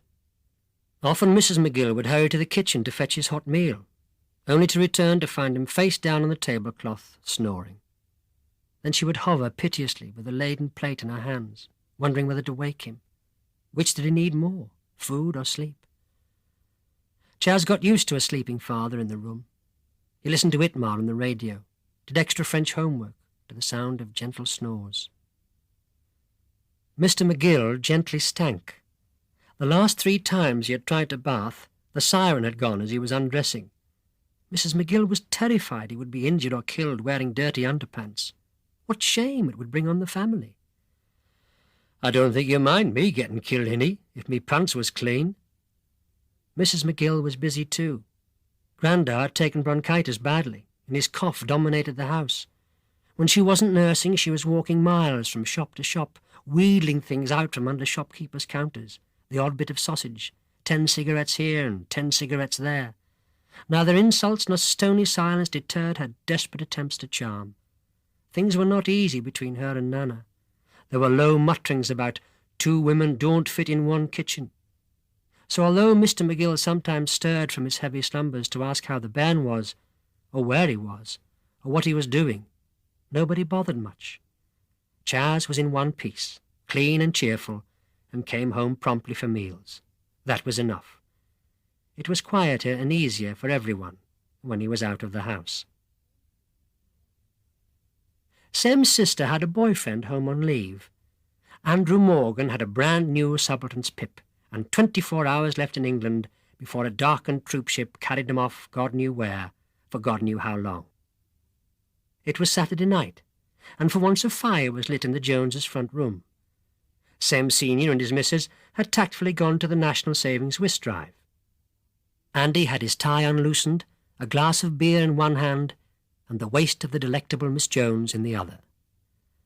The only fly in the ointment was Sem Junior, who was sitting on the hearthrug building towers of wooden blocks and knocking them down again. He hadn't played with the blocks for years. It was very irritating. "Haven't you got any homework to do?" "No school, so no homework." "Why don't you go and listen to the kitchen radio?" There's only a stupid play on. All love and kissing. Yuck!" Sam kicked a block so hard it hit his sister on her silken shin. "Cyril, you've ladded them, and they're my last pair." Miss Jones forgot her party manners enough to aim a clout at her brother's head. "Steady," said Andrew nervously. This could be his last chance to kiss a girl, perhaps forever. Miss Jones remembered herself. "Why don't you just go off somewhere else?" "'Cause this is the only warm room in the house. I'm not going out in the cold, so you two can... Anyway, Mum said I didn't have to." Andrew reached in his pocket for £0.50. "Fancy the pictures?" "Nothing on but love films," said Sam. His sister sniffed furiously. "Isn't there anything you want to do?" "Yeah, sit here with me blocks. Course, I could go to me bedroom and use these blocks to build a machine gun emplacement for me model army, if only somebody would show me how." Andy sighed. He knew all about the designing of emplacements, being newly commissioned in the Durham Light Infantry, but that pamphlet had been marked secret. He hesitated. Miss Jones heaved her splendid bosom in indignation, and that decided Andy. Drawing a child a gun emplacement couldn't possibly harm the war effort. He reached for Sem's French exercise book, temptingly laid near at hand with a sharpened pencil on top. "Mind you make it absolutely authentic," said Sem savagely. "Yes, Constable Hardy," said the police sergeant with a scarred face wearily. Who wasn't weary? "It's a strange bit of nicking on my patch, Sarge. It don't make sense." "Well?" "Somebody's pinching sandbags, Sarge. The ones we tie to the lamppost for use against incendiary bombs. Somebody's emptying out the sand and taking them away. But they're the ones dogs pee on. They're so smelly people won't even use them against incendiary bombs. That's the point, Sarge, said Fatty Hardy triumphantly. No person in their right mind would pinch them. That leaves only one conclusion. It's the work of enemy agents. I wonder they don't just slash them, though. The sergeant leapt up, ignoring his crippled foot, pulled a lock of black hair over his right eye, stuck an ink rubber under his nose and gave the Nazi salute. To Hans der Ripper, an Iron Cross First Class for demolishing 150 Britisher pig sandbags. Heil Hitler! He collapsed into his chair, laughing hysterically. Fatty looked round nervously for a first-aid kit.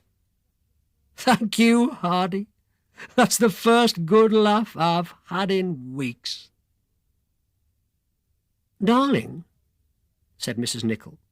She was standing staring out of the bedroom window in her negligee, looking wistful and smoking a cigarette. Yeah? Commander Horsfall was lying on the bed, scratching his head. Someone's stolen our air raid shelter. Go on.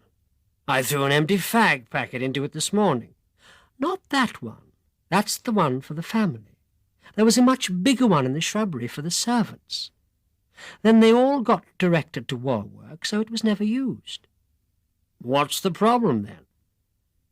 Well, it's the principle of the thing. I mean, it was ours, even if we never used it. People seem to think they can do what they like with other people's property these days. Everyone's gone so immoral, and all they do is blame it on the war. Come back to bed. I'm on duty in half an hour. But I want to know where it's gone. Sir? Yes, petty officer? Commander Horsfall paused on the house steps.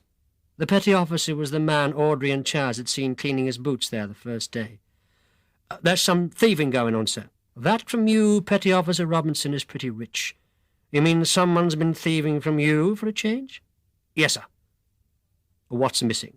3 tin hats, 2 fire buckets, 1 notice board, 1 stove, paraffin, heating, and 1 pump stirrup. Hardly the black market gang's line, are they, Petty Officer? Now, £7 tins of butter. Robinson had the grace to blush. Reckon it's that kid, sir. Hers. Sly little devil. Horsfall frowned. The last thing he wanted was trouble with that kid. We don't want no bother, sir, do we? Far too snug we are here, sir. Horsfall nodded. Make out a requisition for new ones. Say the old ones fell overboard, I'll sign it. I'll help you with that concreting, Dad, said Chas. It was a bright Sunday morning after a bombless night, and Mr. McGill felt like doing a bit in the garden. But he still looked up suspiciously. Help me? You feeling all right? What's the matter? All your little friends gone to church? No, said Chas at his most innocent. I just felt like helping. I want to see how you do it. Well, said Mr. McGill, you won't see much. Some thieving gets pinched off me cement. You wouldn't know anything about that. No, Dad, said Chas. Chapter 7. It was Christmas Eve and getting dark, with quick flurries of snow on the east wind. Chas and Clogger were in the crow's nest. Chas was wearing his suede jerkin and a bright red steel helmet marked Caporetto in fairly neat white lettering. Clogger was wearing his Boy Scout uniform and another bright red helmet, also marked Caporetto. Chas was very uncomfortable. The wind made his eyes water, and the iron-hard chin strap of the old helmet was cutting into his chin. The crow's nest was well made of Royal Navy packing cases and perched in the highest tree. It had a roof of fish key buster that rippled like thunder in the wind. Clogger swept the horizon again, with the great brass telescope that had belonged to Captain Nichol. Nothing in sight, sir. He'll no come tonight. Visibility's down to 100 yards, and my auntie'll be mad if I'm not home for my tea soon. OK, stand down, Petty Officer. They climbed stiffly down the rope ladder, manhandling the telescope between them, and wriggled into Fortress Caporetto. It was great in the fortress. The quartermaster cook had the kettle nearly boiling on the paraffin heater, and the long Anderson shelter was as warm as toast. You could make toast on the paraffin heater if you were patient enough. It took half an hour, and it was hard to tell if the dark patches were toasting or soot, but it tasted hot and fine, spread with plenty of butter from the 7-pound tin. Clogger said the tin of butter would keep for ages in this cold weather. Sergeant Jones, Private Nichol, and Corporal Carstairs, otherwise known as Carrot Juice, lounged on the pink-springed mattresses that covered the bunks, staring at the candle flames and waiting for their brew, as content as cats. There was nowhere as safe as Fortress Caporetto in the whole of Garmouth. Above the thin steel of the Andersons' arched roof were 3 solid feet of earth and rockery, concreted together here and there. It would have withstood anything but a direct hit from the Bismarck. An old patchwork quilt kept draughts from the door. Beyond lay the machine-gun emplacement, walled with pongy sandbags and floored with a framework of boards. Chas's heart glowed with pride. All done in a fortnight and as dry as a bone, thanks to the fish key buster. And the quartermaster, she kept it so neat with rows of shining white mugs, red fire buckets brimming with sand, red helmets hanging on the wall, and a notice board marked Fortress Caporetto, Standing Orders. Chas was not quite sure what standing orders were, so they were read out twice a day, with everybody standing up respectfully. 1. Anyone who steals food from the fortress, if found guilty by court-martial, shall be thrown into the goldfish pond. They may take off any clothes they want to first, but keep it decent. 2. Anyone touching the gun without permission will be chucked out of the fortress for 3 months. Anyone who speaks to Bodzer Brown for any reason will be chucked out for good. 3. Anyone lying on the bunks will tidy up afterwards. 4. No peeing within 50 yards, or anything else. 5. Always come in by the back fence after making sure you are not followed. 6. No stealing from shops without permission. All goods stolen belong to the fortress. 7. Only sentries will touch the air rifle. Hand back all pellets out of your pockets, etc., when coming off duty. 8. Do not mess about with catapults inside the fortress, or you will wash up for 4 days. 9. Do not mess about at all. 10. Penalty for splitting to parents, teachers, etc., is death. 11. Do not waste anything. 12. Anyone who brings in useless old junk will take it back to the tip where they got it. 13. Quartermaster gives out all the eats. Don't argue with her. After the orders had been read out, everyone bent and swore to keep them, with their hands on the machine gun. John sat in the seat of honour, the only armchair. He was always given the first cup of tea and the first piece of toast. After all, it was John who had made it all possible. Chas's scheme had worked very well. John had come willingly, enjoying the change from milk bottles. And he was a good imitator. You didn't have to show him any job twice. It was just that he was so very strong. Sometimes when he got an idea wrong, he was impossible to stop. Once he carried a great section of Anderson shelter right past the windows of Mrs. Nichol's bedroom. But somehow she hadn't heard or looked, and the whole gang, heaving and straining, had pulled John back on course. But that had been the early days.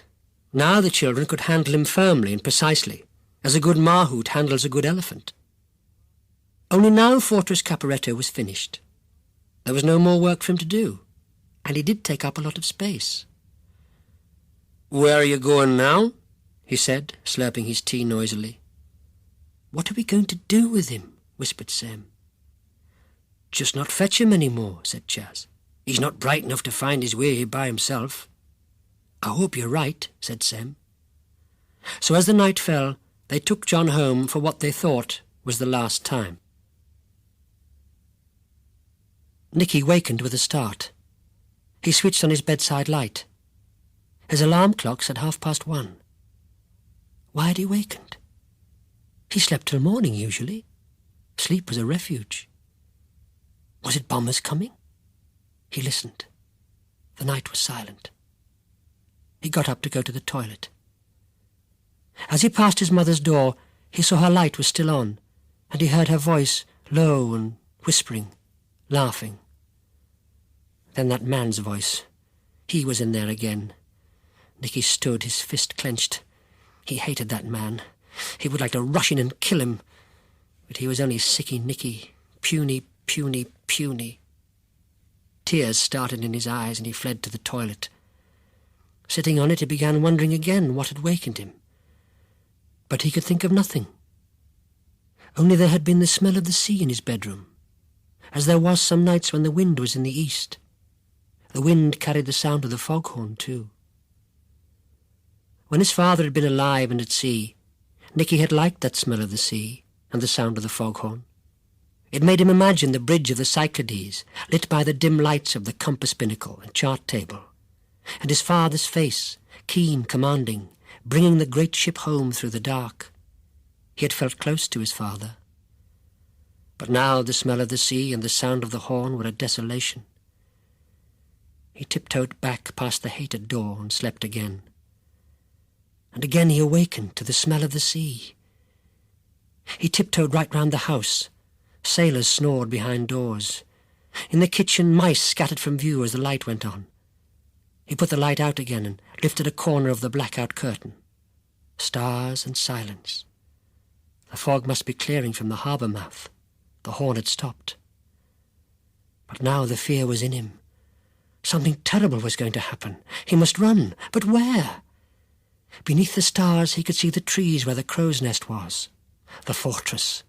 That's where he must run to. Quickly, now. The danger was near. He snatched up clothes, shoes, a torch, and his teddy bear, and ran. "Dead in their bed of sin they was," said Mrs. Spaulding dramatically, waggling the curling pins under her headscarf. "And a judgment I call it. Lying there without a stitch on or a mark on their bodies. It was the blast what done it, or the hand of God. God is not mocked." "Not in front of the bairn, please, Mrs. Spaulding," said Chas's father, putting down his knife and fork with an ominous clink, but not sufficiently ominous to stop Mrs. Spaulding in full cry. "But that bairn, that poor little bairn who never did any harm, why did God take him?" She raised her finger to the cracked ceiling, as if the Almighty were perched on the lampshade like a pet budgie. "Mrs. Spaulding," thundered Mr. McGill, "the bomb fell right on his little room where he was lying innocent asleep. They found not one little piece of him. He's with the angels now." Chas had an absurd picture of angels piecing together some unknown innocent's arms and legs, as if he were a jigsaw puzzle. Mr. McGill looked at Chas and jerked his head. "Out!" Chas fled. As far as the keyhole of the kitchen door. He listened intently. Mrs. Spaulding said, "You needn't look at me like that, Mr. McGill. I'm doing no more than speaking the truth. There's been sin and wickedness in that house ever since Captain Nicholl was lost. God rest his soul." Chas felt sick. Nicky's house had been bombed. Nicky, his mother, and that naval officer all dead. Oh, Lord, the fortress! The machine gun! "And all them poor sailor boys stiff and stark," intoned Mrs. Spaulding. Chas ran like the wind. The Nicholl house looked almost normal. The bomb had hit at the back, and the front retained its roof, and even some windows. Police, wardens, heavy rescue and ambulance had departed. Someone had closed the front gates and wired them together. The garden wall was high, with spikes on top. Chas looked round furtively and climbed over the wired gate. He skirted the house and went into the back garden. The overgrown lawn was strewn with bricks and tiles. Where Nick's bedroom had once been, there was a brick-red gash.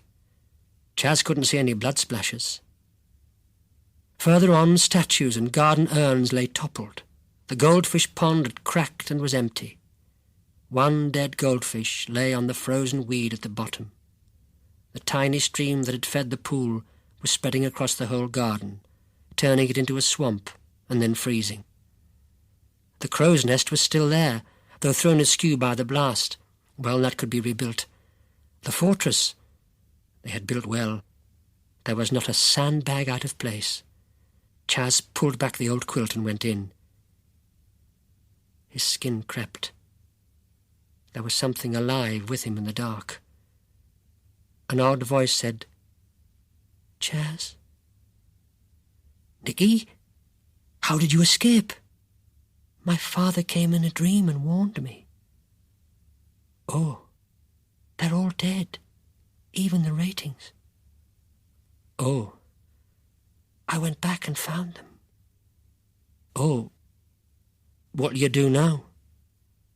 There was a long pause. "I don't know. But there's no one else in our family. I suppose they'll put me in a home." "Hard luck. I wish you could stay with us, but, well, me Nana and Granda are staying with us till the end of the war." "I don't want to leave this place. I mean, all this is mine now. And I'd rather be with you than strangers." He held out his hand. Chas felt very strange. He had prickles up and down his spine. He felt bigger and stronger than ever before, and yet more frightened at the same time. He clasped the proffered hand in both of his. "We'll have a meeting. We'll see you through." Nicky showed the pale ghost of a smile. "I know where there's a lot of food. That petty officer that got killed was in the black market. The old stables are full of stuff." "OK, let's get it before somebody else does. It'll mean enlarging the fortress, though. More work for funny old John."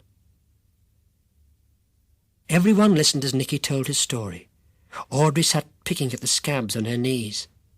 Sam didn't laugh for once. When Nicky had finished, they looked at each other in a long silence. "We must tell some grown-up," said Carrot Juice. "They all think he's dead. It'll be in the records at the town hall and things. People'll be worrying." "Who?" asked Clogger. "Who is there who cares?" There was silence. Carrot Juice set his face stubbornly. "Grown-ups know what's best." "They do what's best for grown-ups," said Clogger. "They'll tidy him away into a home and forget him, like they did with me when my ma died. They give you porridge without sugar, and belt you if you leave your shoes lying about." "He could stay with one of us," said Audrey. "Would your ma him?" Audrey hung her head. She knew what her mother would say. They all knew what their mothers would say. "But where can he live?" "He could manage here," said Clogger. "We've got grub for a year. I've known folks put up with worse in Glasgow." "Suppose he gets ill?" "Take him to the doctor. Plenty kids can go on their own now." "But won't he get lonely?" Then quite an awful thing happened. Nicky began to cry and he couldn't stop. It was nothing like the way kids cry when they fall and hurt themselves. Words came bubbling out of his mouth about his father and his mother and that man and hate and death. Everyone was rooted to the spot. Then all the boys looked at Audrey. She took a timid step forward and stroked his hair gingerly. It didn't make him any worse. She began to say his name gently, over and over. "Everyone do it." So they knelt and stroked his hair, his back, his arms, his knees. "Nicky, Nicky, Nicky." In the end he stopped crying, sniffed and said, "All right now. Sorry." Audrey gave him a hanky and he wiped his face. "He'd better no live here alone," said Clogger. "I'll come and live with him." "But what will your auntie say?" Make her think I've gone home to Glasgow." "But she'll be worried sick." "Not her. She's not really my auntie, just my ma's cousin. She wasn't so keen to have me in the first place, and we're sleeping three in a bed. She'll miss the money my dad sends, that's all." "But doesn't she love you?" Chas blushed as he said it. "Love me?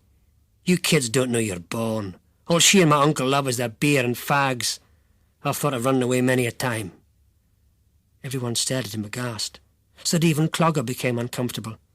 "I'll be a while then. I'll have to hurry if I'm to be back before dark." "Before you go," said Chas. "Aye." "Everyone swear, on the gun." So they brought the gun out of its wrapping, and laid Grandar's Union Jack on it, and everyone put their hands on the gun and swore to look after Nicky. In the swearing, Fortress Caporetto became more than a game. It became a nation, and the Germans ceased to be the only enemies. All the adults were a kind of enemy now, except John. Clogger returned long after nightfall, his old bike laden with gear. He came by the back way, the loose boards in the fence. "Easy. I left a note from my auntie whilst they were snoozing off their dinner. I biked to Otterburn and posted a postcard there. They'll think I'm away o'er the Scottish border by now." Nicky really smiled. "I'm glad you're back. I'll get your supper." The police sergeant went round the homes of all Clogger's mates and questioned them. But it was easy to be stony-faced and lie when you pretended you were a French resistance fighter and he was a Gestapo swine. At each house the sergeant sensed something in the boy he talked to, not guilt, but hostility and cunning. At McGill's, the last house, he turned to Chas's father on the doorstep. "This war's doing bad things to kids. They're running wild. You don't know where you are with them anymore. These are decent kids from decent homes, but they go on more like slum kids with a dad in the nick. You know, against the police on principle." "Maybe that says more about the police than the kids." Mr. McGill spat on the doorstep and turned away to shut the door in the sergeant's face. "Look," said the sergeant desperately, jamming his foot in the door. "They're up to something."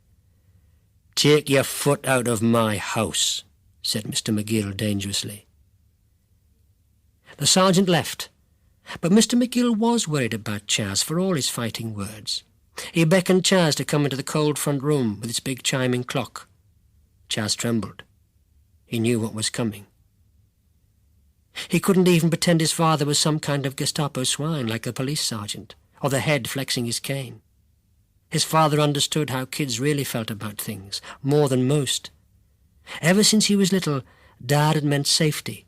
Large, solid, bristly-faced, smelling of tobacco. His thumb always grew in 3 segments, where he had hit it with a hammer while he was an apprentice. But could any grown-up keep you safe now? They couldn't stop the German bombers. They hadn't saved Poland, or Norway, or France, or the battleship the German submarine torpedoed in Scapa Flow itself. Their own air raid shelter at home, it wasn't as safe as the fortress. It was only covered with a foot of soil. Couldn't Dad have done better than that? He looked at his father and saw a weary, helpless, middle-aged man. Dad wasn't any kind of god anymore. Chas screwed himself up to lie. And for some reason Dad made it easy. Maybe because he was just so tired. He never looked at Chas. He took the big family Bible off the sideboard and made Chas swear on it that he knew nothing about machine guns or Clogger. And Dad didn't even believe in God. Chas swore with his eyes on the Bible. He could never have done it looking at his dad. It all worked like a charm. With John's help, they dug up the second Anderson shelter, the small one intended for the Nicol family. They made it entirely underground, buried deep. It could only be reached by a tunnel from the big one. They filled it with food and useful things from the bombed house, enamel jugs and bowls and mirrors. Nothing from the bomb damage was wasted. Another foot of rubble was piled over the fortress. The gun emplacement was roofed in with old doors and soil. Only the 3 loopholes for the gun showed from the outside, and that was the way you got in. They worked on the garden, too, directing the waters of the tiny stream with dams, so that the whole area became an ankle-deep swamp through which no one could pass. At the other side, they fixed a whole section of fence so that it would fall outward when someone pulled a rope from inside the fortress. That gave what Lieutenant Andrew Morgan had called a good field of fire. Audrey uprooted plants and privet bushes and planted them on top for camouflage. All was ready, just in time. But not all the fortress's defences were made by hands. Some were made with mouths. It was queer how rumours got around about the Nicol house. It became even more notorious in death than in life. Some people said there was another bomb there, unexploded, never found. Others reckoned there were ghosts, ghostly scrawlings of sailor obscenities on walls, laughter in a lighted bedroom which no longer had a floor. Perhaps it was the fact that it looked so undamaged, though so many had died there. People pointed out its gables above the trees to visiting strangers. But no one went there, except the children.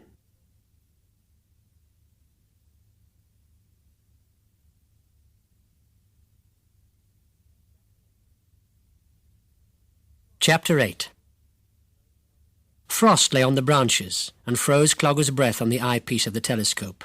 He wiped it angrily with his glove. But it was impossible to be really unhappy on such an evening.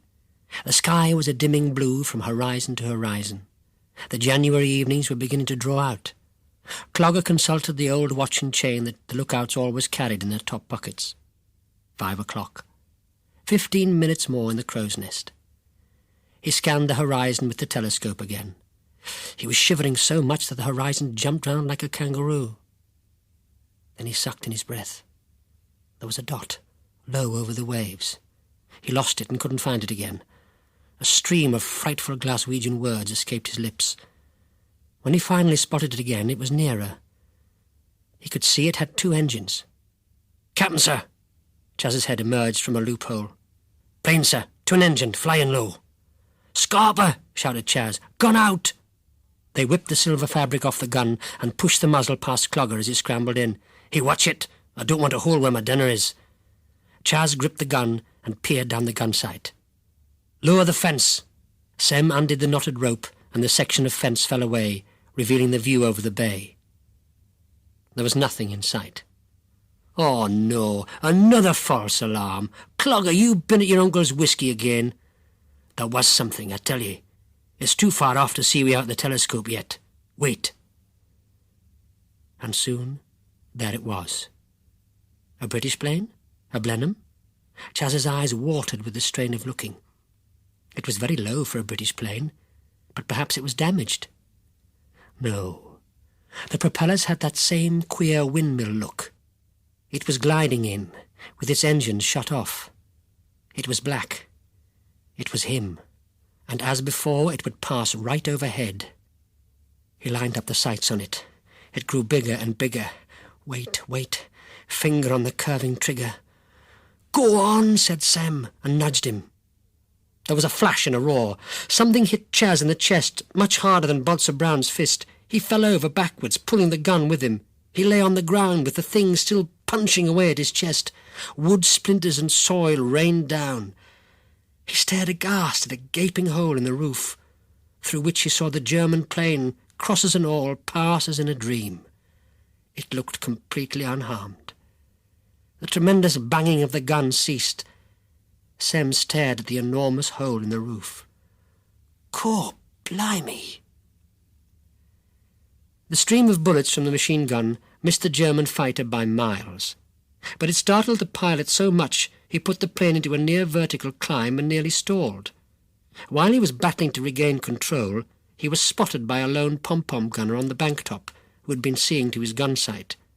Long lines of red stitching followed the fighter up the sky. More pom-poms opened up. One blew off the fighter's wingtip, and that seemed to drive the pilot mad. Far from trying to escape, he started a personal vendetta against the pom-poms. Once he came so low, he curved round the lighthouse on the bank top at 0 feet, causing a fat woman with a pram to faint at the entrance to Chapel Street. The end to such mad behaviour was inevitable. 3 Spitfires from Acklington got between him and the sea. But the pilot seemed beyond caring. He headed straight for the Spitfires, guns blazing. They were still blazing when he blew up over the harbour mouth. You could hear people cheering on both sides of the river. What with the explosion and the cheering, nobody had noticed a small dark mass that had detached itself from the Messerschmitt at the last possible moment. It fell nearly to the ground before a parachute opened, and it still hit the ground rather hard. Sergeant Rudy Gerlach of the victorious Luftwaffe tried to stand up, but his ankle was agony. So he crawled instead, gathering the telltale folds of parachute as he went into a clumsy bundle. He was in some sort of garden. Apart from the forest of Brussels sprouts around him, the only cover were some little wooden sheds. He crawled to the first shed and opened the door, only to be greeted by a frantic clucking and fluttering. Hens. And where there were hens, people came to feed them. No go. He shut the door and crawled on. The next hut contained one big fat rabbit, who regarded Rudy thoughtfully while chewing his way up a long dandelion leaf. "Rabbit, I envy you," said Rudy. "Rabbits live longer than rear gunners." The next hut was empty, except for spades and sacks. Rudy climbed in painfully, pulling the muddy parachute after him. He looked at his ankle. It wasn't broken or even bleeding, just sprained so he couldn't walk. Might as well surrender, he thought. Might be a hot meal before interrogation. I'd reveal all the secrets of the Third Reich for a glass of schnapps and a lump of sausage. He opened the hut door and shouted loudly. Nobody came. Eventually he got tired of shouting and fell asleep. The glare of the exploding plane right overhead did queer things to Chas's eyes. Everything he looked at had a glowing blue hole in it, the shape and size of the explosion. He wondered whether he would go permanently blind. It would be a tragic loss to the world.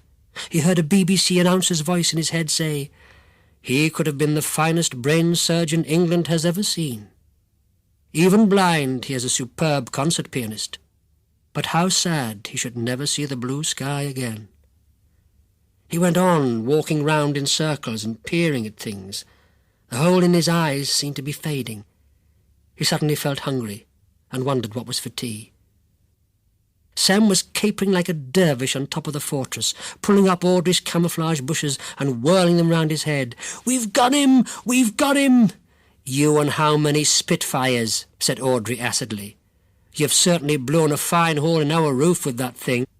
"Stop squabbling, you two," announced Chas with tears in his eyes. "A brave man has died. He died facing his foes. What more can any man hope for?" He felt all grand and squashy inside, like when they played Land of Hope and Glory at school. But the next second he felt cross, because the Messerschmitt had blown up above the waters of the harbour, and there wouldn't be any souvenirs to pick up. "What about that hole in the roof?" asked Audrey again. "And next time you might kill somebody with that nasty great gun." "That's what it's for. That's what I was trying to do, so. Anyway, what do stupid girls know about it? Besides, he pointed to Sem, "that stupid laughing fool jogged me arm." "Weren't that?" said Sem. "You couldn't hold the gun steady. You're puny, that's your trouble." "Nobody could have held it," said Chas. "It kicks like a mule. You haven't even tried firing it." "Gone. Errol Flynn did it in that film. He charged the Jerry's firing from the hip and won the VC. You're wrong. Only British can get the VC," shouted Audrey. "Girls," they all shouted together. "What do girls know about it?" And then they went back to squabbling. "You can't believe what's on films. Wasn't a real machine gun. Was. It was flashing. Wasn't. Was. Wasn't. What about that hole in the roof? And I'm not going back into the camp to make tea until you put that nasty great thing away." "Shut up!" "Och, we'd better do as she says. I'll no get a cup of tea. And you better find some way of holding that gun down. It nearly shot my head off." "Me dad could make a stand to hold it." "I dare say he could, but how are you going to ask him? You can hardly say, 'Da, make us a stand for my reloaded machine gun.'" Chas looked thoughtful. "I can get him to make me one, but I'll have to borrow the telescope for a few days." "Why not? There's nought left to watch out for now, anyway." Rudy wakened stiff and cold. No matter how carefully he arranged them, the sacks fell off him during the night. His ankle was up like a pudding. He wouldn't be able to walk for a week. He opened the hut door and looked out. The sky was grey. His watch had stopped and there was no way of telling the time. He was terribly hungry. Even the frosted Brussels sprouts began to seem appetizing. He spent an hour crawling over and gathering some. He had to suck the frost out of them before he could chew them. They were as hard as bullets. He wished he could surrender, but no one came. He fell asleep. When he awakened again, the sky was still grey. He was beginning to lose feeling in his legs. When he finally got the circulation back, the pins and needles were awful. He decided to crawl in and surrender. It seemed 100 miles to the edge of the allotments. When he got to the fence and looked through a gap, there was only a cinder track, a disused gas lamp, and the high brick wall of some factory. It was getting dark and starting to snow, so he had to crawl all the way back, He became so confused he couldn't find his hut at first. He slept again. It was the rabbits who saved him that week. Most of the huts contained a few. In their hutches he found food, crusts of toast, baked potato peelings, bran mash, drinkable water. In the beginning the beasts bolted when he opened their hutch doors to steal their dinner. Bundles of warm, panicky fur hurled themselves from one side to the other, pressing their panting sides into patterns against the hutch wire. He contemplated killing one for the meat, but he wasn't desperate enough yet. After 5 days the rabbits got used to him and eyed him placidly.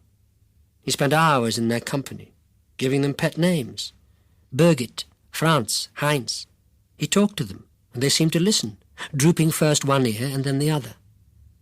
When were they fed? Why did he never see the owners? He couldn't tell. He contemplated sleeping with them, waiting to be captured. But he had an aversion to being taken in his sleep. Besides, a distrust of all humans was setting in. Not the fear of a prisoner of war for his enemies, but the distrust of a wild animal, daily growing wilder. He only saw one other human being in all his time on the allotment, an old man picking Brussels sprouts. It took Rudy a long time to pluck up courage to shout and wave. The old man gave one panicky look and ran. Rudy expected him back with soldiers, but he didn't come. Perhaps the old man had been a thief and hadn't realized Rudy was a German. Chas knew very well how to approach his dad. He carried the telescope home and dumped it in front of him. "Where'd you get that?" "Sam Jones wants a swap. It was his granddad's. He wants my train set. Is it worth it?" Mr. McGill reached for the telescope, turning it over in his clever mechanic's hands, feeling the solid craftsmanship. "Sam Jones is a fool. This is worth a lot more than your train set. Does his dad know he's swapping it?" "Yeah, he was there. He said this was mucky old rubbish and not worth a good train set. He said I was a fool." Mr. McGill bridled. He didn't like Mr. Jones. There was a long-standing row between the families. "That man knows nought but tombstones. A bairn could see this is a good piece of stuff." Already he was taking the telescope to pieces. "Needs a bit of seeing to, though. Go and fetch me my tools and the brasso." It was a peaceful evening, like one before the war. Grandad was better and had gone off to the pub to have a crack with his mates. Nana was skinning a rabbit in the kitchen, her brawny red arms snowed with tufts of fur. Mrs. McGill put some potatoes to bake next the fire, in their jackets. Mr. McGill worked on the telescope, laying out parts in careful order on a sheet of newspaper. How would he ever put them together again? But he did, gleaming and shining, pointing out things of interest to Chas as he did so.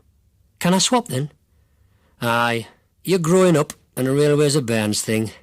Better not show the telescope to Mr. Jones now, though, or he'll change his mind. Old rubbish indeed. The man's an idiot." Now was the moment. Chas took a deep breath. "Only trouble is, Dad, it's so heavy, I can't hold it steady." Mr. McGill looked up at him with a slow grin. "I knew there'd be a catch. Want me to make you a tripod for it?" "Yeah." In his moment of triumph, Chas felt a rat. It was a much worse pain than parting with his beloved railway. Mr. McGill was good at his work. He liked a technical problem, and he had time to solve it. The gasworks for once did not break down. The tripod was finished in a week.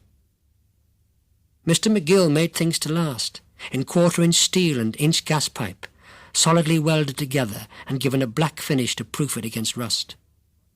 The tripod held the round body of the telescope just fine. It would hold the round body of the machine gun equally well. And if the legs were bedded in concrete...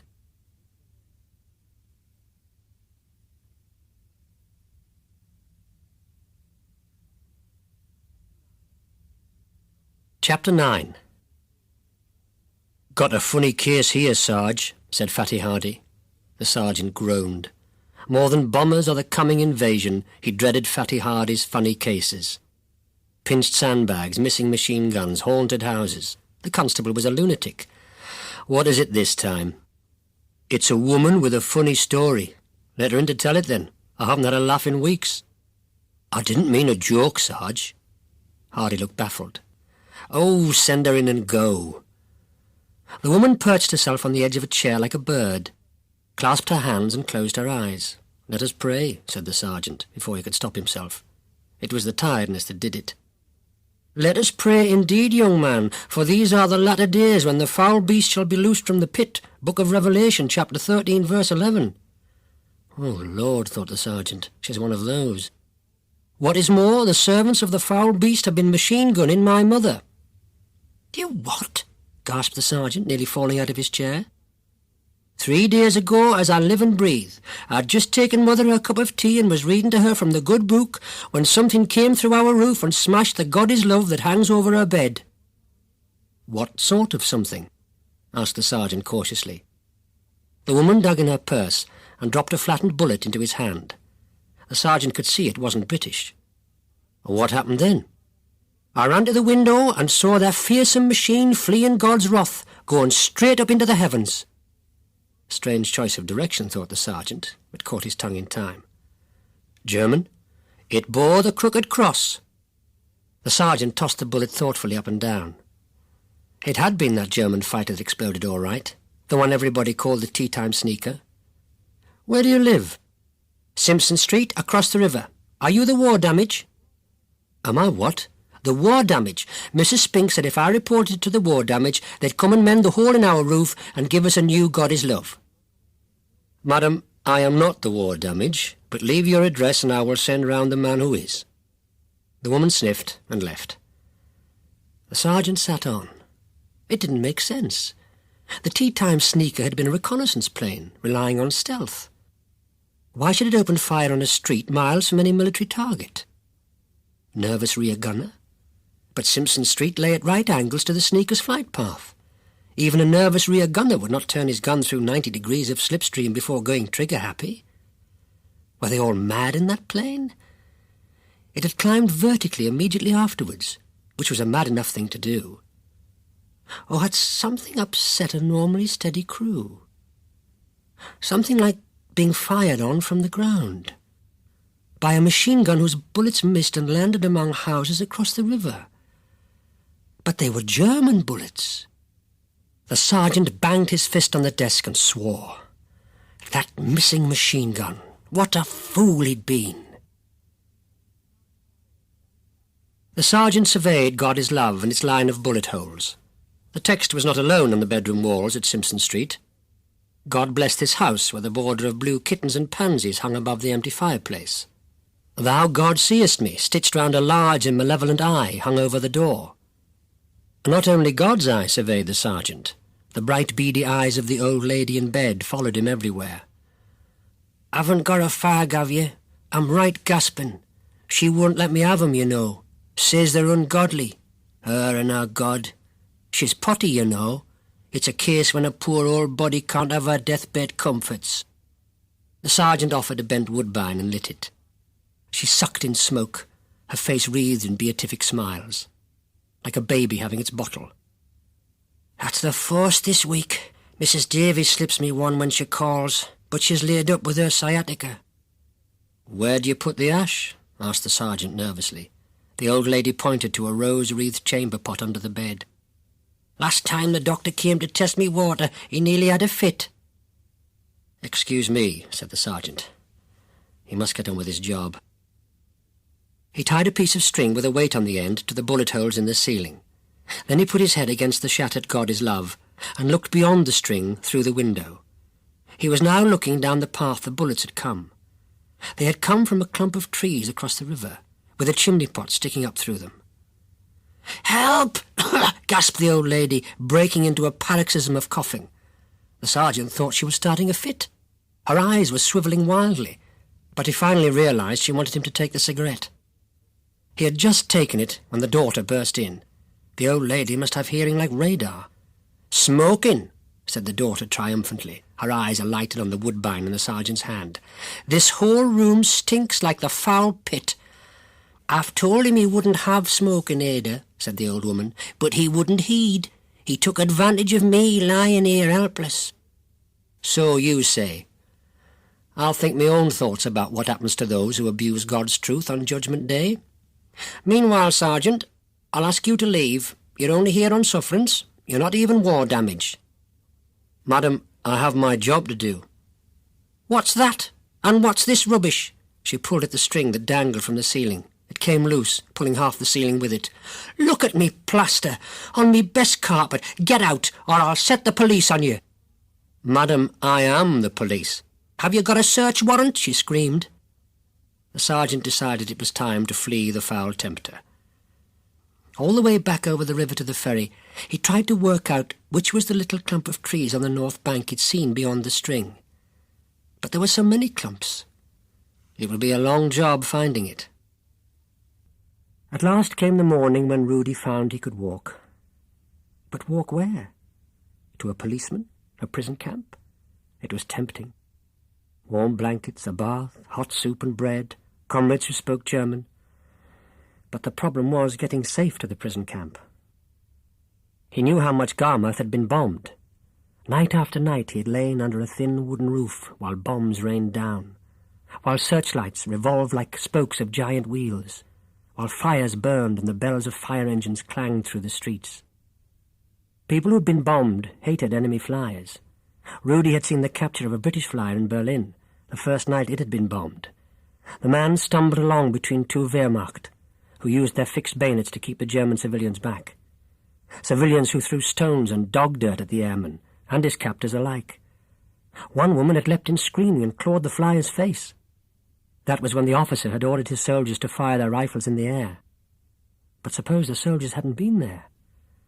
There were stories of airmen hanged from lampposts, run through with pitchforks. Rudy opened the holster on his belt. Alone of his possessions, the Luger pistol was clean. That would deal with those who brought ropes and pitchforks. Then there was the pain of being a prisoner. All his life Rudy had hated being fastened in. Once he had run away from the Oberschule because the master had locked him in a cupboard. All his boyhood he had roamed the streets until his mother accused him of turning into a criminal. But he was never a criminal.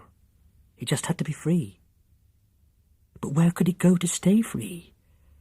He must stick to wasteland where no English went, old dumps and bombed houses, and he would walk to the sea, which the British called the North Sea, and the Germans the German Ocean. There might be a boat he could steal, or a Swedish cargo ship to stow away on. It was a forlorn hope, but before he was captured or killed, he would look once more on the sea. He closed his holster, fastened one large sack round his middle with a lump of rope, and draped another marked A1 cattle cake over his flying helmet. He must keep on his flying helmet, or else he could be shot as a spy. He thought with his new beard and his mud-encrusted trousers he might pass as a tramp.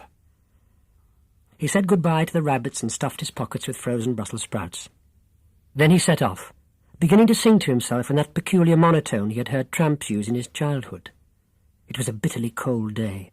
Not many people were about. But as he was cutting down a back lane, a woman came out to her dustbin with a dish of scraps. A stout body in a flowered apron and checked carpet slippers. She stared at the approaching shambling figure. Rudy hummed "Ich hat einen Kameraden" in a high-pitched whine. He looked at the scraps hungrily. Cabbage and lumps of pie crust.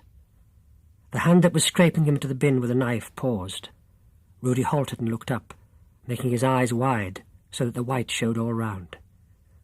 "Where you from?" asked the woman. Rudy understood her. He had done English at Oberschule, but he daren't reply, for his accent was strong. Instead he mouthed gibberish, and pointed first to the plate and then at his mouth. The woman's face melted from doubt to kindliness. She offered the plate timidly. Rudy clawed up the scraps and thrust them into his mouth. Even in his fear they tasted marvellous. "Wait," said the woman, holding up her hand. She vanished back into her yard. Rudy wondered whether to run, but he couldn't. His ankle was too painful, the back lane was too long. He waited what seemed a lifetime until the woman reappeared with half a loaf and a large wizened apple. Now there was a man behind her, her husband doubtless. He had a bald head, a thrusting chin, a collarless shirt and red braces, into which he stuck his thumbs aggressively. "What you hanging round here for, pesterin' women?" "Rip, rip, oh, Grandma," said Rudy earnestly. "Hush, Jack," said the woman. "Can't you see he's a dummy?" "Riff-raff," said her husband. "I'd shoot the likes of those. No use to the war effort at all. How much use are you, always on the sick with your back? Asked the woman, a spark kindling in her eye. Leave the poor thing alone, he's not doing you any harm. She thrust loaf and apple into Rudy's hands. Here you are, love, and the best of luck. Boop, boop, boop, said Rudy, and shambled away. He could hear the man and woman start to quarrel as they entered the house. Rudy wandered on till he found a bombed house and a huge wooded garden. The gates were wired together, but he got over them somehow. The house was abandoned, but it had water trickling from a burst pipe in what had been the kitchen, and one room still had a roof and glass in the windows. There were old pink mattresses thrown about, and torn curtains for bedding, even plenty of broken wood for a fire, if he had only had matches. Why, he could live here for weeks. He settled down and ate the apple and half the bread. He made himself leave the rest till later. He'd been luckier than he deserved. The tramp disguise was working. It would not have worked in Germany. There were no tramps there now. Hitler had put them into hospitals, and they were never seen again. He started. Footsteps sounded on the gravel drive. He peeped round the filthy curtain. A man in a blue uniform was staring at the house. Gestapo? Did the British have Gestapo? He wore no gun, carried no truncheon, but wore a tall, pointed hat. Polizei! The man limped and looked very tired. Even in his own present state, Rudy felt sorry for him. It would be a pity to shoot him. Was this the moment to surrender? It would be so easy, that walk to the Polizei barracks. What could seem more harmless to hostile civilians than a Polizei walking with an old tramp? And once in a cell, he would be safe from ropes and pitchforks. But Rudy was a gambler at heart, on horses, at cards, even on racing 2 cockroaches. And at the moment his luck was holding. He heard the sergeant enter the house, heard his heavy boots echoing from room to room, coming nearer. All Rudy could do was get behind the door, Luger in one hand, loaf of bread in the other. The door opened. The sergeant's helmeted head appeared. It seemed to Ruby he was looking for something on the floor, not for a person. Rudy held his breath, finger on trigger. The door closed. Rudy waited till the footsteps receded, and then took several great panting breaths. The sergeant left the house and went round the back. Rudy crept from room to room, watching him. The back garden was wild and huge, with old statues and urns overthrown by the bomb's blast. The sergeant began to walk among them, down towards the back fence where a mound of tumbled rubble lay under the trees. The sergeant paused, and then began to pick his way gingerly. Suddenly his shiny boot vanished up to the ankle. "Damn in hell!" The sergeant slipped and nearly fell, hanging onto a sundial for support. His boots were covered in thick yellow mud. He shrugged and turned back towards the house, rubbing his boots on the long grass as he came. He passed, and his footsteps faded. Immediately Rudy felt the call of nature. Quick, the last thing he wanted was wet trousers. But not in the house. He might be there for days, and he couldn't stand the smell of a place where someone had urinated. He'd go down the garden under the trees. He grinned. The mud wouldn't put him off. His flying boots couldn't get any muddier. With difficulty he reached the trees. He looked back to make sure nobody was watching. Funny, that house looked familiar. Where had he seen it before? He couldn't have seen it before. He'd been once on holiday in England before the war, but that was Brighton, hundreds of miles south. "You're getting delirious, comrade," he thought to himself. After he'd been among the trees, he felt much better and stared about. There was a little doorway in that mound of rubble, not much bigger than a rabbit hole. In fact, there were 3 doorways, all in a row. What was it? A bomb shelter? A coal cellar? Rudy couldn't resist his curiosity. He had a feeling he was being foolish, but he had to know what was inside. Down the hole he went. He straightened up and looked straight down the barrel of a machine gun. By the light of a candle he could see 4 helmeted figures crouching over the gun. His luck had ended with a vengeance. He put up his hands as high in the air as he could push them. As he did so, the sacks fell from his waist and head.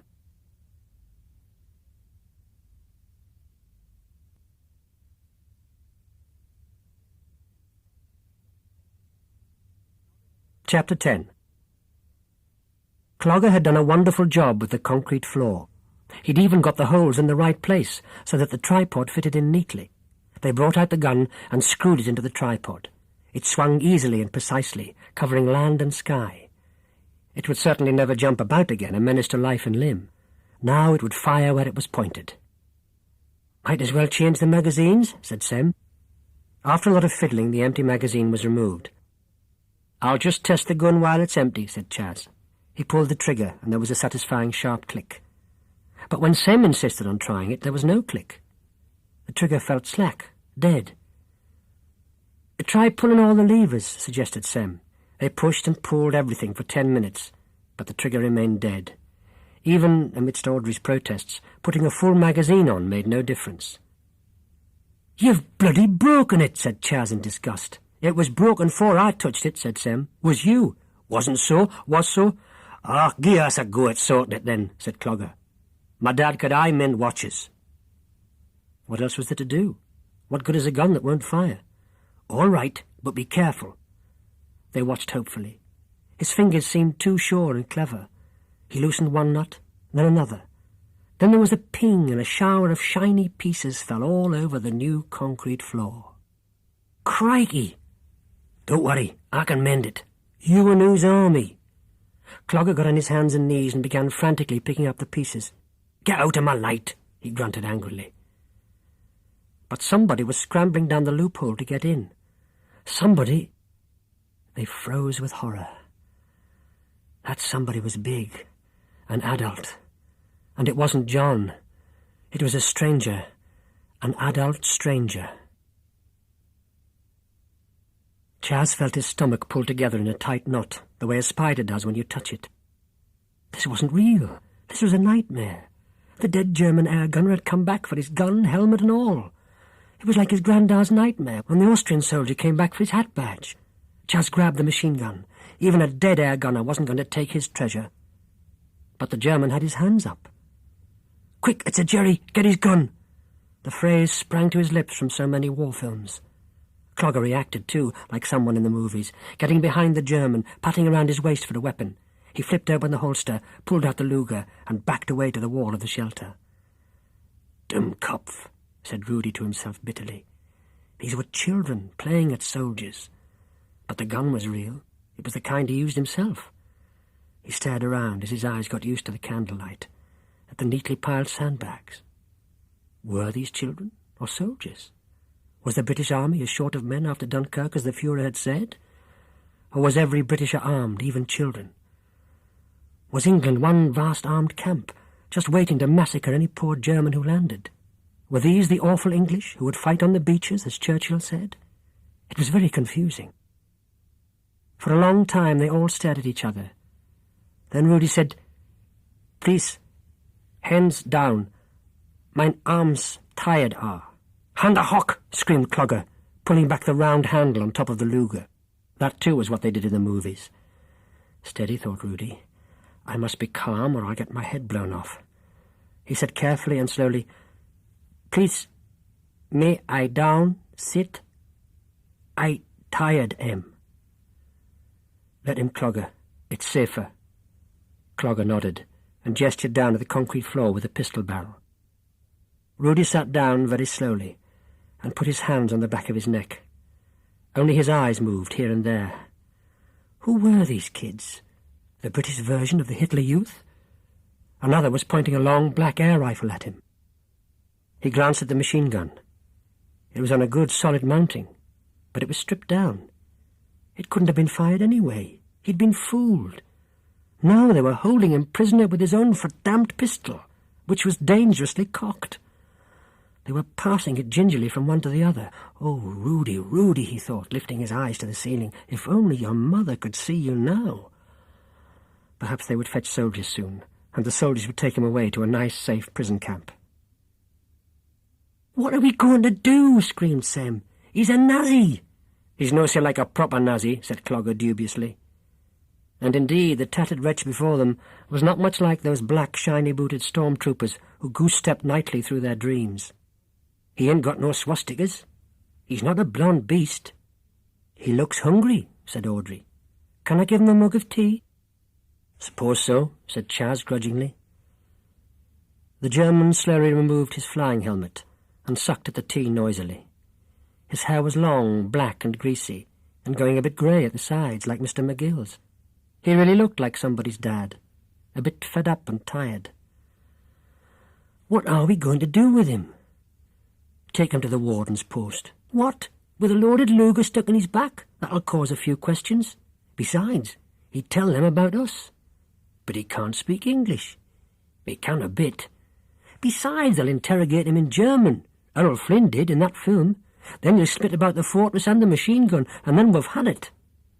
"But they're only supposed to give their name, rank and number. That's in the Geneva Convention." "The what?" "The Geneva Convention." "What do you know about the Geneva Convention?" "My dad told me." "Och, tripe." "Besides, that only means he mustn't tell the interrogators anything about Germany. It doesn't mean he won't spit on us." Rudy watched their worried faces woozily. It was warm in here, with the smell of paraffin. He hadn't been warm for a week. He was so tired. The place was going dark. "Hey, he's fallen to sleep." "Better get him inside. Hey, rouse, rouse!" Rudy sat up with a bewildered jerk. "Poor sod, he's knackered." Clogger pointed towards the interior of the Anderson with his pistol barrel. Rudy went like a sleepwalker. He had a blessed vision of a real bunk, a patchwork quilt, and then he knew no more. The children looked at his snoring shape. Blimey.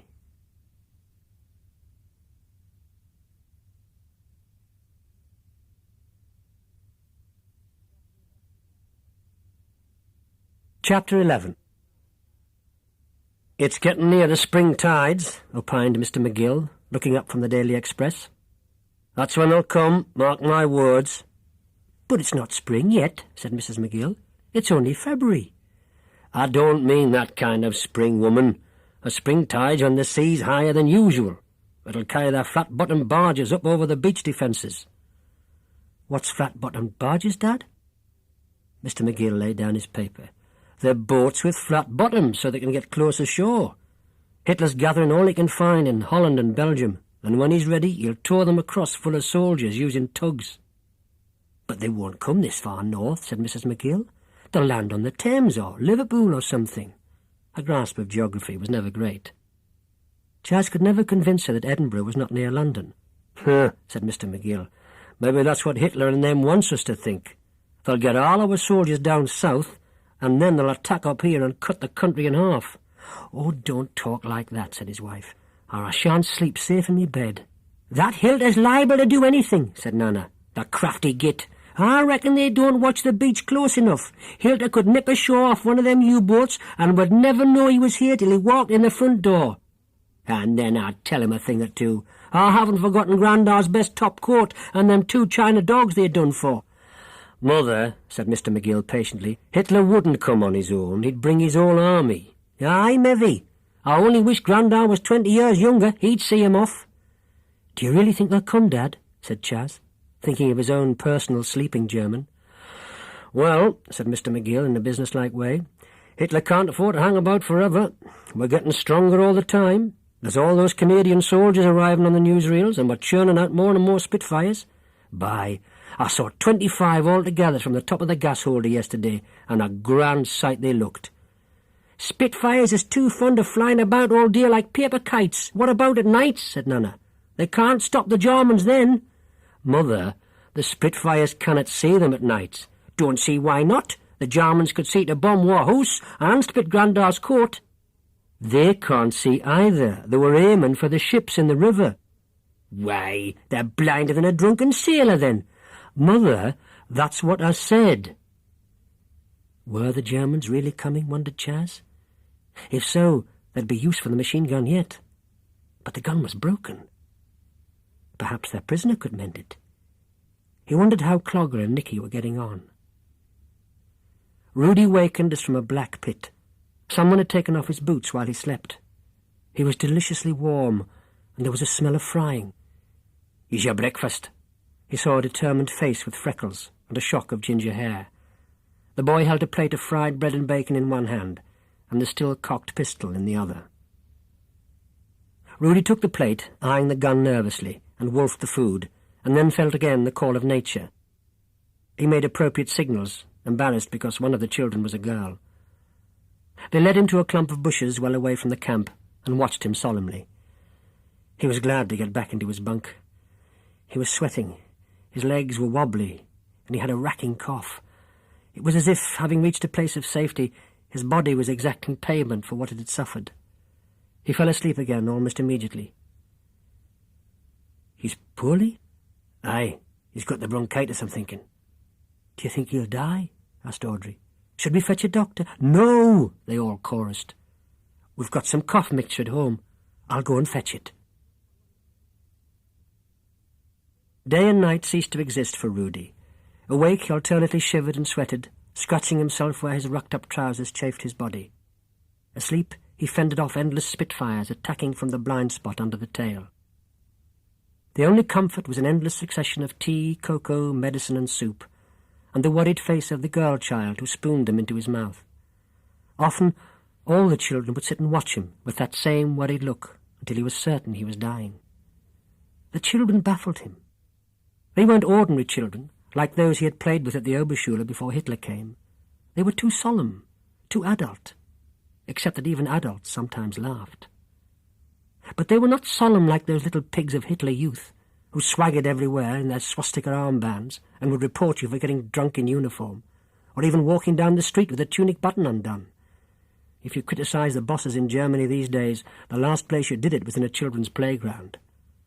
No, these children were strange in that they neither laughed nor quarrelled. Oh, they argued a lot, but they never fell out or walked off in a huff.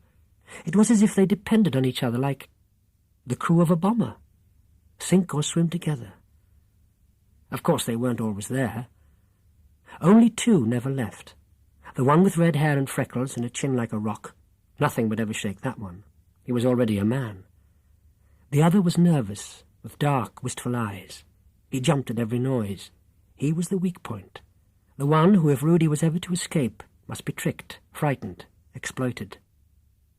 But the dark one was a danger, too, for the two boys guarded him alternately, sitting at the far end of the opposite bunk with the still-cocked Luger in their lap. Night and day, whenever he wakened, one or the other was there. They held the pistol so differently. The redhead held it calmly, pointing out of the door, finger clear of the trigger, as quietly as a carpenter holds a hammer. But the dark one's fingers played constantly over the whole gun, worrying at it. Lugers had delicate triggers. Even with the safety catch on, they could go off if you dropped them. In this metal box, the bullet would ricochet around like a demented bee till it found somebody's flesh. That gun had to be uncocked for everyone's sake. The times the dark boy held it were no good. He was too jumpy. Rudy must wait till the redhead held it. Stan Little had almost forgotten what it was like to be a school teacher. Every day as he walked past the school, he looked up at the roof. Every day the tail of the bomber mocked him. Workmen had tried stretching tarpaulins across the hole to make the roof watertight. But the wind first waved them like huge flags and then blew them away. Rain dripped from floor to floor ceaselessly. The first week, Stan and the other teachers had salvaged books and globes and wall charts. They organised classes for the school certificate forms in the games pavilions and groundsman's hut. And then they stuck. There were no church halls or cinemas or even churches available to teach in. They were being used as rest centres and soup kitchens for bombed-out families. Life got more and more unreal for Stan. He would stop in the middle of teaching Chaucer to the 6th and remember the Germans. For Stan had actually fought them for 3 incredible months in 1918. Old Jerry wasn't a comic figure to Stan. Old Jerry was a grey flicker of distant men who killed unerringly and were very hard to kill. Old Jerry was a tattered, faceless corpse on the barbed wire. Mud, stink, and exploding chaos. And old Jerry was coming again. Already in Stan's mind's eye, every Garmouth field was pitted with shell holes, every neat terrace a row of eyeless windows, every winter tree not only leafless, but twigless and branchless. It didn't bear thinking about, but Stan could not stop thinking. He watched every newsreel, read every newspaper that might tell him how old Jerry had changed his tricks since 1918. For if Jerry crossed the sea, Garmouth Home Guard, 84 old men and boys, would be the first to greet him. Stan lectured them, drilled them, taught them everything he knew. They were keen. But which were worse? The boys who treated it like a lark, or the old men who had fought on the Somme and the Marne, whose lungs wheezed every time they ran 20 yards? They had rifles the Canadian Army had packed away in Vaseline because they were out of date in 1912, rifles the Boer War had been fought with, and a weapon against the invincible panzers, too, a lump of drain pipe with a foresight welded on by the local blacksmith, a pipe that fired rockets when they didn't misfire and dropped fizzing out of the front end, making everybody run for it. They had a target, an old car pulled along by a winch. It was plated up with corrugated iron and given a wooden turret with a broomstick gun. They painted swastikas on it and gave demonstrations to the public. Sometimes a rocket actually hit the crawling jerry tank and burst in a shower of blinding thermite and set the wooden turret ablaze. Then the public would clap and cheer and slap each other on the back, saying, "Jerry had better not land here." Didn't the fools know that German tanks had armour 3 inches thick? The Home Guard was a con to keep the housewives feeling safe in their beds. Yet it was to the Home Guard HQ that Stan walked every day. It was better than a wrecked school where plaster fell off the walls and rusting desks oozed black water if you touched them with your finger. It had Sandy. That morning, Stan noticed, Sandy had been busy again. A bank of earth had been raked clean, and the legend 1st Company Garmouth Home Guard had been impressed with whitewashed stones. "Morning, sir. Lovely morning. Think it's the day for Jerry?" Said Stan. It was raining. 2 letters came for you, sir. A poster from Northern Command about disguised German paratroops." "Put it up," said Stan, but he could see it was already up. "And an offer of 2 shotguns from Farmer Moulton at Preston." "Sounds good." "They are, sir, they are. Came up nicely with a drop of oil." Sandy indicated 2 new guns in the rifle rack. "No ammo, though. But I think I can win some from a mate at the War Ag. Told him we were terribly pestered with rabbits." "Sound major," said Stan, in the voice of dismayed approval that he knew Sandy expected. "All for the war effort, sir. Jerry could be here by lunch. Can't go over the top with that ammo, sir. And I got a new copy of Fire Regulations from the castle. He had a spare copy doing nothing, so I won it. Oh, and there's a city policeman to see you, sir." Stan tramped on upstairs in his thin, shabby Home Guard uniform. He wore it all the time now.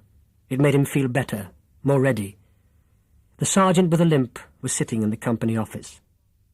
"Not that machine gun again," said Stan irritably. "Afraid so.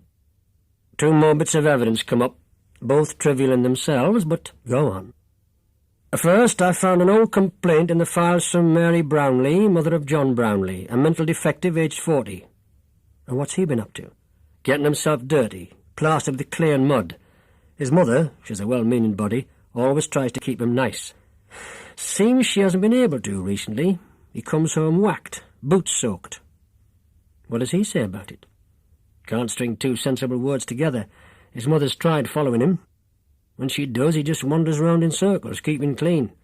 But the moment her back's turned, he vanishes and comes back filthy. No clue? 1. He's been seen in the company of guess who? Charles McGill? Right. They live in the same street. When he saw Mrs. Brownlee watching, McGill sheared off sharpish. What's the other complaint? Even more trivial. Man called Parton. Same pattern. Daughter stays out all hours, comes home filthy. Daughter's name Audrey? Red hair? Yes, I've tried questioning her. Won't open her mouth, to me or her parents. They've tried hitting her, I'd guess, but it hasn't got them anywhere. And there's not much else they can do about it. That'd be Audrey Parton of 3A at our school. Yes. And McGill's in 3A, and Jones, his little mate, and the Nickel boy who was supposed to be killed by that bomb, and the Duncan boy who ran off home to Glasgow, and the Brown boy who took that German flyer's helmet is in 3B. It's all too much of a coincidence. Supposed? But surely the Nickel boy is dead. Well, if he is, he's the first case I've heard of death by bombing that never left a trace. And young Duncan never showed up in any of his old Glasgow haunts. We checked. So? They've got that gun, and they've built a hideout for it. Remember those sandbags that went missing? And Nickel and Duncan are living there, and the others are keeping them fed. I've checked all the families, The McGills keep on finding the odd pint of paraffin missing. The Partons are some candles short, and the Joneses a hurricane lamp. And there's been nicking from shops. No proof, of course. They're too smart for that. Stan fought down a wave of exasperation with both kids and sergeant alike. "Told your inspector about this?" The sergeant shrugged. "I've tried. Trouble is, Mr. McGill keeps on complaining that we're harassing his son. I got a flea in me ear and instructions to lay off the case permanently." "And had you been harassing young McGill?" "We've tried to follow him. No hope. He's onto us, and he's as fly as two monkeys. He's led us a dance for 10 miles, and ended up throwing pebbles at tin cans in the river. You might as well try shadowing a seagull. He walks along the tops of walls, gets through holes in hedges a dog couldn't follow him into. Even my youngest constable can't keep up with him. And we haven't got the manpower." The sergeant's voice went into a querulous wail, and it was all Stan could do to keep himself from laughing. "How about following the others?" "They're all the same, even the girl." "So why not leave them alone?" "Another 2 feet and they'd have killed that old woman in Simpson Street. Can't you think of something, sir?" "But they know me better than they know you." "Oh, let me think about it, Sergeant." The sergeant got up, relieved. He had dumped the problem on someone else's shoulders, which was all he really wanted. Thanks very much, thought Stan. He decided to go up to the observation platform on top of the mill. He always did that when he needed to think. The Home Guard shared the Polish binoculars and telephone with the Observer Corps. There was an observer on duty, purple with cold, his woolly scarf whipping in the drizzly breeze. "All quiet?" "All quiet. No Junkers 52s yet." The man laughed abruptly, as if he'd made a poor joke, as abruptly stopped. "Junkers 52s? Yeah, haven't you heard? Jerry always uses them to drop paratroopers out of an invasion. Did it in Norway and in Holland. Usually they're disguised as farmers or women, even as Dutch soldiers. They take over roadblocks and bridges and telephone exchanges, radio false orders and raise all hell with the defences. Some of them, they reckon, can speak English better than you or I. But you can always tell the planes that drop them. Junkers 52s, the ones with 3 engines and corrugated wings." Stan's stomach gave a jump. More sly Jerry dirty tricks? "Who told you this?" Stan's voice was sharp with fear. "Why, it's common knowledge, sir. Everyone's talking about it. It's just silly rumours. You know it's against the law to spread worrying rumours. It helps the enemy." Stan knew he was being pompous, but he couldn't help it. "Suit yourself," said the Observer Corps man huffily, and turned his back. Stan stared round gloomily. "Can I use the binoculars?" "Suit yourself. They're no damn good for aircraft spotting. Shake all over the blasted sky. I'll bring me own." He tapped a smaller pair slung round his neck. Stan buried his eyes in the great Polish lenses. 20 times magnification. They must have been hell to use on the deck of a heaving destroyer. But by God, they brought things close. There was the harbour, with its guard boom and guardship, the castle on its beetling cliff, with the 6-inch guns that defended the Gar buried deep in its cliff face, the beach empty of everything but waves washing through the barbed wire and tank traps. Stan sighed comfortably and settled down. It was good to get up here above things for a bit. He moved the glasses across the town. It was fun watching people shopping, sweeping pavements, gossiping, not knowing they were being observed. Why, there was the square where young McGill lived, at that house with the green door. Suddenly he stiffened. Maybe this was the way to trace that blasted machine gun. The ginger boy had the pistol. It looked odd lying across the copy of Beano he was reading. "Achtung," said Rudy. "Pistola." The blue eyes flicked up, and the black round eye of the Luger. Rudy put up his hands and waved the barrel of the gun aside nervously. The boy watched, a frown on his face. Rudy tried something else. He mimed pulling a non-existent pistol out of his holster. He pretended to cock it, and then pulled the trigger. He made the noise of a pistol exploding and traced the bullet ricocheting wildly round the shelter. First he showed it entering his own body, and then the boy's. "Tut, all dead." The boy looked thoughtful. He was worried about it too. "See," said Rudy, and went through the mime of uncocking the pistol several times slowly. The boy nodded again, but did nothing.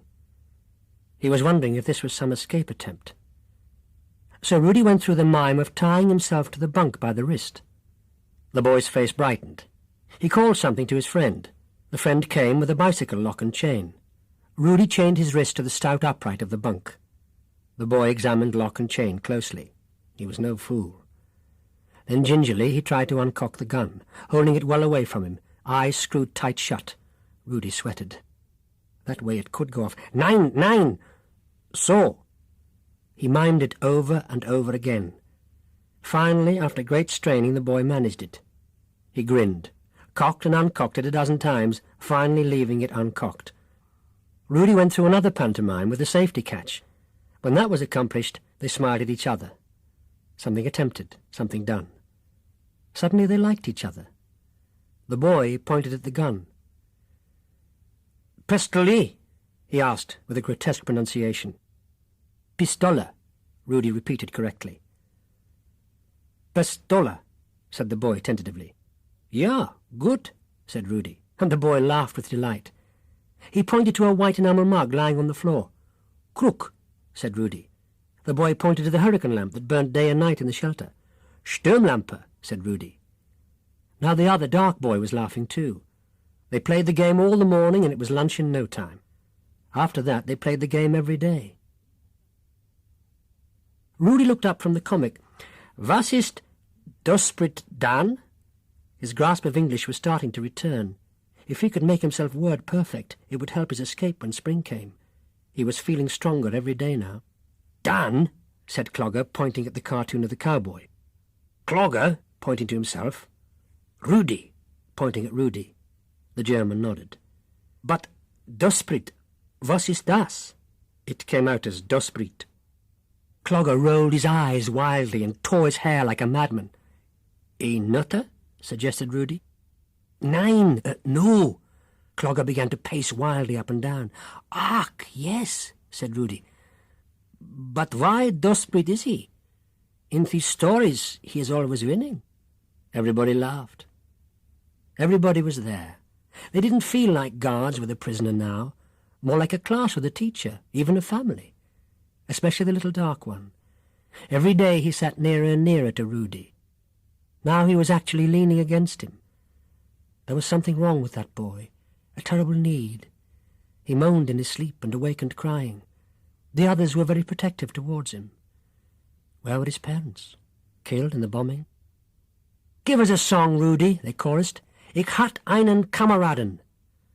Rudy obliged. He had a creaky voice, but the confined metal of the shelter helped, like singing in the bath. How long since he'd had a bath? The children took up the words of the sad old soldier's song. They sang so sweetly that Rudy was close to tears. What was happening to him? He grew less like a soldier every day, more like a Lehrer in some kindergarten. "Hey, belt up, you lot!" shouted Clogger. "Someone might hear us!" They hushed, exchanging furtive glances. Rudy felt part of the plot. Who was on whose side? Had the children no loyalty to the British? Had he any loyalty left to the Germans? If he hadn't been shot down, he'd probably be dead by now. Blown apart in mid-air, or fried, or as full of holes as a colander, and everyone leaking blood, like some he'd dragged from wreckage. It was good in the shelter, playing cards, learning English, plenty to eat, if you didn't mind endless corned beef stew. If only he could have a bath. Now the children were arguing again. He turned to listen. "I tell you, we can make 'em work. It's in the Geneva Convention." "Yeah, bollocks. You can't make a prisoner of war help you against his own people. You can if it's not war work. I know a farmer's got 2 Italians. They were captured in Abyssinia. They mend walls and milk cows and things. Yeah, nuts. Anyway, enlarging the fortress is war work. Not building a bog and a storeroom. 'Tisn't. "I quite prepared to build a bog, announced Rudy. "It convenient for me will be too. I do not like going out into the bushes on wet nights. Bogs is not war work." It was the longest speech he'd ever made in English. They looked startled. "What kind of bog?" "Oh, the very best kind, I you assure, as they had on farms when I a boy was, with a seat and bucket and holder for the paper. We'd have to keep you fastened up by one ankle." "That will be in order." And so the bog was built.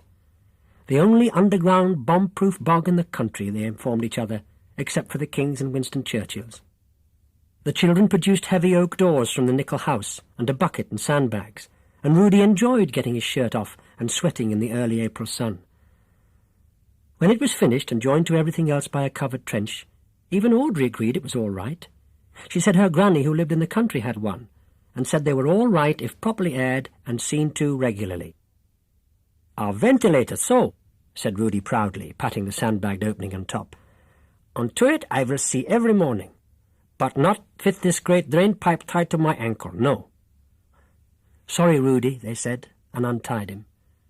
They still carried round the pistol, uncocked, but they often left it lying carelessly on one side these days. Rudy fancied he could have reached it twice, but somehow it would have spoilt the building of the bog, and it was a good, well-made bog. "What other thing can I make that not war effort is?" asked Rudy. And building as the April days lengthened, and no enemies, either British or German, came, was all their joy. The fortress became an intricate network of trenches, tunnels, and underground bunkers that threatened to rival the Maginot Line. The children, Rudy could only assume, became better and better thieves. Daily they dumped bricks, doors, windows, and even coils of barbed wire at Rudy's feet. Rudy did his best with the wire, but he was no infantryman. He stretched it, tangled into the briars and bushes, all round the fortress. "Ah, well," said Chas, "it'll keep buds of brown out." Chas spent his days carefully lettering 2 signs to hang on the wire.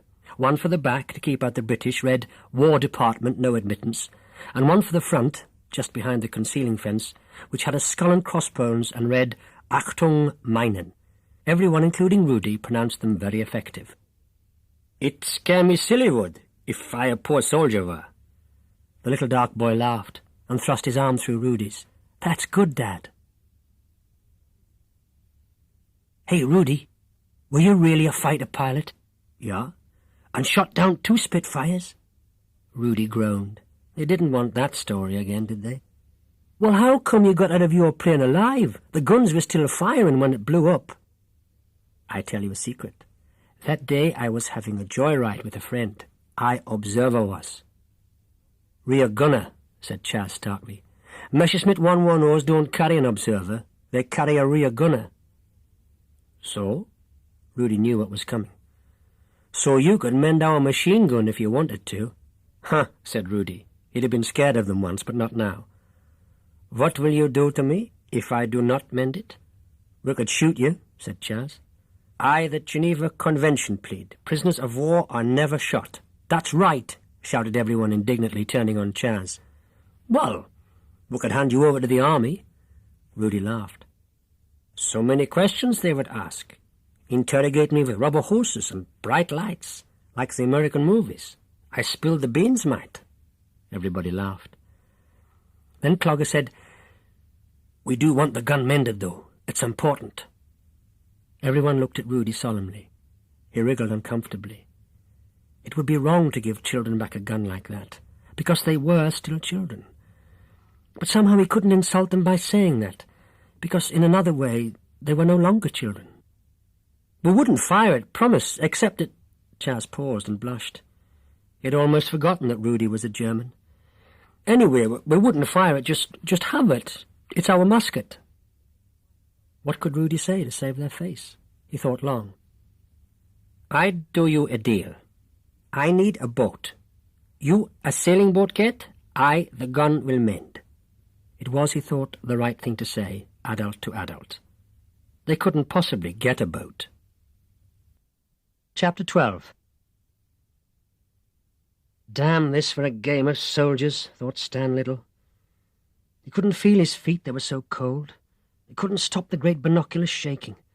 A fortnight off and on he'd watched the house in the square, the one with the green door. Often he'd seen young McGill come out, always with that wary glance round as he left the garden gate. For a fortnight no policeman had tried to shadow the boy, but he was wary by instinct now, like a wild animal. The binoculars had been a disappointment. Things got in their way. Houses, hedges, factory chimneys. Sometimes when the boy vanished behind them, Stan could guess which way he was going.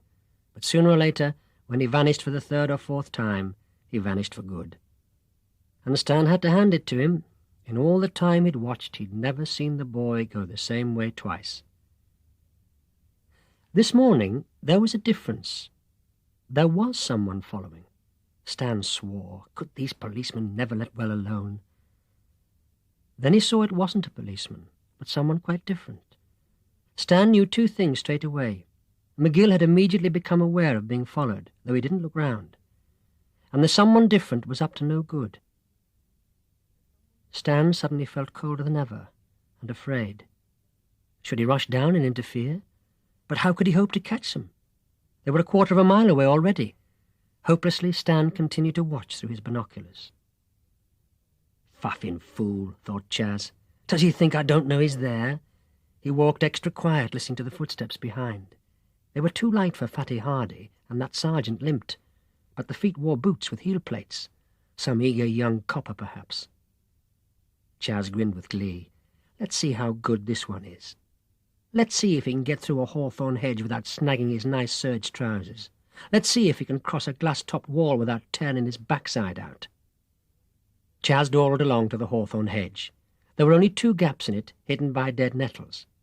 Chas walked past the first and suddenly wriggled through the second. Once through, he ran back silently to the first. He peered through it. A pair of large black boots was just vanishing through the second. Chas scrambled back into the road and streaked off the way he'd come. By the time the copper found the second hole, he'd be a mile away. But half a minute later, the boots were behind him again. Chas slowed to a walk, saying good morning with great innocence to a friend of his mother's who was pushing her pram. So he was a smart copper, this one. Chas tried him on the glass-topped wall, but the copper was equally good at walls. So Chas gave him the water pipe that spanned the red burn. The red burn was only a foot deep, but full of peculiar and staining red mud, and the water pipe was stickily tarred and only 6 inches wide. Chas always ran over it. You kept your balance if you ran fast enough, but coppers always lost their nerve and tried sitting astride. Joy of joys, they often got stuck in the middle. But this copper crossed the pipe on his feet. Must be Scotland Yard, muttered Chas, getting flustered. They would be expecting him at the fortress. He was already half an hour late. Right, I'll give him the mud flats then. Chas had kept the mud flats in reserve until now. They were a vast swamp by the river below the town, covered at this season with dead white reeds 4 feet high, and crossed by black oozing streams that sported the unhealthy rainbows of oil patches. What paths there were crossed the streams by sodden, rotten planks. They were only used by anglers and small boys, and you had to know them well, for they were the terror of all local mothers. Children had drowned there in the past. The flats were only 200 yards from the nickel house. I'll be drinking my tea in 10 minutes, thought Chas. He ran across the first bridge, ducked and sped sharp left. Crouching low, he changed direction 6 more times, and then crouched on a dry patch under the skeleton of a wrecked fishing boat. Then he realized uneasily that he'd put himself in a cul-de-sac. There was no way out from the wrecked boat, except the way he'd come. Still, he must have lost the policeman pretty thoroughly by this time. He started to giggle, and then stifled it. Footsteps were squelching towards him, searching carefully. In another second they'd be on him. Was it a policeman at all? He realized what a lonely place he'd chosen. Only fishermen ever came here, and they only came on Sundays in summer. Rudy wakened and looked at his watch. They had all slept in this morning. Last night the boys had been overexcited, whispering. Rudy had heard the town clock chime 1 through the blackout before he dropped off. Clogger was snoring in the top bunk, loud enough to keep the flies away. Rudy glanced at the bottom bunk, where his guard always sat, and gasped. His moment had come, the moment of weakness he had predicted, and also as he'd predicted. It had come via the little dark boy. Nicky lay full length on the bottom bunk, right arm outstretched, fingers closed loosely round the luger. The pistol lay on the rough tartan rug, not 2 feet from Rudy's nose. Rudy slipped his wrist out of the cycle chain that should have fastened him to the bunk. He'd perfected that trick weeks ago. He leaned over and took hold of the luger barrel with 2 fingers and began to draw it gently towards him. Nicky's finger was just sliding off the trigger when he moaned and tightened his grip. Rudy waited, for he saw with a slight shudder that the foolish nervous one had the gun cocked again, and the safety catch off. The footsteps squelched nearer. What was it that was following him? A convict? A murderer? One of the undead that Sem said lived in graveyards? Or one of those awful strange men his mother was constantly warning him never to speak to? Why mustn't one speak to them, or take the sweets they always offered you? His mother would never say. If he asked his father, Mr. McGill always just shuffled his Daily Express angrily and told him to shut his bloody yap. A head was emerging over the reeds. The sun was behind it, and he could see no more than 2 protruding ears. The being stopped and looked at Chas. In a second, all his wild imaginings flew away, and a much worse fear took their place. The being was Bodser Brown. Gently, Rudy tried again. This time the child didn't even moan. The German uncocked the gun, put on the safety catch, and returned it to its rightful place in his holster. Both boys slept on. What now? Should he simply walk out? But that would mean no more food, no more tramp disguise, for his sacks had long since been put to other use. Besides, the moment they awakened, the children would warn the Pollitt's eye and the army. They'd comb the whole area. He wouldn't get a mile. Silence the children? He couldn't bear to harm them, and tying them up would do no good. In an hour the others would arrive and release them. Wait till they were all here and tie them all up? He doubted his ability to tie up 6 in a way that would last half an hour. Use the gun to take charge of the fortress. Hold all 6 permanent prisoners. Water would soon run out, and besides 4 of them would have to return home by dark. Missing children would start a bigger hue and cry than any German airman on the run. The more he racked his brains, the more impossible it seemed. Besides, he realized sadly, he just didn't want to escape. His patriotism towards the fatherland was dead. He tried to coax it back to life, thought of the Führer, thought of his old father and mother and how ashamed they'd be of his cowardice. What would the neighbours back home say? I'd be shot as a deserter if the Führer knew, he mused. But his parents and neighbours and the Führer would never know. At home, by now, he would be a dead hero. His photograph in uniform, draped in black, would be on his mother's mantelpiece, a source of pride. Meanwhile, it was drizzling steadily outside, and he wanted his breakfast. Better a live jackal than a dead lion. But he had the advantage of being both at once. He couldn't help laughing. It remained to save the little dark boy's pride. He slid the Luger back just as carefully between the outstretched fingers. Then he slid his wrist back again through the chain and yawned loudly. Through his lowered lashes, he watched Nicky awaken and grabbed frantically at the gun. "I'm hungry," announced Rudy. "Och, I could eat a horse too," said Clogger, stretching. "My turn to make the tea." Rudy smiled. Life was good. Chas looked round desperately, but there was no way out except the path Bodser Brown stood astride. Nor was there anything to hit Bodser with. He wrenched at a rib of the old boat, but his hand just slipped on the oozing wood. Next minute he was lying face down on the wet grass with one arm twisted behind his back and Bodser's knee on his neck. He twisted his head, for black water was getting into his nostrils and mouth. "Get off, you swine!" he snarled. It was a gesture without hope. "Poor old Chasy McGill," crooned Bodser with evil sentimentality. "Where's your brains now, Chas?" He twisted Chas's arm up tighter. "Why don't you shout for help? Go on, shout!" Chas shouted. It couldn't do any harm. "Louder!"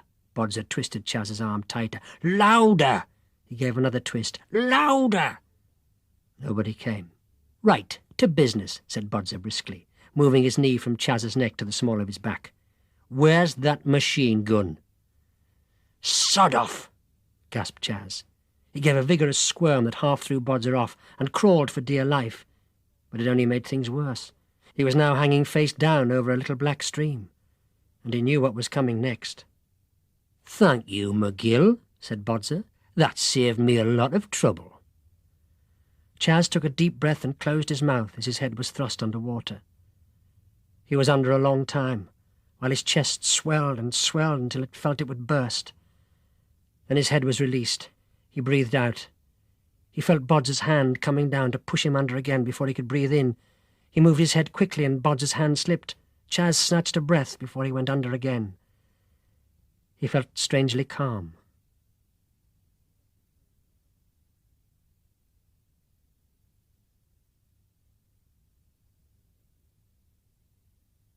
Chapter 13.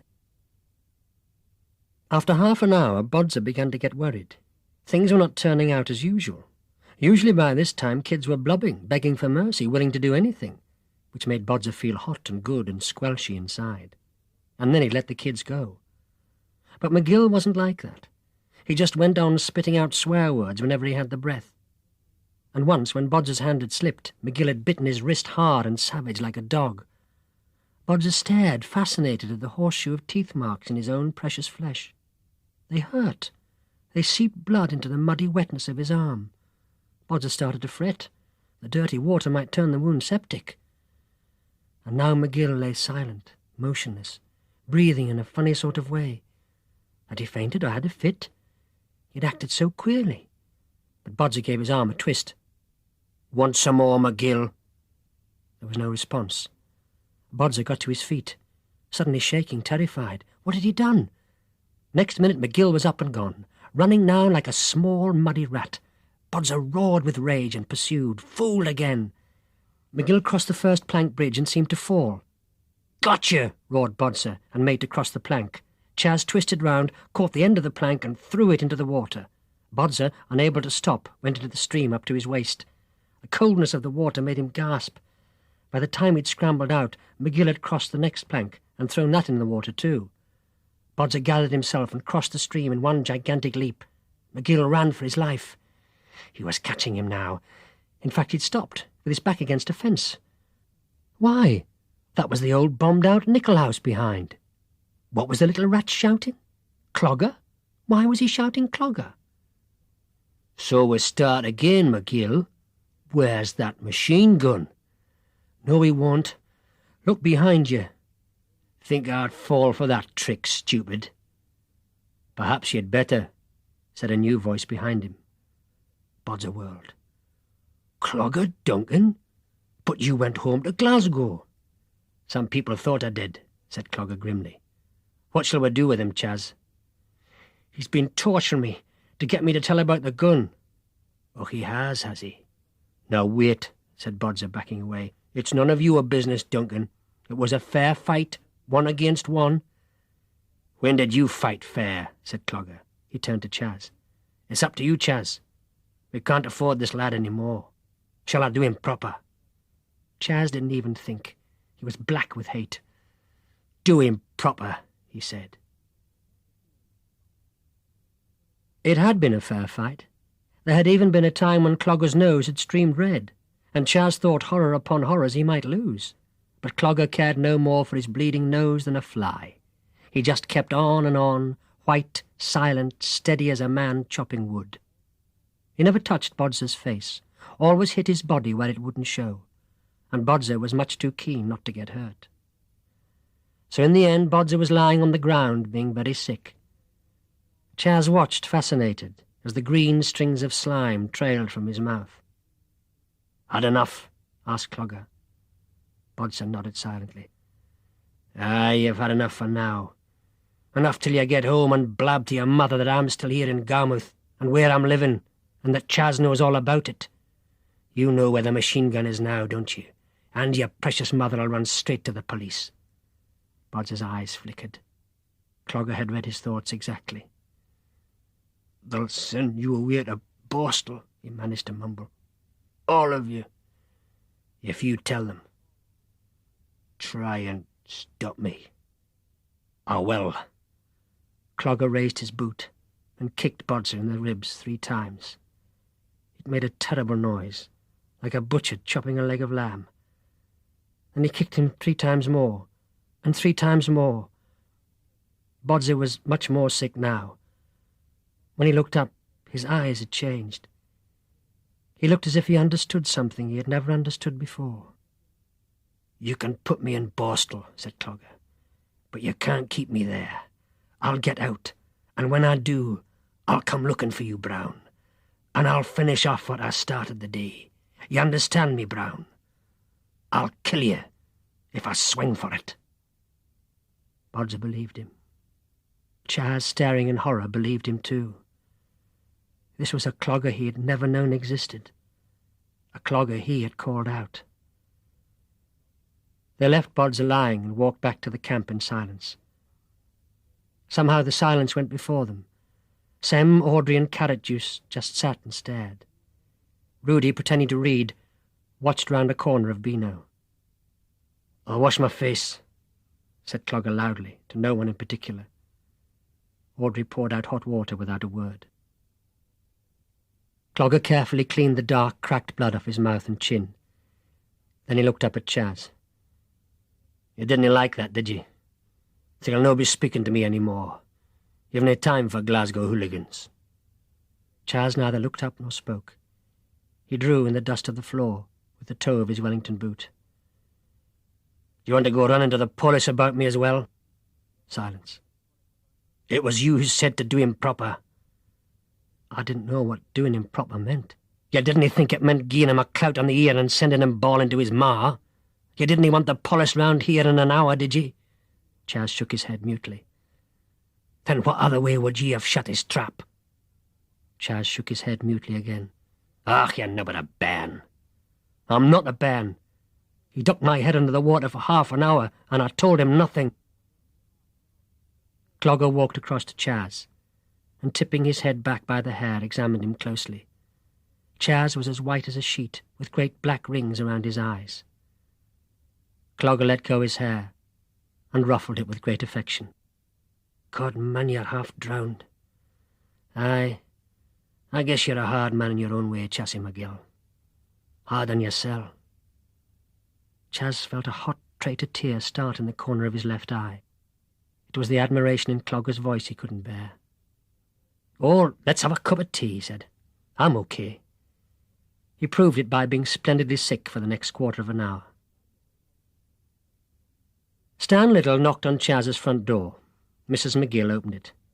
"Why, hello, Mr. Little. Do you want Charles?" "You'll have to go up to his bedroom, I'm afraid. He came home a right muck last night. Thick with mud and soaked to the skin. He can't raise his arms above his head this morning, and he looks like someone's been at his eyes with a blacking brush. Expect he's been fighting again. You know what lads are." Half an hour later, Stan knocked on Bodger Brown's front door. "Mr. Little," said Mrs. Brown, "I was just thinking of calling the police, but you'll do as well. Bernard came home in a shocking state last night, soaked to the skin and plastered with mud from head to foot. He's been crying all morning. I've had the doctor to him. You should see his poor little ribs, they're black and blue. He won't say a word, but her mother knows. It's those big lads been at him again. That Charles McGill. I don't know what the world's coming to with all this hooliganism. You should just see his bruises, poor mate." She went on for a very long time, saying the same things over and over again. Finally Stan gave her a look that stopped her dead. "I wouldn't advise the police, madam. I've just come from McGill's house, and he's in just the same state. What's more, your son's far bigger than McGill, and I happen to know he started the business." Stan was amazed how sharp his voice was. He supposed it was the permanent whine in Mrs. Brown's voice, a permanent conviction that the world would always do her and hers down, the mingy look on her face. But it wasn't her face that Stan remembered as he walked home for tea. It was the two boys' faces. McGill as pale as death, but oddly triumphant. Brown, cowering and hopeless. It was easy to guess who'd won the fight. But there was more to it than that. Something that Stan couldn't put his finger on. Both boys, of course, shut up like clams when he mentioned their injuries. "Ah, well," thought Stan, "at least I know they haven't killed each other." Then he went back to worrying about German paratroopers.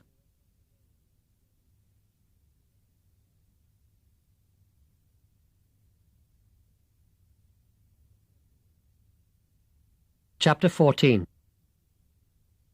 Nicky was as stubborn as a mule. "I never went sailing with my father before the war." "Yes, you did," said Sem. "You used to boast about it at school, and I saw you out with him once. It was a boat with a red sail." He hired that from a fisherman. No, he didn't. You told me he had it in his own boathouse on the river. It got bombed, said Nicky stubbornly. Where was it then? Everyone stared at Nicky in silence. He fidgeted a long time. All right, it's still there, at Prior's Haven, but the key to the boathouse got lost when our house was bombed. Where was it kept? Asked Clogger. We'll find it. They searched the ruined kitchen half the day. At last, Clogger straightened his back, groaned wearily, and said, it is lost, I reckon. We'll have to force the lock on the boathouse door. It's all right, muttered Nicky. I've got the key here. He reached down into his shirt and pulled up a key on a string. For hell's sake, what's the matter with ye? Roared Clogger. Are you part of this gang or no? It's my boat, said Nicky. It's my father's boat. He began to snivel. Clogger stared at him. Aye, well, in that case I'll be away home to Glasgow tomorrow. I can't afford to hang around here all my life. You can have the fortress, Nicky, all of it. That's yours as well, and you can sort out Rudy as you think fit. I'll be packing my things. Nicky looked round the others for support. They all stared at the floor. Nicky suddenly felt alone and very frightened. Sorry, Nicky, said Chas, but we've got to give Rudy that boat, because otherwise he won't mend that gun, and the Germans are coming soon and we'll need it. Who says the Germans are coming? My dad. He says if they don't come soon, they won't be able to come, and then they'll have to admit they've lost the war. There was a murmur of assent. Everyone knows they're coming. The soldiers dug pits on our soccer field to make their gliders crash. The BBC said vicars had to ring the church bells when they came. Oh, all right, said Nicky hopelessly. What do you want me to do? Take us and show us where the boat is, said Chas, embarrassed. But I can't go out. People will recognise me. Not in a balaclava helmet they won't. You'll pass for a slum kid. You're mucky enough. The boathouse lock was rusty, but Clogger had brought an oil can and it yielded at last. They passed into a gloom that smelt of tar, rope and stale water. They pulled the door shut behind them, and there was only light from a little window high up. Half the place was filled with the licking, smacking waters of the river. The other half was full of white boat, yellow masts and red sails. There was a packet of capstan cigarettes on the side bench, falling apart and brown with damp. Nicky could remember his father putting it there. Halfway home in the car, his father had remembered that packet of capstans left behind on the bench. But he'd said, never mind, we'll pick them up the next time we sail. There never had been a next time. My mother never came here, said Nicky, staring at the cigarettes. She said sailing was a man's thing. The other two boys shuffled awkwardly. I see the boat's out of the water. Clogger hefted the boat's weight. Yes, that stops her rotting in winter. I reckon we can manage it. Give us a hand, lads. Slowly they edged the boat in. Chas was clumsy, and the stone of the jetty scraped the dinghy's white paint. Nicky felt it was his own heart that was being scraped. But in it went. Och, it's filling up with water, said Clogger in disgust. It's no good, it's rotted. No, no, cried Nicky. It's just that the planks have shrunk apart from getting so dry. Leave her sunk a day, and the seams will close and she'll be fine. She always does that. The next moment he could have bitten his tongue out. He'd had a chance to save his boat, but now it was too late. Can we fit the mast and ropes and things? Asked Chas, curious. Best to do it now. We mightn't have another chance before Rudy goes. So, with heavy-hearted skill, Nicky showed them how, while all the while, just over his shoulder, his father seemed to watch disapprovingly. They went back the next day and the next, and dashing Nicky's last hope, the seams of the dinghy did close, and it became watertight. They loaded everything useful in. Audrey added a gallon can of water and some tins of food. Chas brought his own compass. Everything was as ready as it ever could be.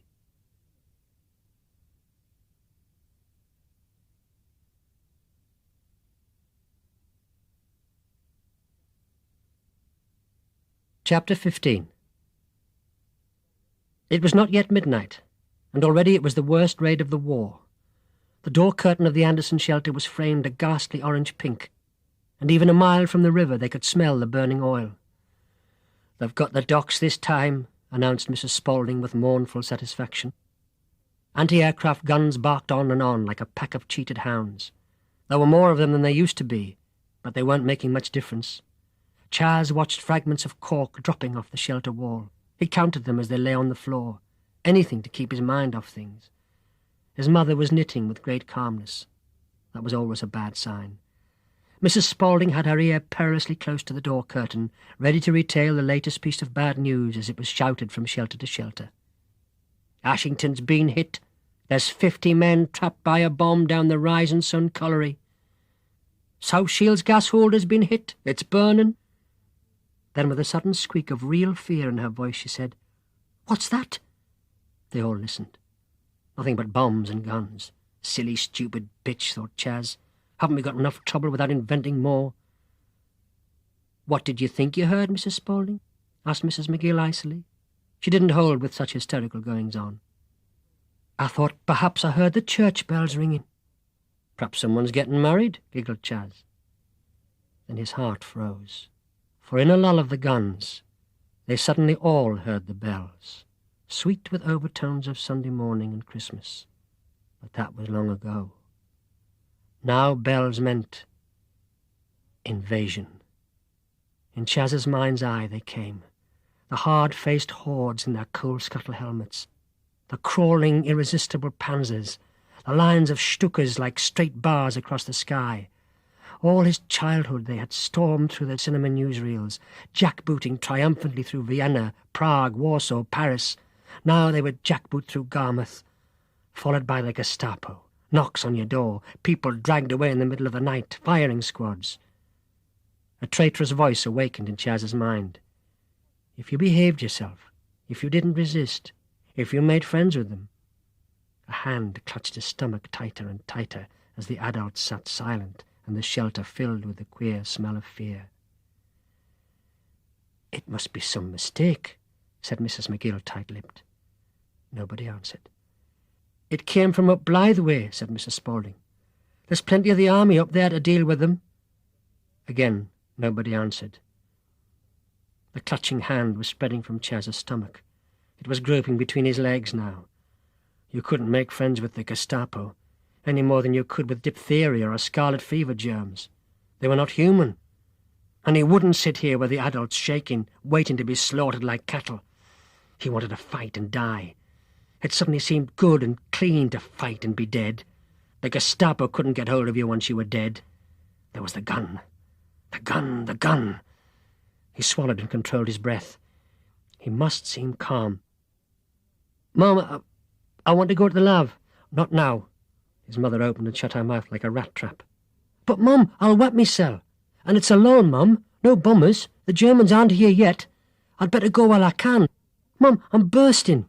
"All right, go!" screamed his mother. Chas climbed out of the shelter carefully because his knees were shaking. He walked calmly down the garden path towards the lav. He even remembered to open the lav door and close it with a bang, like he always did. Then he was streaking down the back garden, past his dad's greenhouse. There was a half moon, and he could see the rabbits in their hutches, peacefully eating the dandelion leaves he had gathered that morning, 1,000,000 years ago. He stopped. The rabbits. They deserved their chance too. When the Germans came, they would wring their necks and eat them for sure. He turned back. He opened the greenhouse door, and then the hutch doors, one by one. The rabbits leapt down and onto the moonlit lawn, sniffing curiously at their newfound freedom. And then Chas was gone through the bushes, running for the fortress. "What can we do?" cried Mrs. Jones, wringing her hands ineffectually. "Oh, those stormtroopers, they rape young girls," said Miss Jones breathlessly, hugging her small and neat bosom protectively, as if the SS were already on the doorstep. But old Cemetery Jones stood as firm as a rock. "I've been getting ready for this day a long time," he said heavily. "It's taken thought, but I've done it, and no one the wiser. Come on, missus, fetch your valuables. Come on, you kids, fetch those blankets." "Where are you going, Cecil? Are you mad?" "We're going to the graveyard, woman." Mrs. Jones shrieked, but Cemetery Senior took her hand firmly and led her out of the Anderson, round the cemetery lodge and out among the tombstones. The guns were silent. The bells still chimed, the moon rode high, and the angels on the graves flickered white as they passed. Sem and his sister followed with the blankets, mesmerized. A larger bulk loomed up, a marble block as big as a garage, with white ionic columns and marble urns on top. It had a huge bronze double door. "The Irving tomb," announced Old Cemetery in his best undertaker's tones. "Those doors is best bronze and 3 inches thick, and the marble's best quality and 2 foot thick. Stop a howitzer, that would." He fished in his pocket and produced an elaborate bronze key, which he thrust into the double door. "But," screamed Mrs. Jones, "what about them dead Irvings?" "Moved them in with the Ibbotsons 3 months ago. People must learn to accept smaller accommodation in an emergency. I've got it very nice in there, missus, just as you like it. Bit of carpet on the floor, mattresses on the slabs instead of coffins, plenty of tin food, even a picture on the wall." "God love us," said Mrs. Jones, and she let herself be guided in by the light of his torch. "I suppose it's better than the Germans." An old damp smell came out of the tomb and tickled the end of Sem's nose. He didn't like it at all. Fastened up in the dark, not knowing what was happening outside, and that smell. In the end he didn't make any decision. His legs started working of their own accord. Suddenly he was running for the cemetery wall, hurdling gravestones and flower pots like some Olympic sprinter, heading for the fortress. "Come back, you young fool!" shouted Sem Senior, waving his torch around in increasingly wide arcs. But he was no sprinter, and his son had vanished. He still had 2 to care for, and 2 was more important than 1. He went back to his wife, muttering, "Young fool, just when I had everything so nice and comfortable." "Daddy, where are we going?" asked Audrey. "Shut up and get those garage doors open." Mr. Parton was panting, even before he began pulling the starting handle of the big black car. "But where are we going, Daddy?" Mr. Parton swore a string of oaths previously unheard by his family. "Stop that language in front of the children, Bertie," said his wife, already comfortably settled in the back of the car. In her best fur coat she almost filled the back seat. Her arms were full of hat boxes. Young Bertie peeped from under her elbow, white-faced and open-mouthed, but wearing his school cap. "Shut up, you stupid cow!" roared Mr. Parton, swinging on the starting handle like a dervish. The car jerked into backfiring life. "Right, in!" Mr. Parton flung Audrey roughly into the front passenger seat and slammed the car door shut. He got behind the wheel and fumbled for the car lights button in the dark. The windscreen wiper started working. "Daddy, where are we going?" "To your Auntie Emily's in Westmoreland." "But why?" "Because the faffing Germans are coming, that's why." "You mean the invasion?" "Well, I don't mean flaming Guy Fawkes night." The car jolted out of the garage and turned left too sharply, scraping the offside wing on the gatepost. "But Winston Churchill said we were to stay put if the Germans invaded. Otherwise we'd block the roads for the army, like the French refugees did." "Damn Winston Churchill. He's safe enough. He'll be flying to Canada now with the royal family. He doesn't care about us, so why should we care about him?" "But nobody else is leaving." "Well, they ain't got cars, have they? They ain't got petrol. 8 quid for 8 gallons that cost me on the black market. That's a week's wages." "But, Daddy, we're running away." "Shut up, will you?" The car took a corner dangerously on 2 wheels. Audrey looked out miserably. She liked doing what was right, and this wasn't. It wasn't patriotic either. How would she face her friends at school when it was all over? The Partons, the only family who ran away. Her friends. The fortress. "Stop, Daddy! Look, look!" There was a squeal of brakes, and the car stopped with a suddenness that shot Mrs. Parton and her hat boxes painfully forward. "What the hell?" shouted Parton, but the door on Audrey's side was swinging open, and she was gone. She ran and ran, not looking where she was going, but not running away from the enemy. She ran till she tripped and fell, then lay low. In the distance she could hear her father shouting and swearing at her. It sounded as if now he really hated her. She kept silent, tears in her eyes that were not from her fall. Her father called and called, but finally she heard the car doors slam and the car move away. She got up and realized where she was. Limping and sobbing, she headed for the fortress. In the Brownlee shelter, Mrs. Ridley sat keeping an eye on Mrs. Brownlee, and Mrs. Brownlee sat keeping an eye on her son John. "He's badly tonight," said Mrs. Brownlee. John's green eyes roved round and round the shelter, never stopping for a minute. His great hands wrestled with each other over and over. Every so often he would start to his feet, and it took all the women's efforts to make him sit down. They had tried all the usual ways to pacify him, cups of tea, sandwiches, but even his favourite penny lollipops had little effect. 2 lay half-sucked on the floor. It was like being fastened up with a terrified elephant. Mrs. Ridley was afraid of the Germans. Mrs. Brownlee was afraid of what the Germans would do to her son when they caught him. She knew very well what had happened to mental defectives in Germany. 1 lethal injection solved the problem. John was simply afraid. He could smell the fear in the air, his mother's fear. But he could never understand where the fear was coming from. He could no more understand about tanks and stormtroopers and bombers than he could have understood a maths problem. To him, the whole world had become terrifying. Like an animal, he wanted to run and bury himself in a black hole. But he didn't have a black hole to run to. Another bomb dropped very close. It did no harm to the shelter, but it burst the sandbags that protected the shelter door like paper bags. The earth from them trickled through the door, under the blackout curtain, and formed a little pile on the floor. John reached forward and began to shovel it out again with his hands. As he did so, it triggered off a memory. There was another shelter where he had shoveled earth with his hands. But that shelter had been full of laughter and fun and children who were kind. That was the safe place he must run to now. He reared up to his great height and put a foot out of the door. Outside, the guns took up their furious song, and clouds of shrapnel whistled down. "No, John, no! Where are you going? Come back!" The 2 small women flung themselves onto him, but he roared and flung them off. "Where you going now?" he roared in triumph, and was gone. Mrs. Brownlee picked herself up. "Don't go out there, love," gasped Mrs. Ridley. "I've got to. He'll hurt himself." At the end of the square, John paused. He didn't know where the marvellous happy shelter was. And then he saw something shining on a doorstep ahead. Somebody had put out their milk bottles for the morning. John knew he had to pick up the bottles. That was the way to the happy place. Pick up the milk bottles and follow the boy round to the right, then turn left.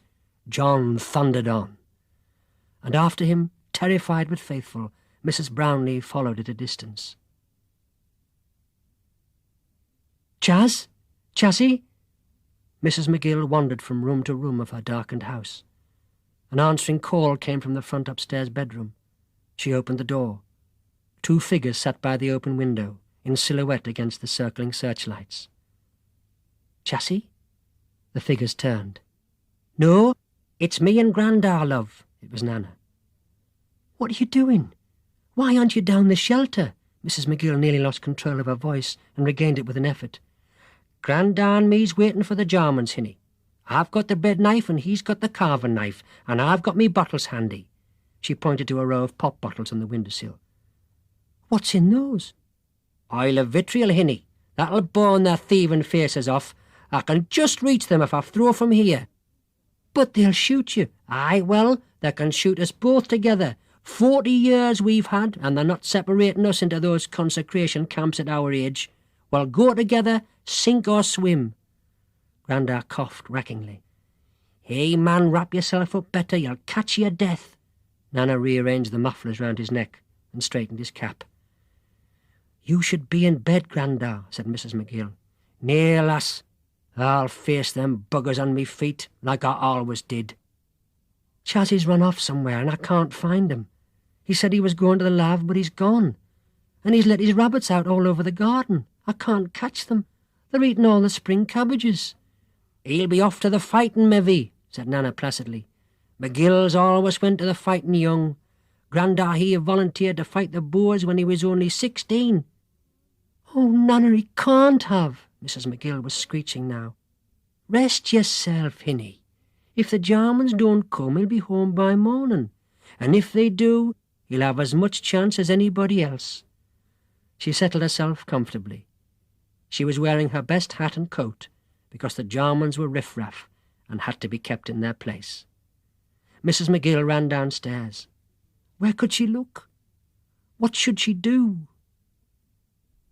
Chapter 16. It was a wild scene from the top of Billings Mill. Clouds boiled across the moon, and black smoke boiled, lower and in a different direction across the clouds. 3 observer corps were on duty.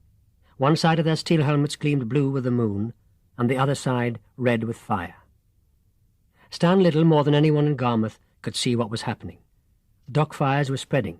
The tall black cranes stood out in silhouette. A pink flush to the north would be Blythe, and a fainter glow to the west would be Newcastle burning. Below him the mill was plunged in darkness. Had a bomb knocked out the electricity cables, or was there sabotage? Why had the searchlights at the castle suddenly gone out half an hour ago? He felt the solid reassurance of Sandy move up behind him. "All small arms issued, sir. All personnel have reported and been sent to their place of duty." Stan reached for the left-hand phone, a landline to the single concrete pillbox that guarded the Coast Road Bridge a mile away. "Hello, hello, hello. For God's sake, Sergeant Mullins, answer the phone correctly." Sorry, sir. Number 1 post here, sir. Everyone arrived?" "All but Wansdyke, sir. Wait on, sir. He's just turned up, sir." "Got your pickets out?" "Yes, sir." "Anything moving?" 1 or 2 cars tried to cross the bridge. Civvy refugees, sir. Turned them back, sir." "But they're just going round by the other road." "Any news your end, sir?" "Nothing. Keep alert." "Yes, sir." The sergeant was reluctant to go. He sounded pretty lonely. Stan rang number 2 post, a sandbagged cottage over the docks. "Pretty hot down here, sir. Nothing moving but fire brigade and rescue." Number 3 post, on the coast north of the castle, reported an empty beach. Stan tried to ring the military at the castle. The female operator said all the lines to the castle were in use. She was half hysterical, but shouting at her only made her worse. Was she really hysterical, or faking it? She sounded a bit foreign. When Stan asked her where she came from, she said Gateshead and burst into tears. Only the tears didn't sound like real tears. "Oh, hell," thought Stan. "I'll be imagining German paratroopers under my bed next." "Why not try Royal Navy Blythe, sir?" suggested Sandy. "I thought the first church bells came from that direction. Been a lot of gunfire up that way, sir. Good landing area for troops, sand dunes, firm beaches." Stan tried the operator again. She was still sobbing, but she managed to get RN Blythe. "Garmouth Home Guard here, Blue Flash." Stan gave the password of the week. "Hello, old chap. What's all this blue flash like, then?" The hair on the back of Stan's neck prickled. Why didn't RN Blythe know the password? The smooth voice at the far end droned on. "Blue flash was last week, old son. Password's red sun this week. It's Sunday night, you know. Password changes 1800 hours Sunday." The voice spoke perfect English, superior, sneery. Too perfect English? Like Lord Haw-Haw? Stan shouted, "I know damn well the password changes 1800 Sunday. Last week's was Black Stone, this week's is Blue Flash." "Let's have a look. Dear me, old lad, you're quite right. My mistake. It's all this racket outside. Can't hear myself think." "Where did Red Sun come from, then?" shouted Stan angrily. "Must be next week's, mustn't it?" said the voice, a trifle uneasy now. "But we're never told next week's till the Wednesday." "Well, someone's dropped a clanger then, haven't they, old chap?" The voice was all Mr. Caricature now, sounding falser every minute, a foreigner's idea of a public school drawl. "Who are you?" roared Stan. The telephone line suddenly went dead. Stan shuddered. Had he given the code word to enemy paratroopers? Mr. McGill spoke slowly and clearly down the phone. "2 houses demolished in Emily Street. Gas main fractured, gas burning blocking street. Possibly 3 people trapped in wreckage, at least 1 still alive. Access by back lane leading from Morton Street." He put down the phone, wiping his eyes wearily. When he looked up again, his wife was standing there looking like a ghost. "Maggie!" "The bairn's run off somewhere. He ran off when the bells went. I can't find him. Come and help me look."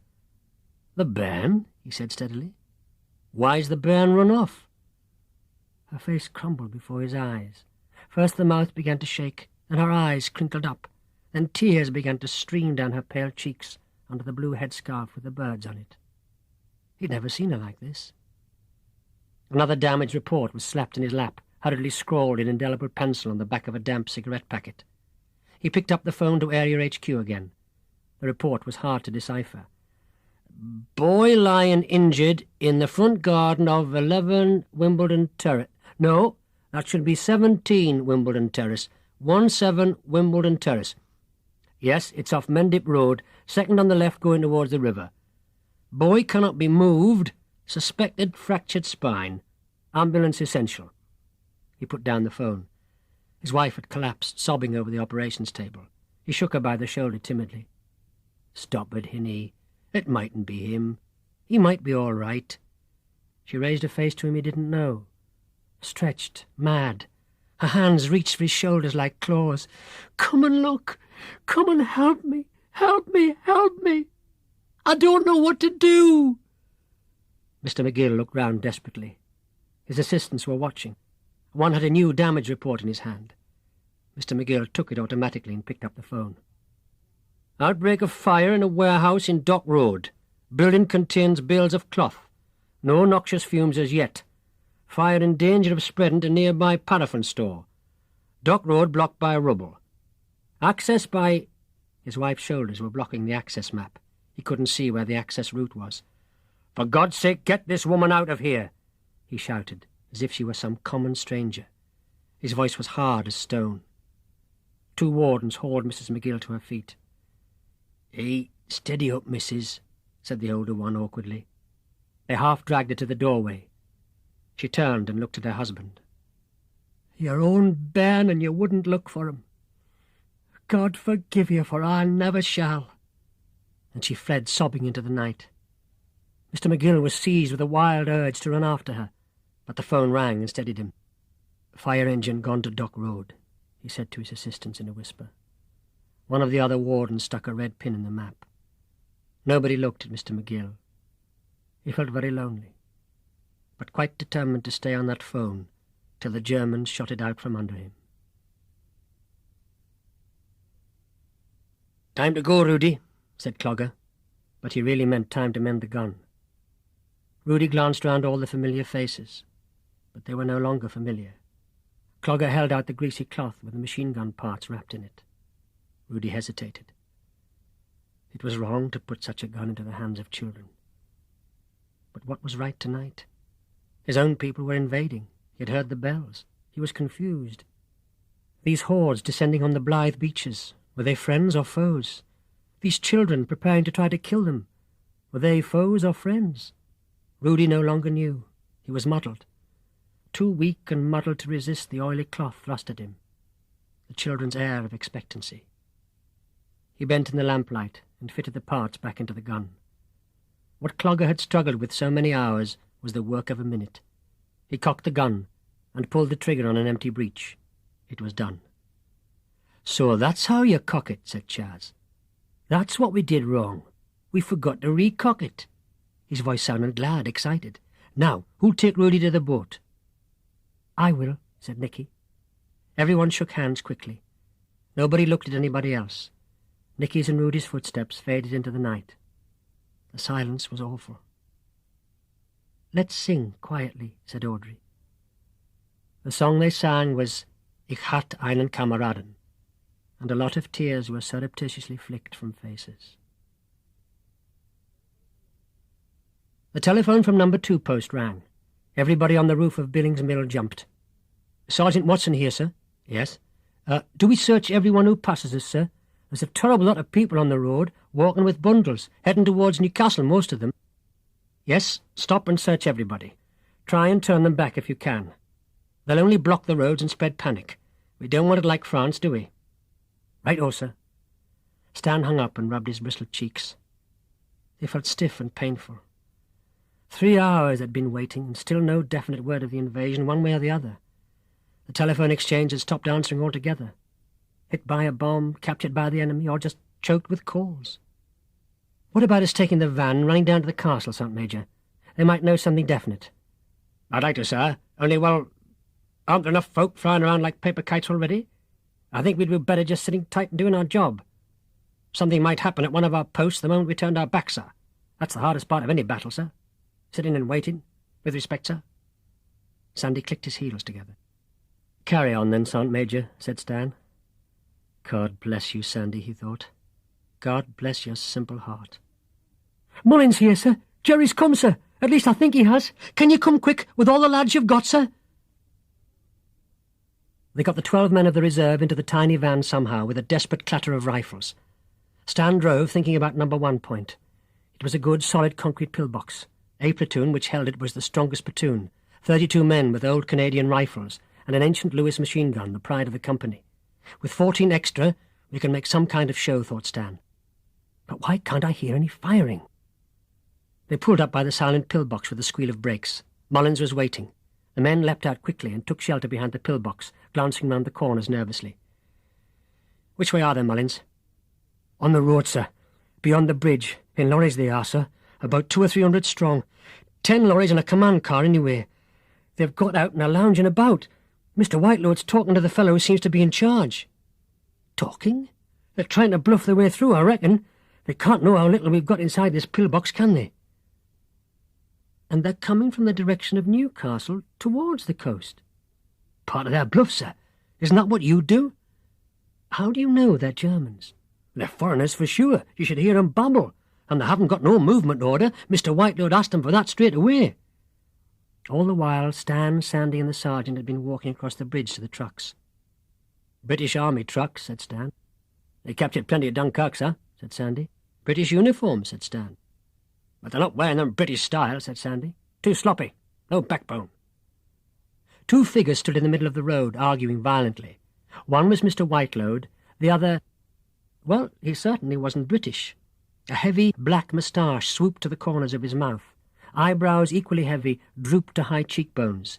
His accent was heavy, and his gestures dramatic. "I'm glad you've come, sir," said Whiteload, a bespectacled ex-public school boy with flat feet. "This officer says he's a major, Kozlowski. Stanislaus Kozlowski, Major, Polish Free Army, at your service." His jackboots clicked loudly together. The salute was like something in the movies, a handshake like a bear's. "I am bloody marvellously amazed to make your acquaintance, Colonel." "What are you chaps doing on the move without a movement order?" "We no wait for any bloody movement order. Germans come is enough. We go kill bloody Germans. Do we need a killing Germans order also? Poles can kill Nazis without orders." "Look, old lad, if everyone goes off half-cock without orders, we shall have chaos." "Oh, yes, Englishman. You want everything nice and neat, like your bloody privet hedges, like your wife's kitchen at home. My wife not at home. Wife and children is dead, rode out of Warsaw. Nazi fighter shoots them into very small bits. Not neat, eh?" "I'm sorry," said Stan, getting cross. But he was really starting to wonder if this could possibly be the hyper-efficient German Wehrmacht. "I take you to my general," announced the moustached man, dragging Stan in a bear-like hug down the road. "General Prince Gerard Nowicki." Stan didn't even try to struggle. It would be too undignified. General Prince Nowicki, standing in the pale moonlight, was like a figure out of a musical comedy, with a 4-cornered peaked cap, riding cape, and pale aristocratic profile. The man stood only 5 feet tall, and must be 70 if he was a day.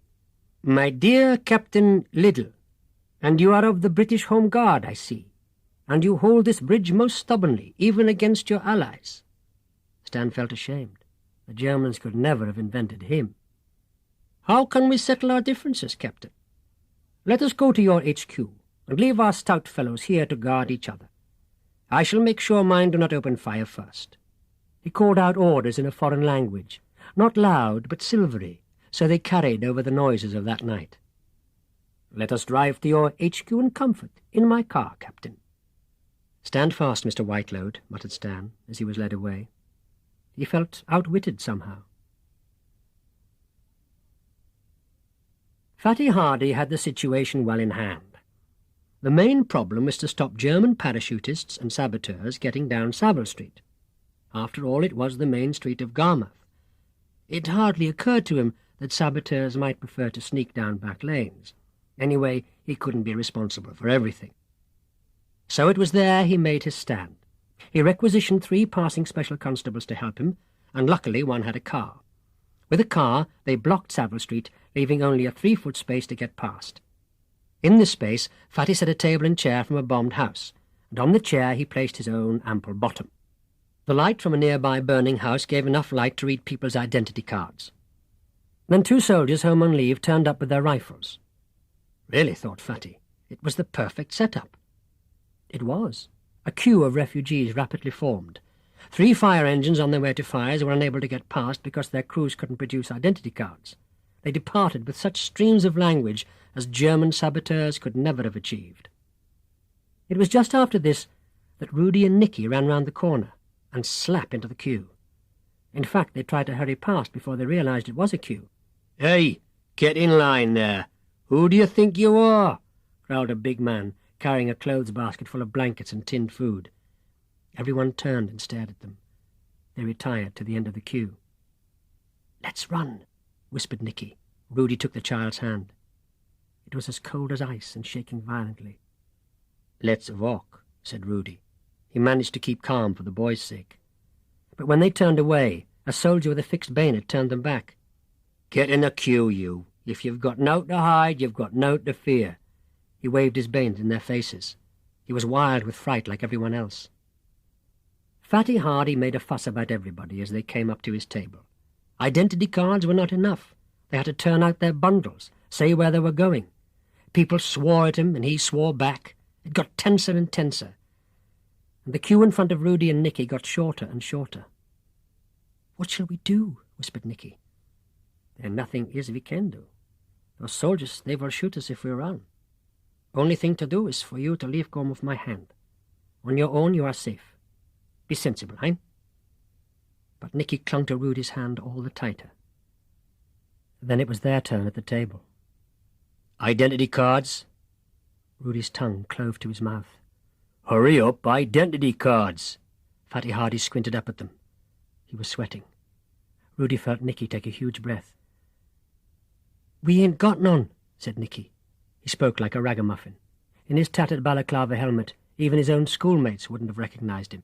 "Shut up, kid. I'm talking to your dad." "Me dad's deaf and dumb."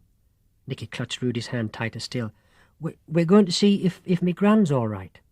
"What's your name?" "Webster." "Where do you live?" "Simon Street." "But Simon Street's down there."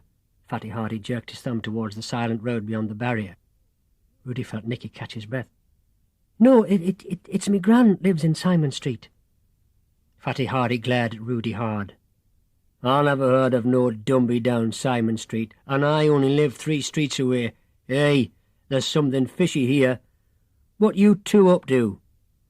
The 2 soldiers, hearing the urgency in the policeman's voice, closed up with their bayonets. Rudy closed his eyes. And then there was a faint shout of "Help!" Everyone turned. A huge figure was approaching, running with flailing arms and wide-open mouth. A little woman ran close behind. "It's John!" gasped Nicky. The flailing figure ran straight through the queue, scattering people like ninepins. It crashed into the car's bonnet with a whoosh of breath.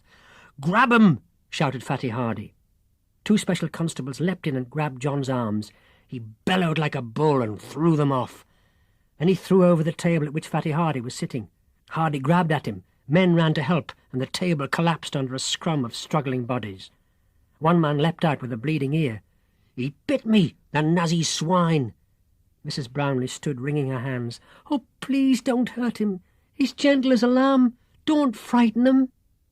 At last they hauled John to his feet, and Fatty Hardy slipped a pair of handcuffs on him. "Oh, please, he's not a Nazi," wailed Mrs. Brownlee. "He's just our John." Fatty Hardy looked at the heaving, gibbering figure. "Where you going now?" said John. "Where you going now?" "By heck, it is that idiot from the square. He's gone nuts. Loony bin for him, missus, straight away. Get him in the car." "Oh, no, please, I can handle him. He's quiet as a lamb, usually." "Tell that to the doctor at Morpeth, missus." Rudy felt a tug at his hand. "Come on," muttered Nicky. Nobody noticed them go. Nicky swung back the river door of the boathouse. "Use your oars till you get clear of the castle cliff," he said, "and then pull on this rope to raise the big sail. The little one's more complicated, but it's not so important." "Right," said Rudy, clambering down into the dinghy. It rocked alarmingly to his landlubber's feet. He settled down and unshipped the oars. "Thanks a lot, Nicky. A clever trick it was, telling the pullets I was your deaf and dumb dad. I thought I a dead man was." "Rudy," Yeah? I wish you were my dad. Can't I come with you? Rudy could hear the tears in his voice. Nein. Where I go, no place for you is. I could sail a boat for you. I'm an expert, honest. Only the boat's going, and you're going, and there's nothing left. Nein, Liebling, there is much left. Your comrades, your gun, your country. But I like you better. Better even than my father. And I you. But we both our duties have. Perhaps I see you after the war. Then we all comrades be, eh? The boy began to cry uncontrollably. There was nothing to do but push off into the night, leaving the sobs to dwindle. The moon was very bright, the rowlocks noisy, and the guardship on the boom very near. Rudy found the oars hard to manage. The boat kept on turning towards the guardship. They must see me soon, Rudy thought. But overhead a fresh wave of bombers roared in. The AA guns roared, and every eye on the guardship turned skyward. Rudy looked up at the black planes with their tiny wing crosses, twisting and bouncing in the searchlight beams. Poor bastards. Then he looked at the burning docks and repeated, poor bastards. War seemed very stupid. But he rowed on, trying to be a hero. There was nothing else to do. As soon as he rounded Castle Cliff, he felt the wind. He raised the sail and headed northeast. If there was an invasion, that was where the German fleet would be lying. The night breeze filled the sail, and the water chuckled under the bow and stern. At the mill, the General Prince graciously took a chair, neatly crossing his tiny riding boots, while Stan got put through to the Northern Command HQ at York. "Northern Command, General Wilberforce's staff," said a voice in lazy Oxford English. "A Garmouth Home Guard here, Blue Flash." "Yes, okay, Blue Flash, far away." Stan explained his problem. The languid voice on the far end groaned. "Oh, God, not Nowitzki's lot again. A little fellow with a comic opera fancy dress. Oh, yes, that Polish army, all right. And don't I know it. What have they been up to now?" Stan told him. "But there isn't any German invasion. Every radar screen's been clear all night. Some short circuit in the police telephone box at Blythe started the bell ringing, and it's all snowballed from there. God, what a bloody fuss about nothing. Tell Nowitzki to pack up and go home. He's wasting petrol." "You tell him," said Stan. Now it was all over, he felt unbearably weary. "Put him on, then." General Nowitzki listened, head cocked like a bird. "Ah, so. But I will just go and look for myself round Blythe. Better is safe than sorry." "That's the last of your month's petrol ration," quacked the voice on the phone piercingly. "If German come, we find more, no?" Nowitzki put the phone down with a cherubic smile. "In Blythe we for Germans will look. But a drink to you and your brave chaps before we go, Captain Siddle." "Little," said Stan. The General Prince produced a flask and 2 glasses. The drink burnt Stan's mouth like flame. He was vaguely aware that the Prince smashed his glass into the fireplace and was gone. With a throat like a nutmeg grater, Stan picked up number 1 phone and told Sergeant Mullins the convoy could go through. Rudy came awake with a start, and he was still in the dark in his little boat. He must have dozed off. It had got so peaceful and cold. He looked back towards the shore. The guns had stopped. The bombing had stopped. The pink fires over the Gar were dying down. In the other direction, where the German invasion fleet should be lying off Blythe, there was simply darkness. Suddenly Rudy knew there was no invasion. His nearest fellow German was 300 miles away. It had all been British hysteria. He was more alone than he had ever been. He held on towards Germany for half an hour, while his feet and hands turned slowly numb. Finally, he swore, swung over the tiller, and reversed course back to Garmouth. Cold heroism was not in him. He was going home to the fortress.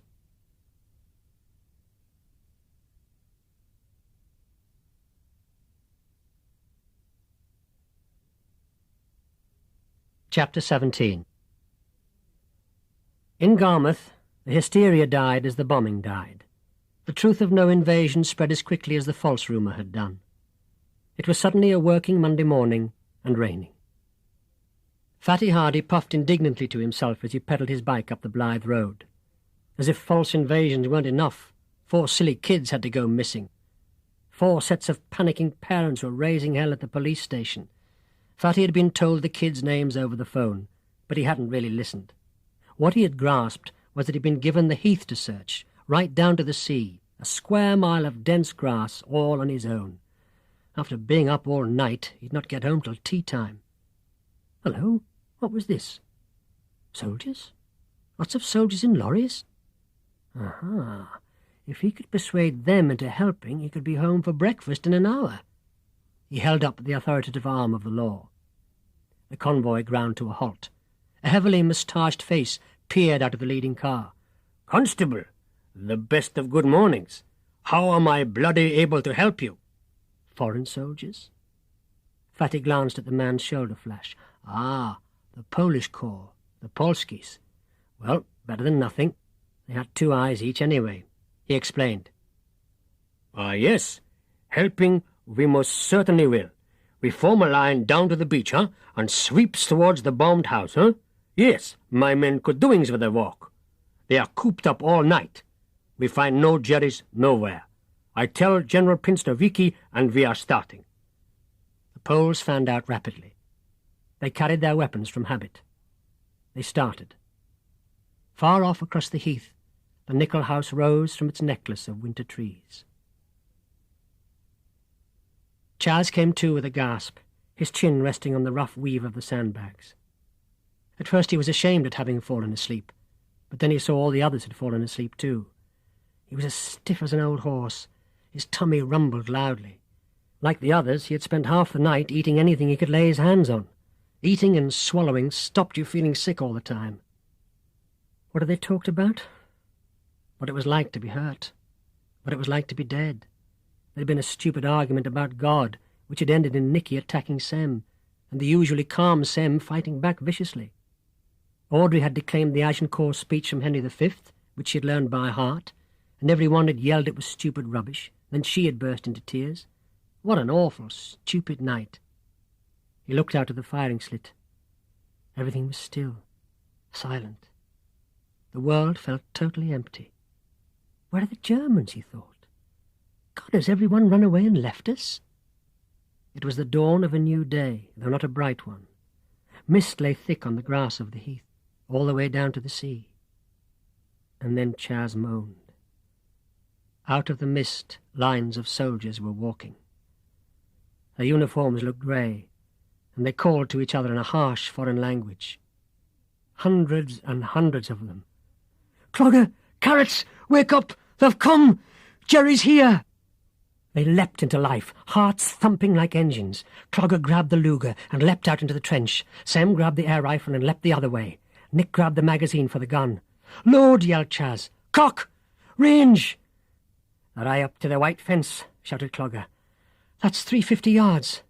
300. Go on," said Chas. "I've paced it a dozen times." "Your puny paces know a yard," said Clogger firmly. "'Tis so," and Chas set the sight firmly at 350. He never realized the Germans used meters. He lay down and put his eye carefully to the sight, wriggling his shoulders to get comfortable. He watched the first man come up to the fence. "Hey!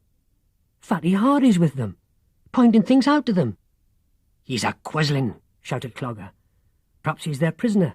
I can't help that. Fire before they're right on top of us." The gun roared and slammed in Chas's hands. When the smoke cleared away, there wasn't a man to be seen. "I can't have killed them all," he thought. And then, all along the ground where the Germans had been, came little winking flashes of fire. Fatty Hardy felt bemused. 1 minute he had been walking along feeling very important. The next he was lying face down in a muddy little stream where someone had pushed him. "Hey, what's the game?" he spluttered, starting up. A brawny Polish arm knocked him down again. "Keepings down. Germans." Another flight of bullets sang overhead. Then the Poles were firing back, a tremendous booming din. Sand and rock splinters spouted from the area in front of the nickel house. Under cover of the fire, groups of Poles were crawling forward at amazing speed, cradling their rifles between their flailing elbows. "Hey, stop that shooting," said Fatty Hardy. "You'll kill somebody." "That is our work, killing Nazis," said Major Kozlowski placidly. "But there ain't no Germans." "What are these shooting at us then? Boy Scouts? Is paratroopers landed?" The Major shouted further orders. Another flight of bullets passed overhead. "The Nazi fools are shooting too high. Soon we have them. One hand grenade and poof!" Then abruptly the firing stopped. Hardy looked up. A scarecrow figure, waving a dirty white flag on a twig, was walking out from between the trees, right in front of where the enemy machine gun lay. "Ah, see? Typical Nazis. Cowards, and improperly dressed too. I have a mind to shoot him as a spy." "You can't shoot a man who's carrying a white flag," spluttered Fatty Hardy. "It's not fair." "The English gentleman, always so bloody fair. Perhaps if your homes had been burnt to the ground, you would not be so concerned to be bloody fair." The scarecrow figure reached the first Poles. They searched him for weapons, and frog-marched him back to the Major, arms twisted cruelly behind his back. From a doubled-up position he gasped, "Rudy Gerhardt, Sergeant, Luftwaffe, 764532. "Spy!" shouted the Major. "You will be shot, and all the others with you." "No others are. Back there is children." "Children?" "Yeah, 6 school kids." Light dawned on Fatty Hardy. "Is one called McGill?" "Yeah, Chas McGill." Fatty Hardy wiped the dribbles of water off his face. He adjusted his helmet and his most fearsome expression. Suddenly he knew where he was. McGill. I might have known it.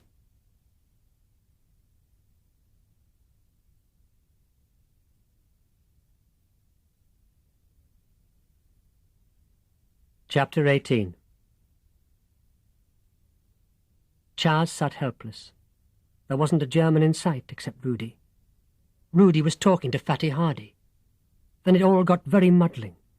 A police car turned up, disgorging the sergeant with the limp and 2 more constables. Then a van turned up and disgorged Mr. Little and 10 Home Guard. "Are they all Quislings?" wailed Sam in wonder. Then all the German soldiers got up in a very relaxed sort of way and began trailing away, smoking cigarettes. He couldn't fire at them for fear of hitting the English people. Somehow he couldn't shoot Stan Little, even if he was a Quisling. Then more cars arrived. His mother and father got out, and Mr. and Mrs. Parton. "Cool, there's me dad," said Carrot Juice. "And mine," said Sem Jones.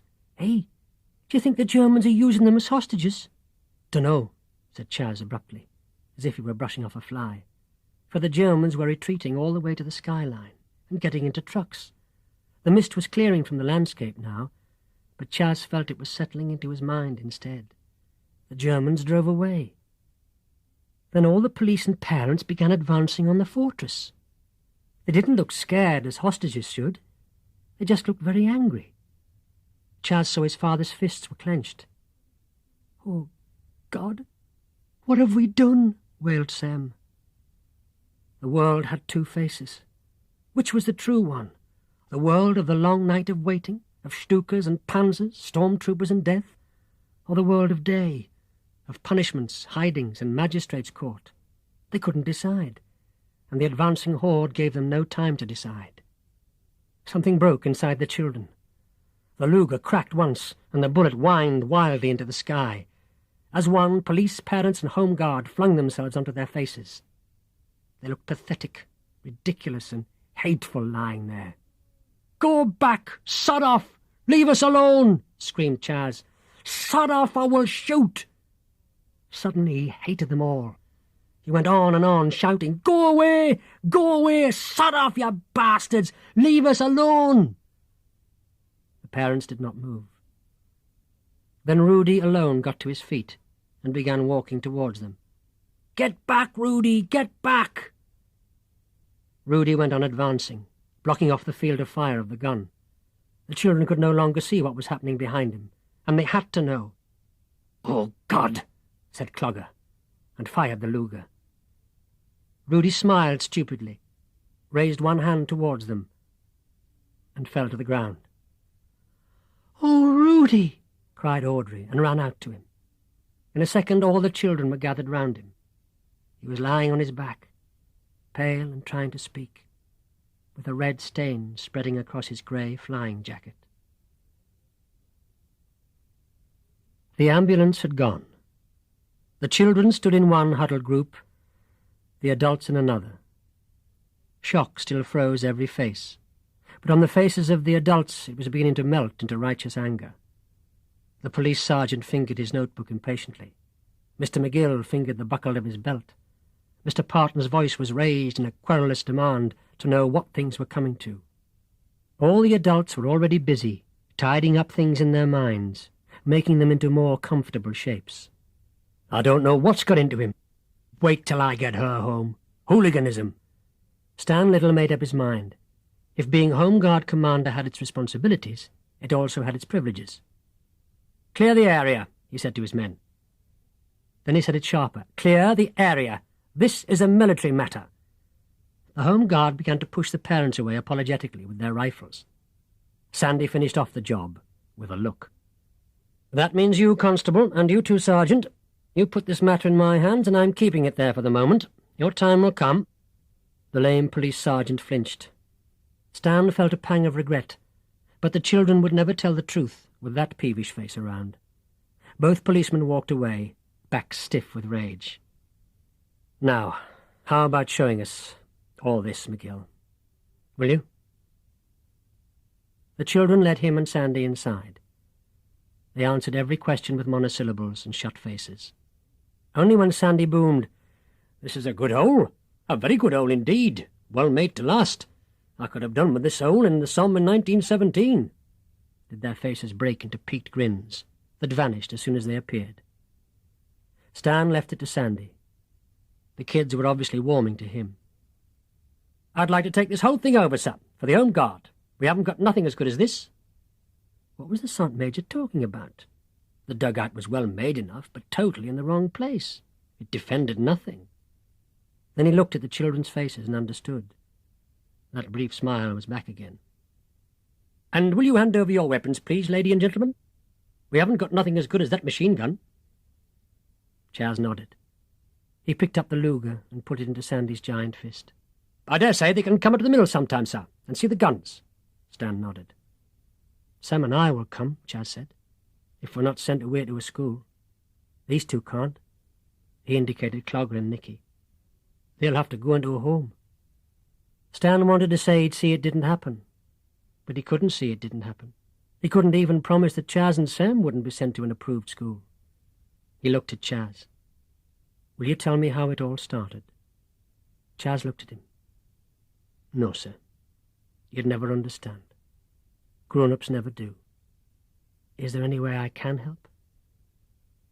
"Can you get Clogger and Nicky into the same home? Nicky needs Clogger." "I'll try."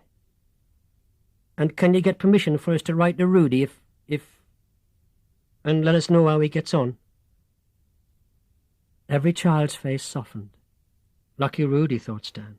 Lucky enemy, if he lived. "I can certainly do that. Thank you. Can we have a minute together, sir, alone?" As Stan emerged from the dugout, Mr. Parton came storming up to him. "This is outrageous, Mr. Little. Why can't we see our children? I shall complain to the Education Committee about this." "I am not acting under the orders of the Education Committee. I am acting under the authority of Northern Command York. Kindly address your complaints to the Brigadier there." Stan's voice was cutting and very precise. "And, Mr. Parton." "Yes?" "Where were you going in your car when my men turned you back on the Coast Road Bridge last night?" "On a visit to my sister in the Lake District. We go every spring." "In the middle of the night?" "Yes." "Leaving your daughter behind?" "That's none of your business."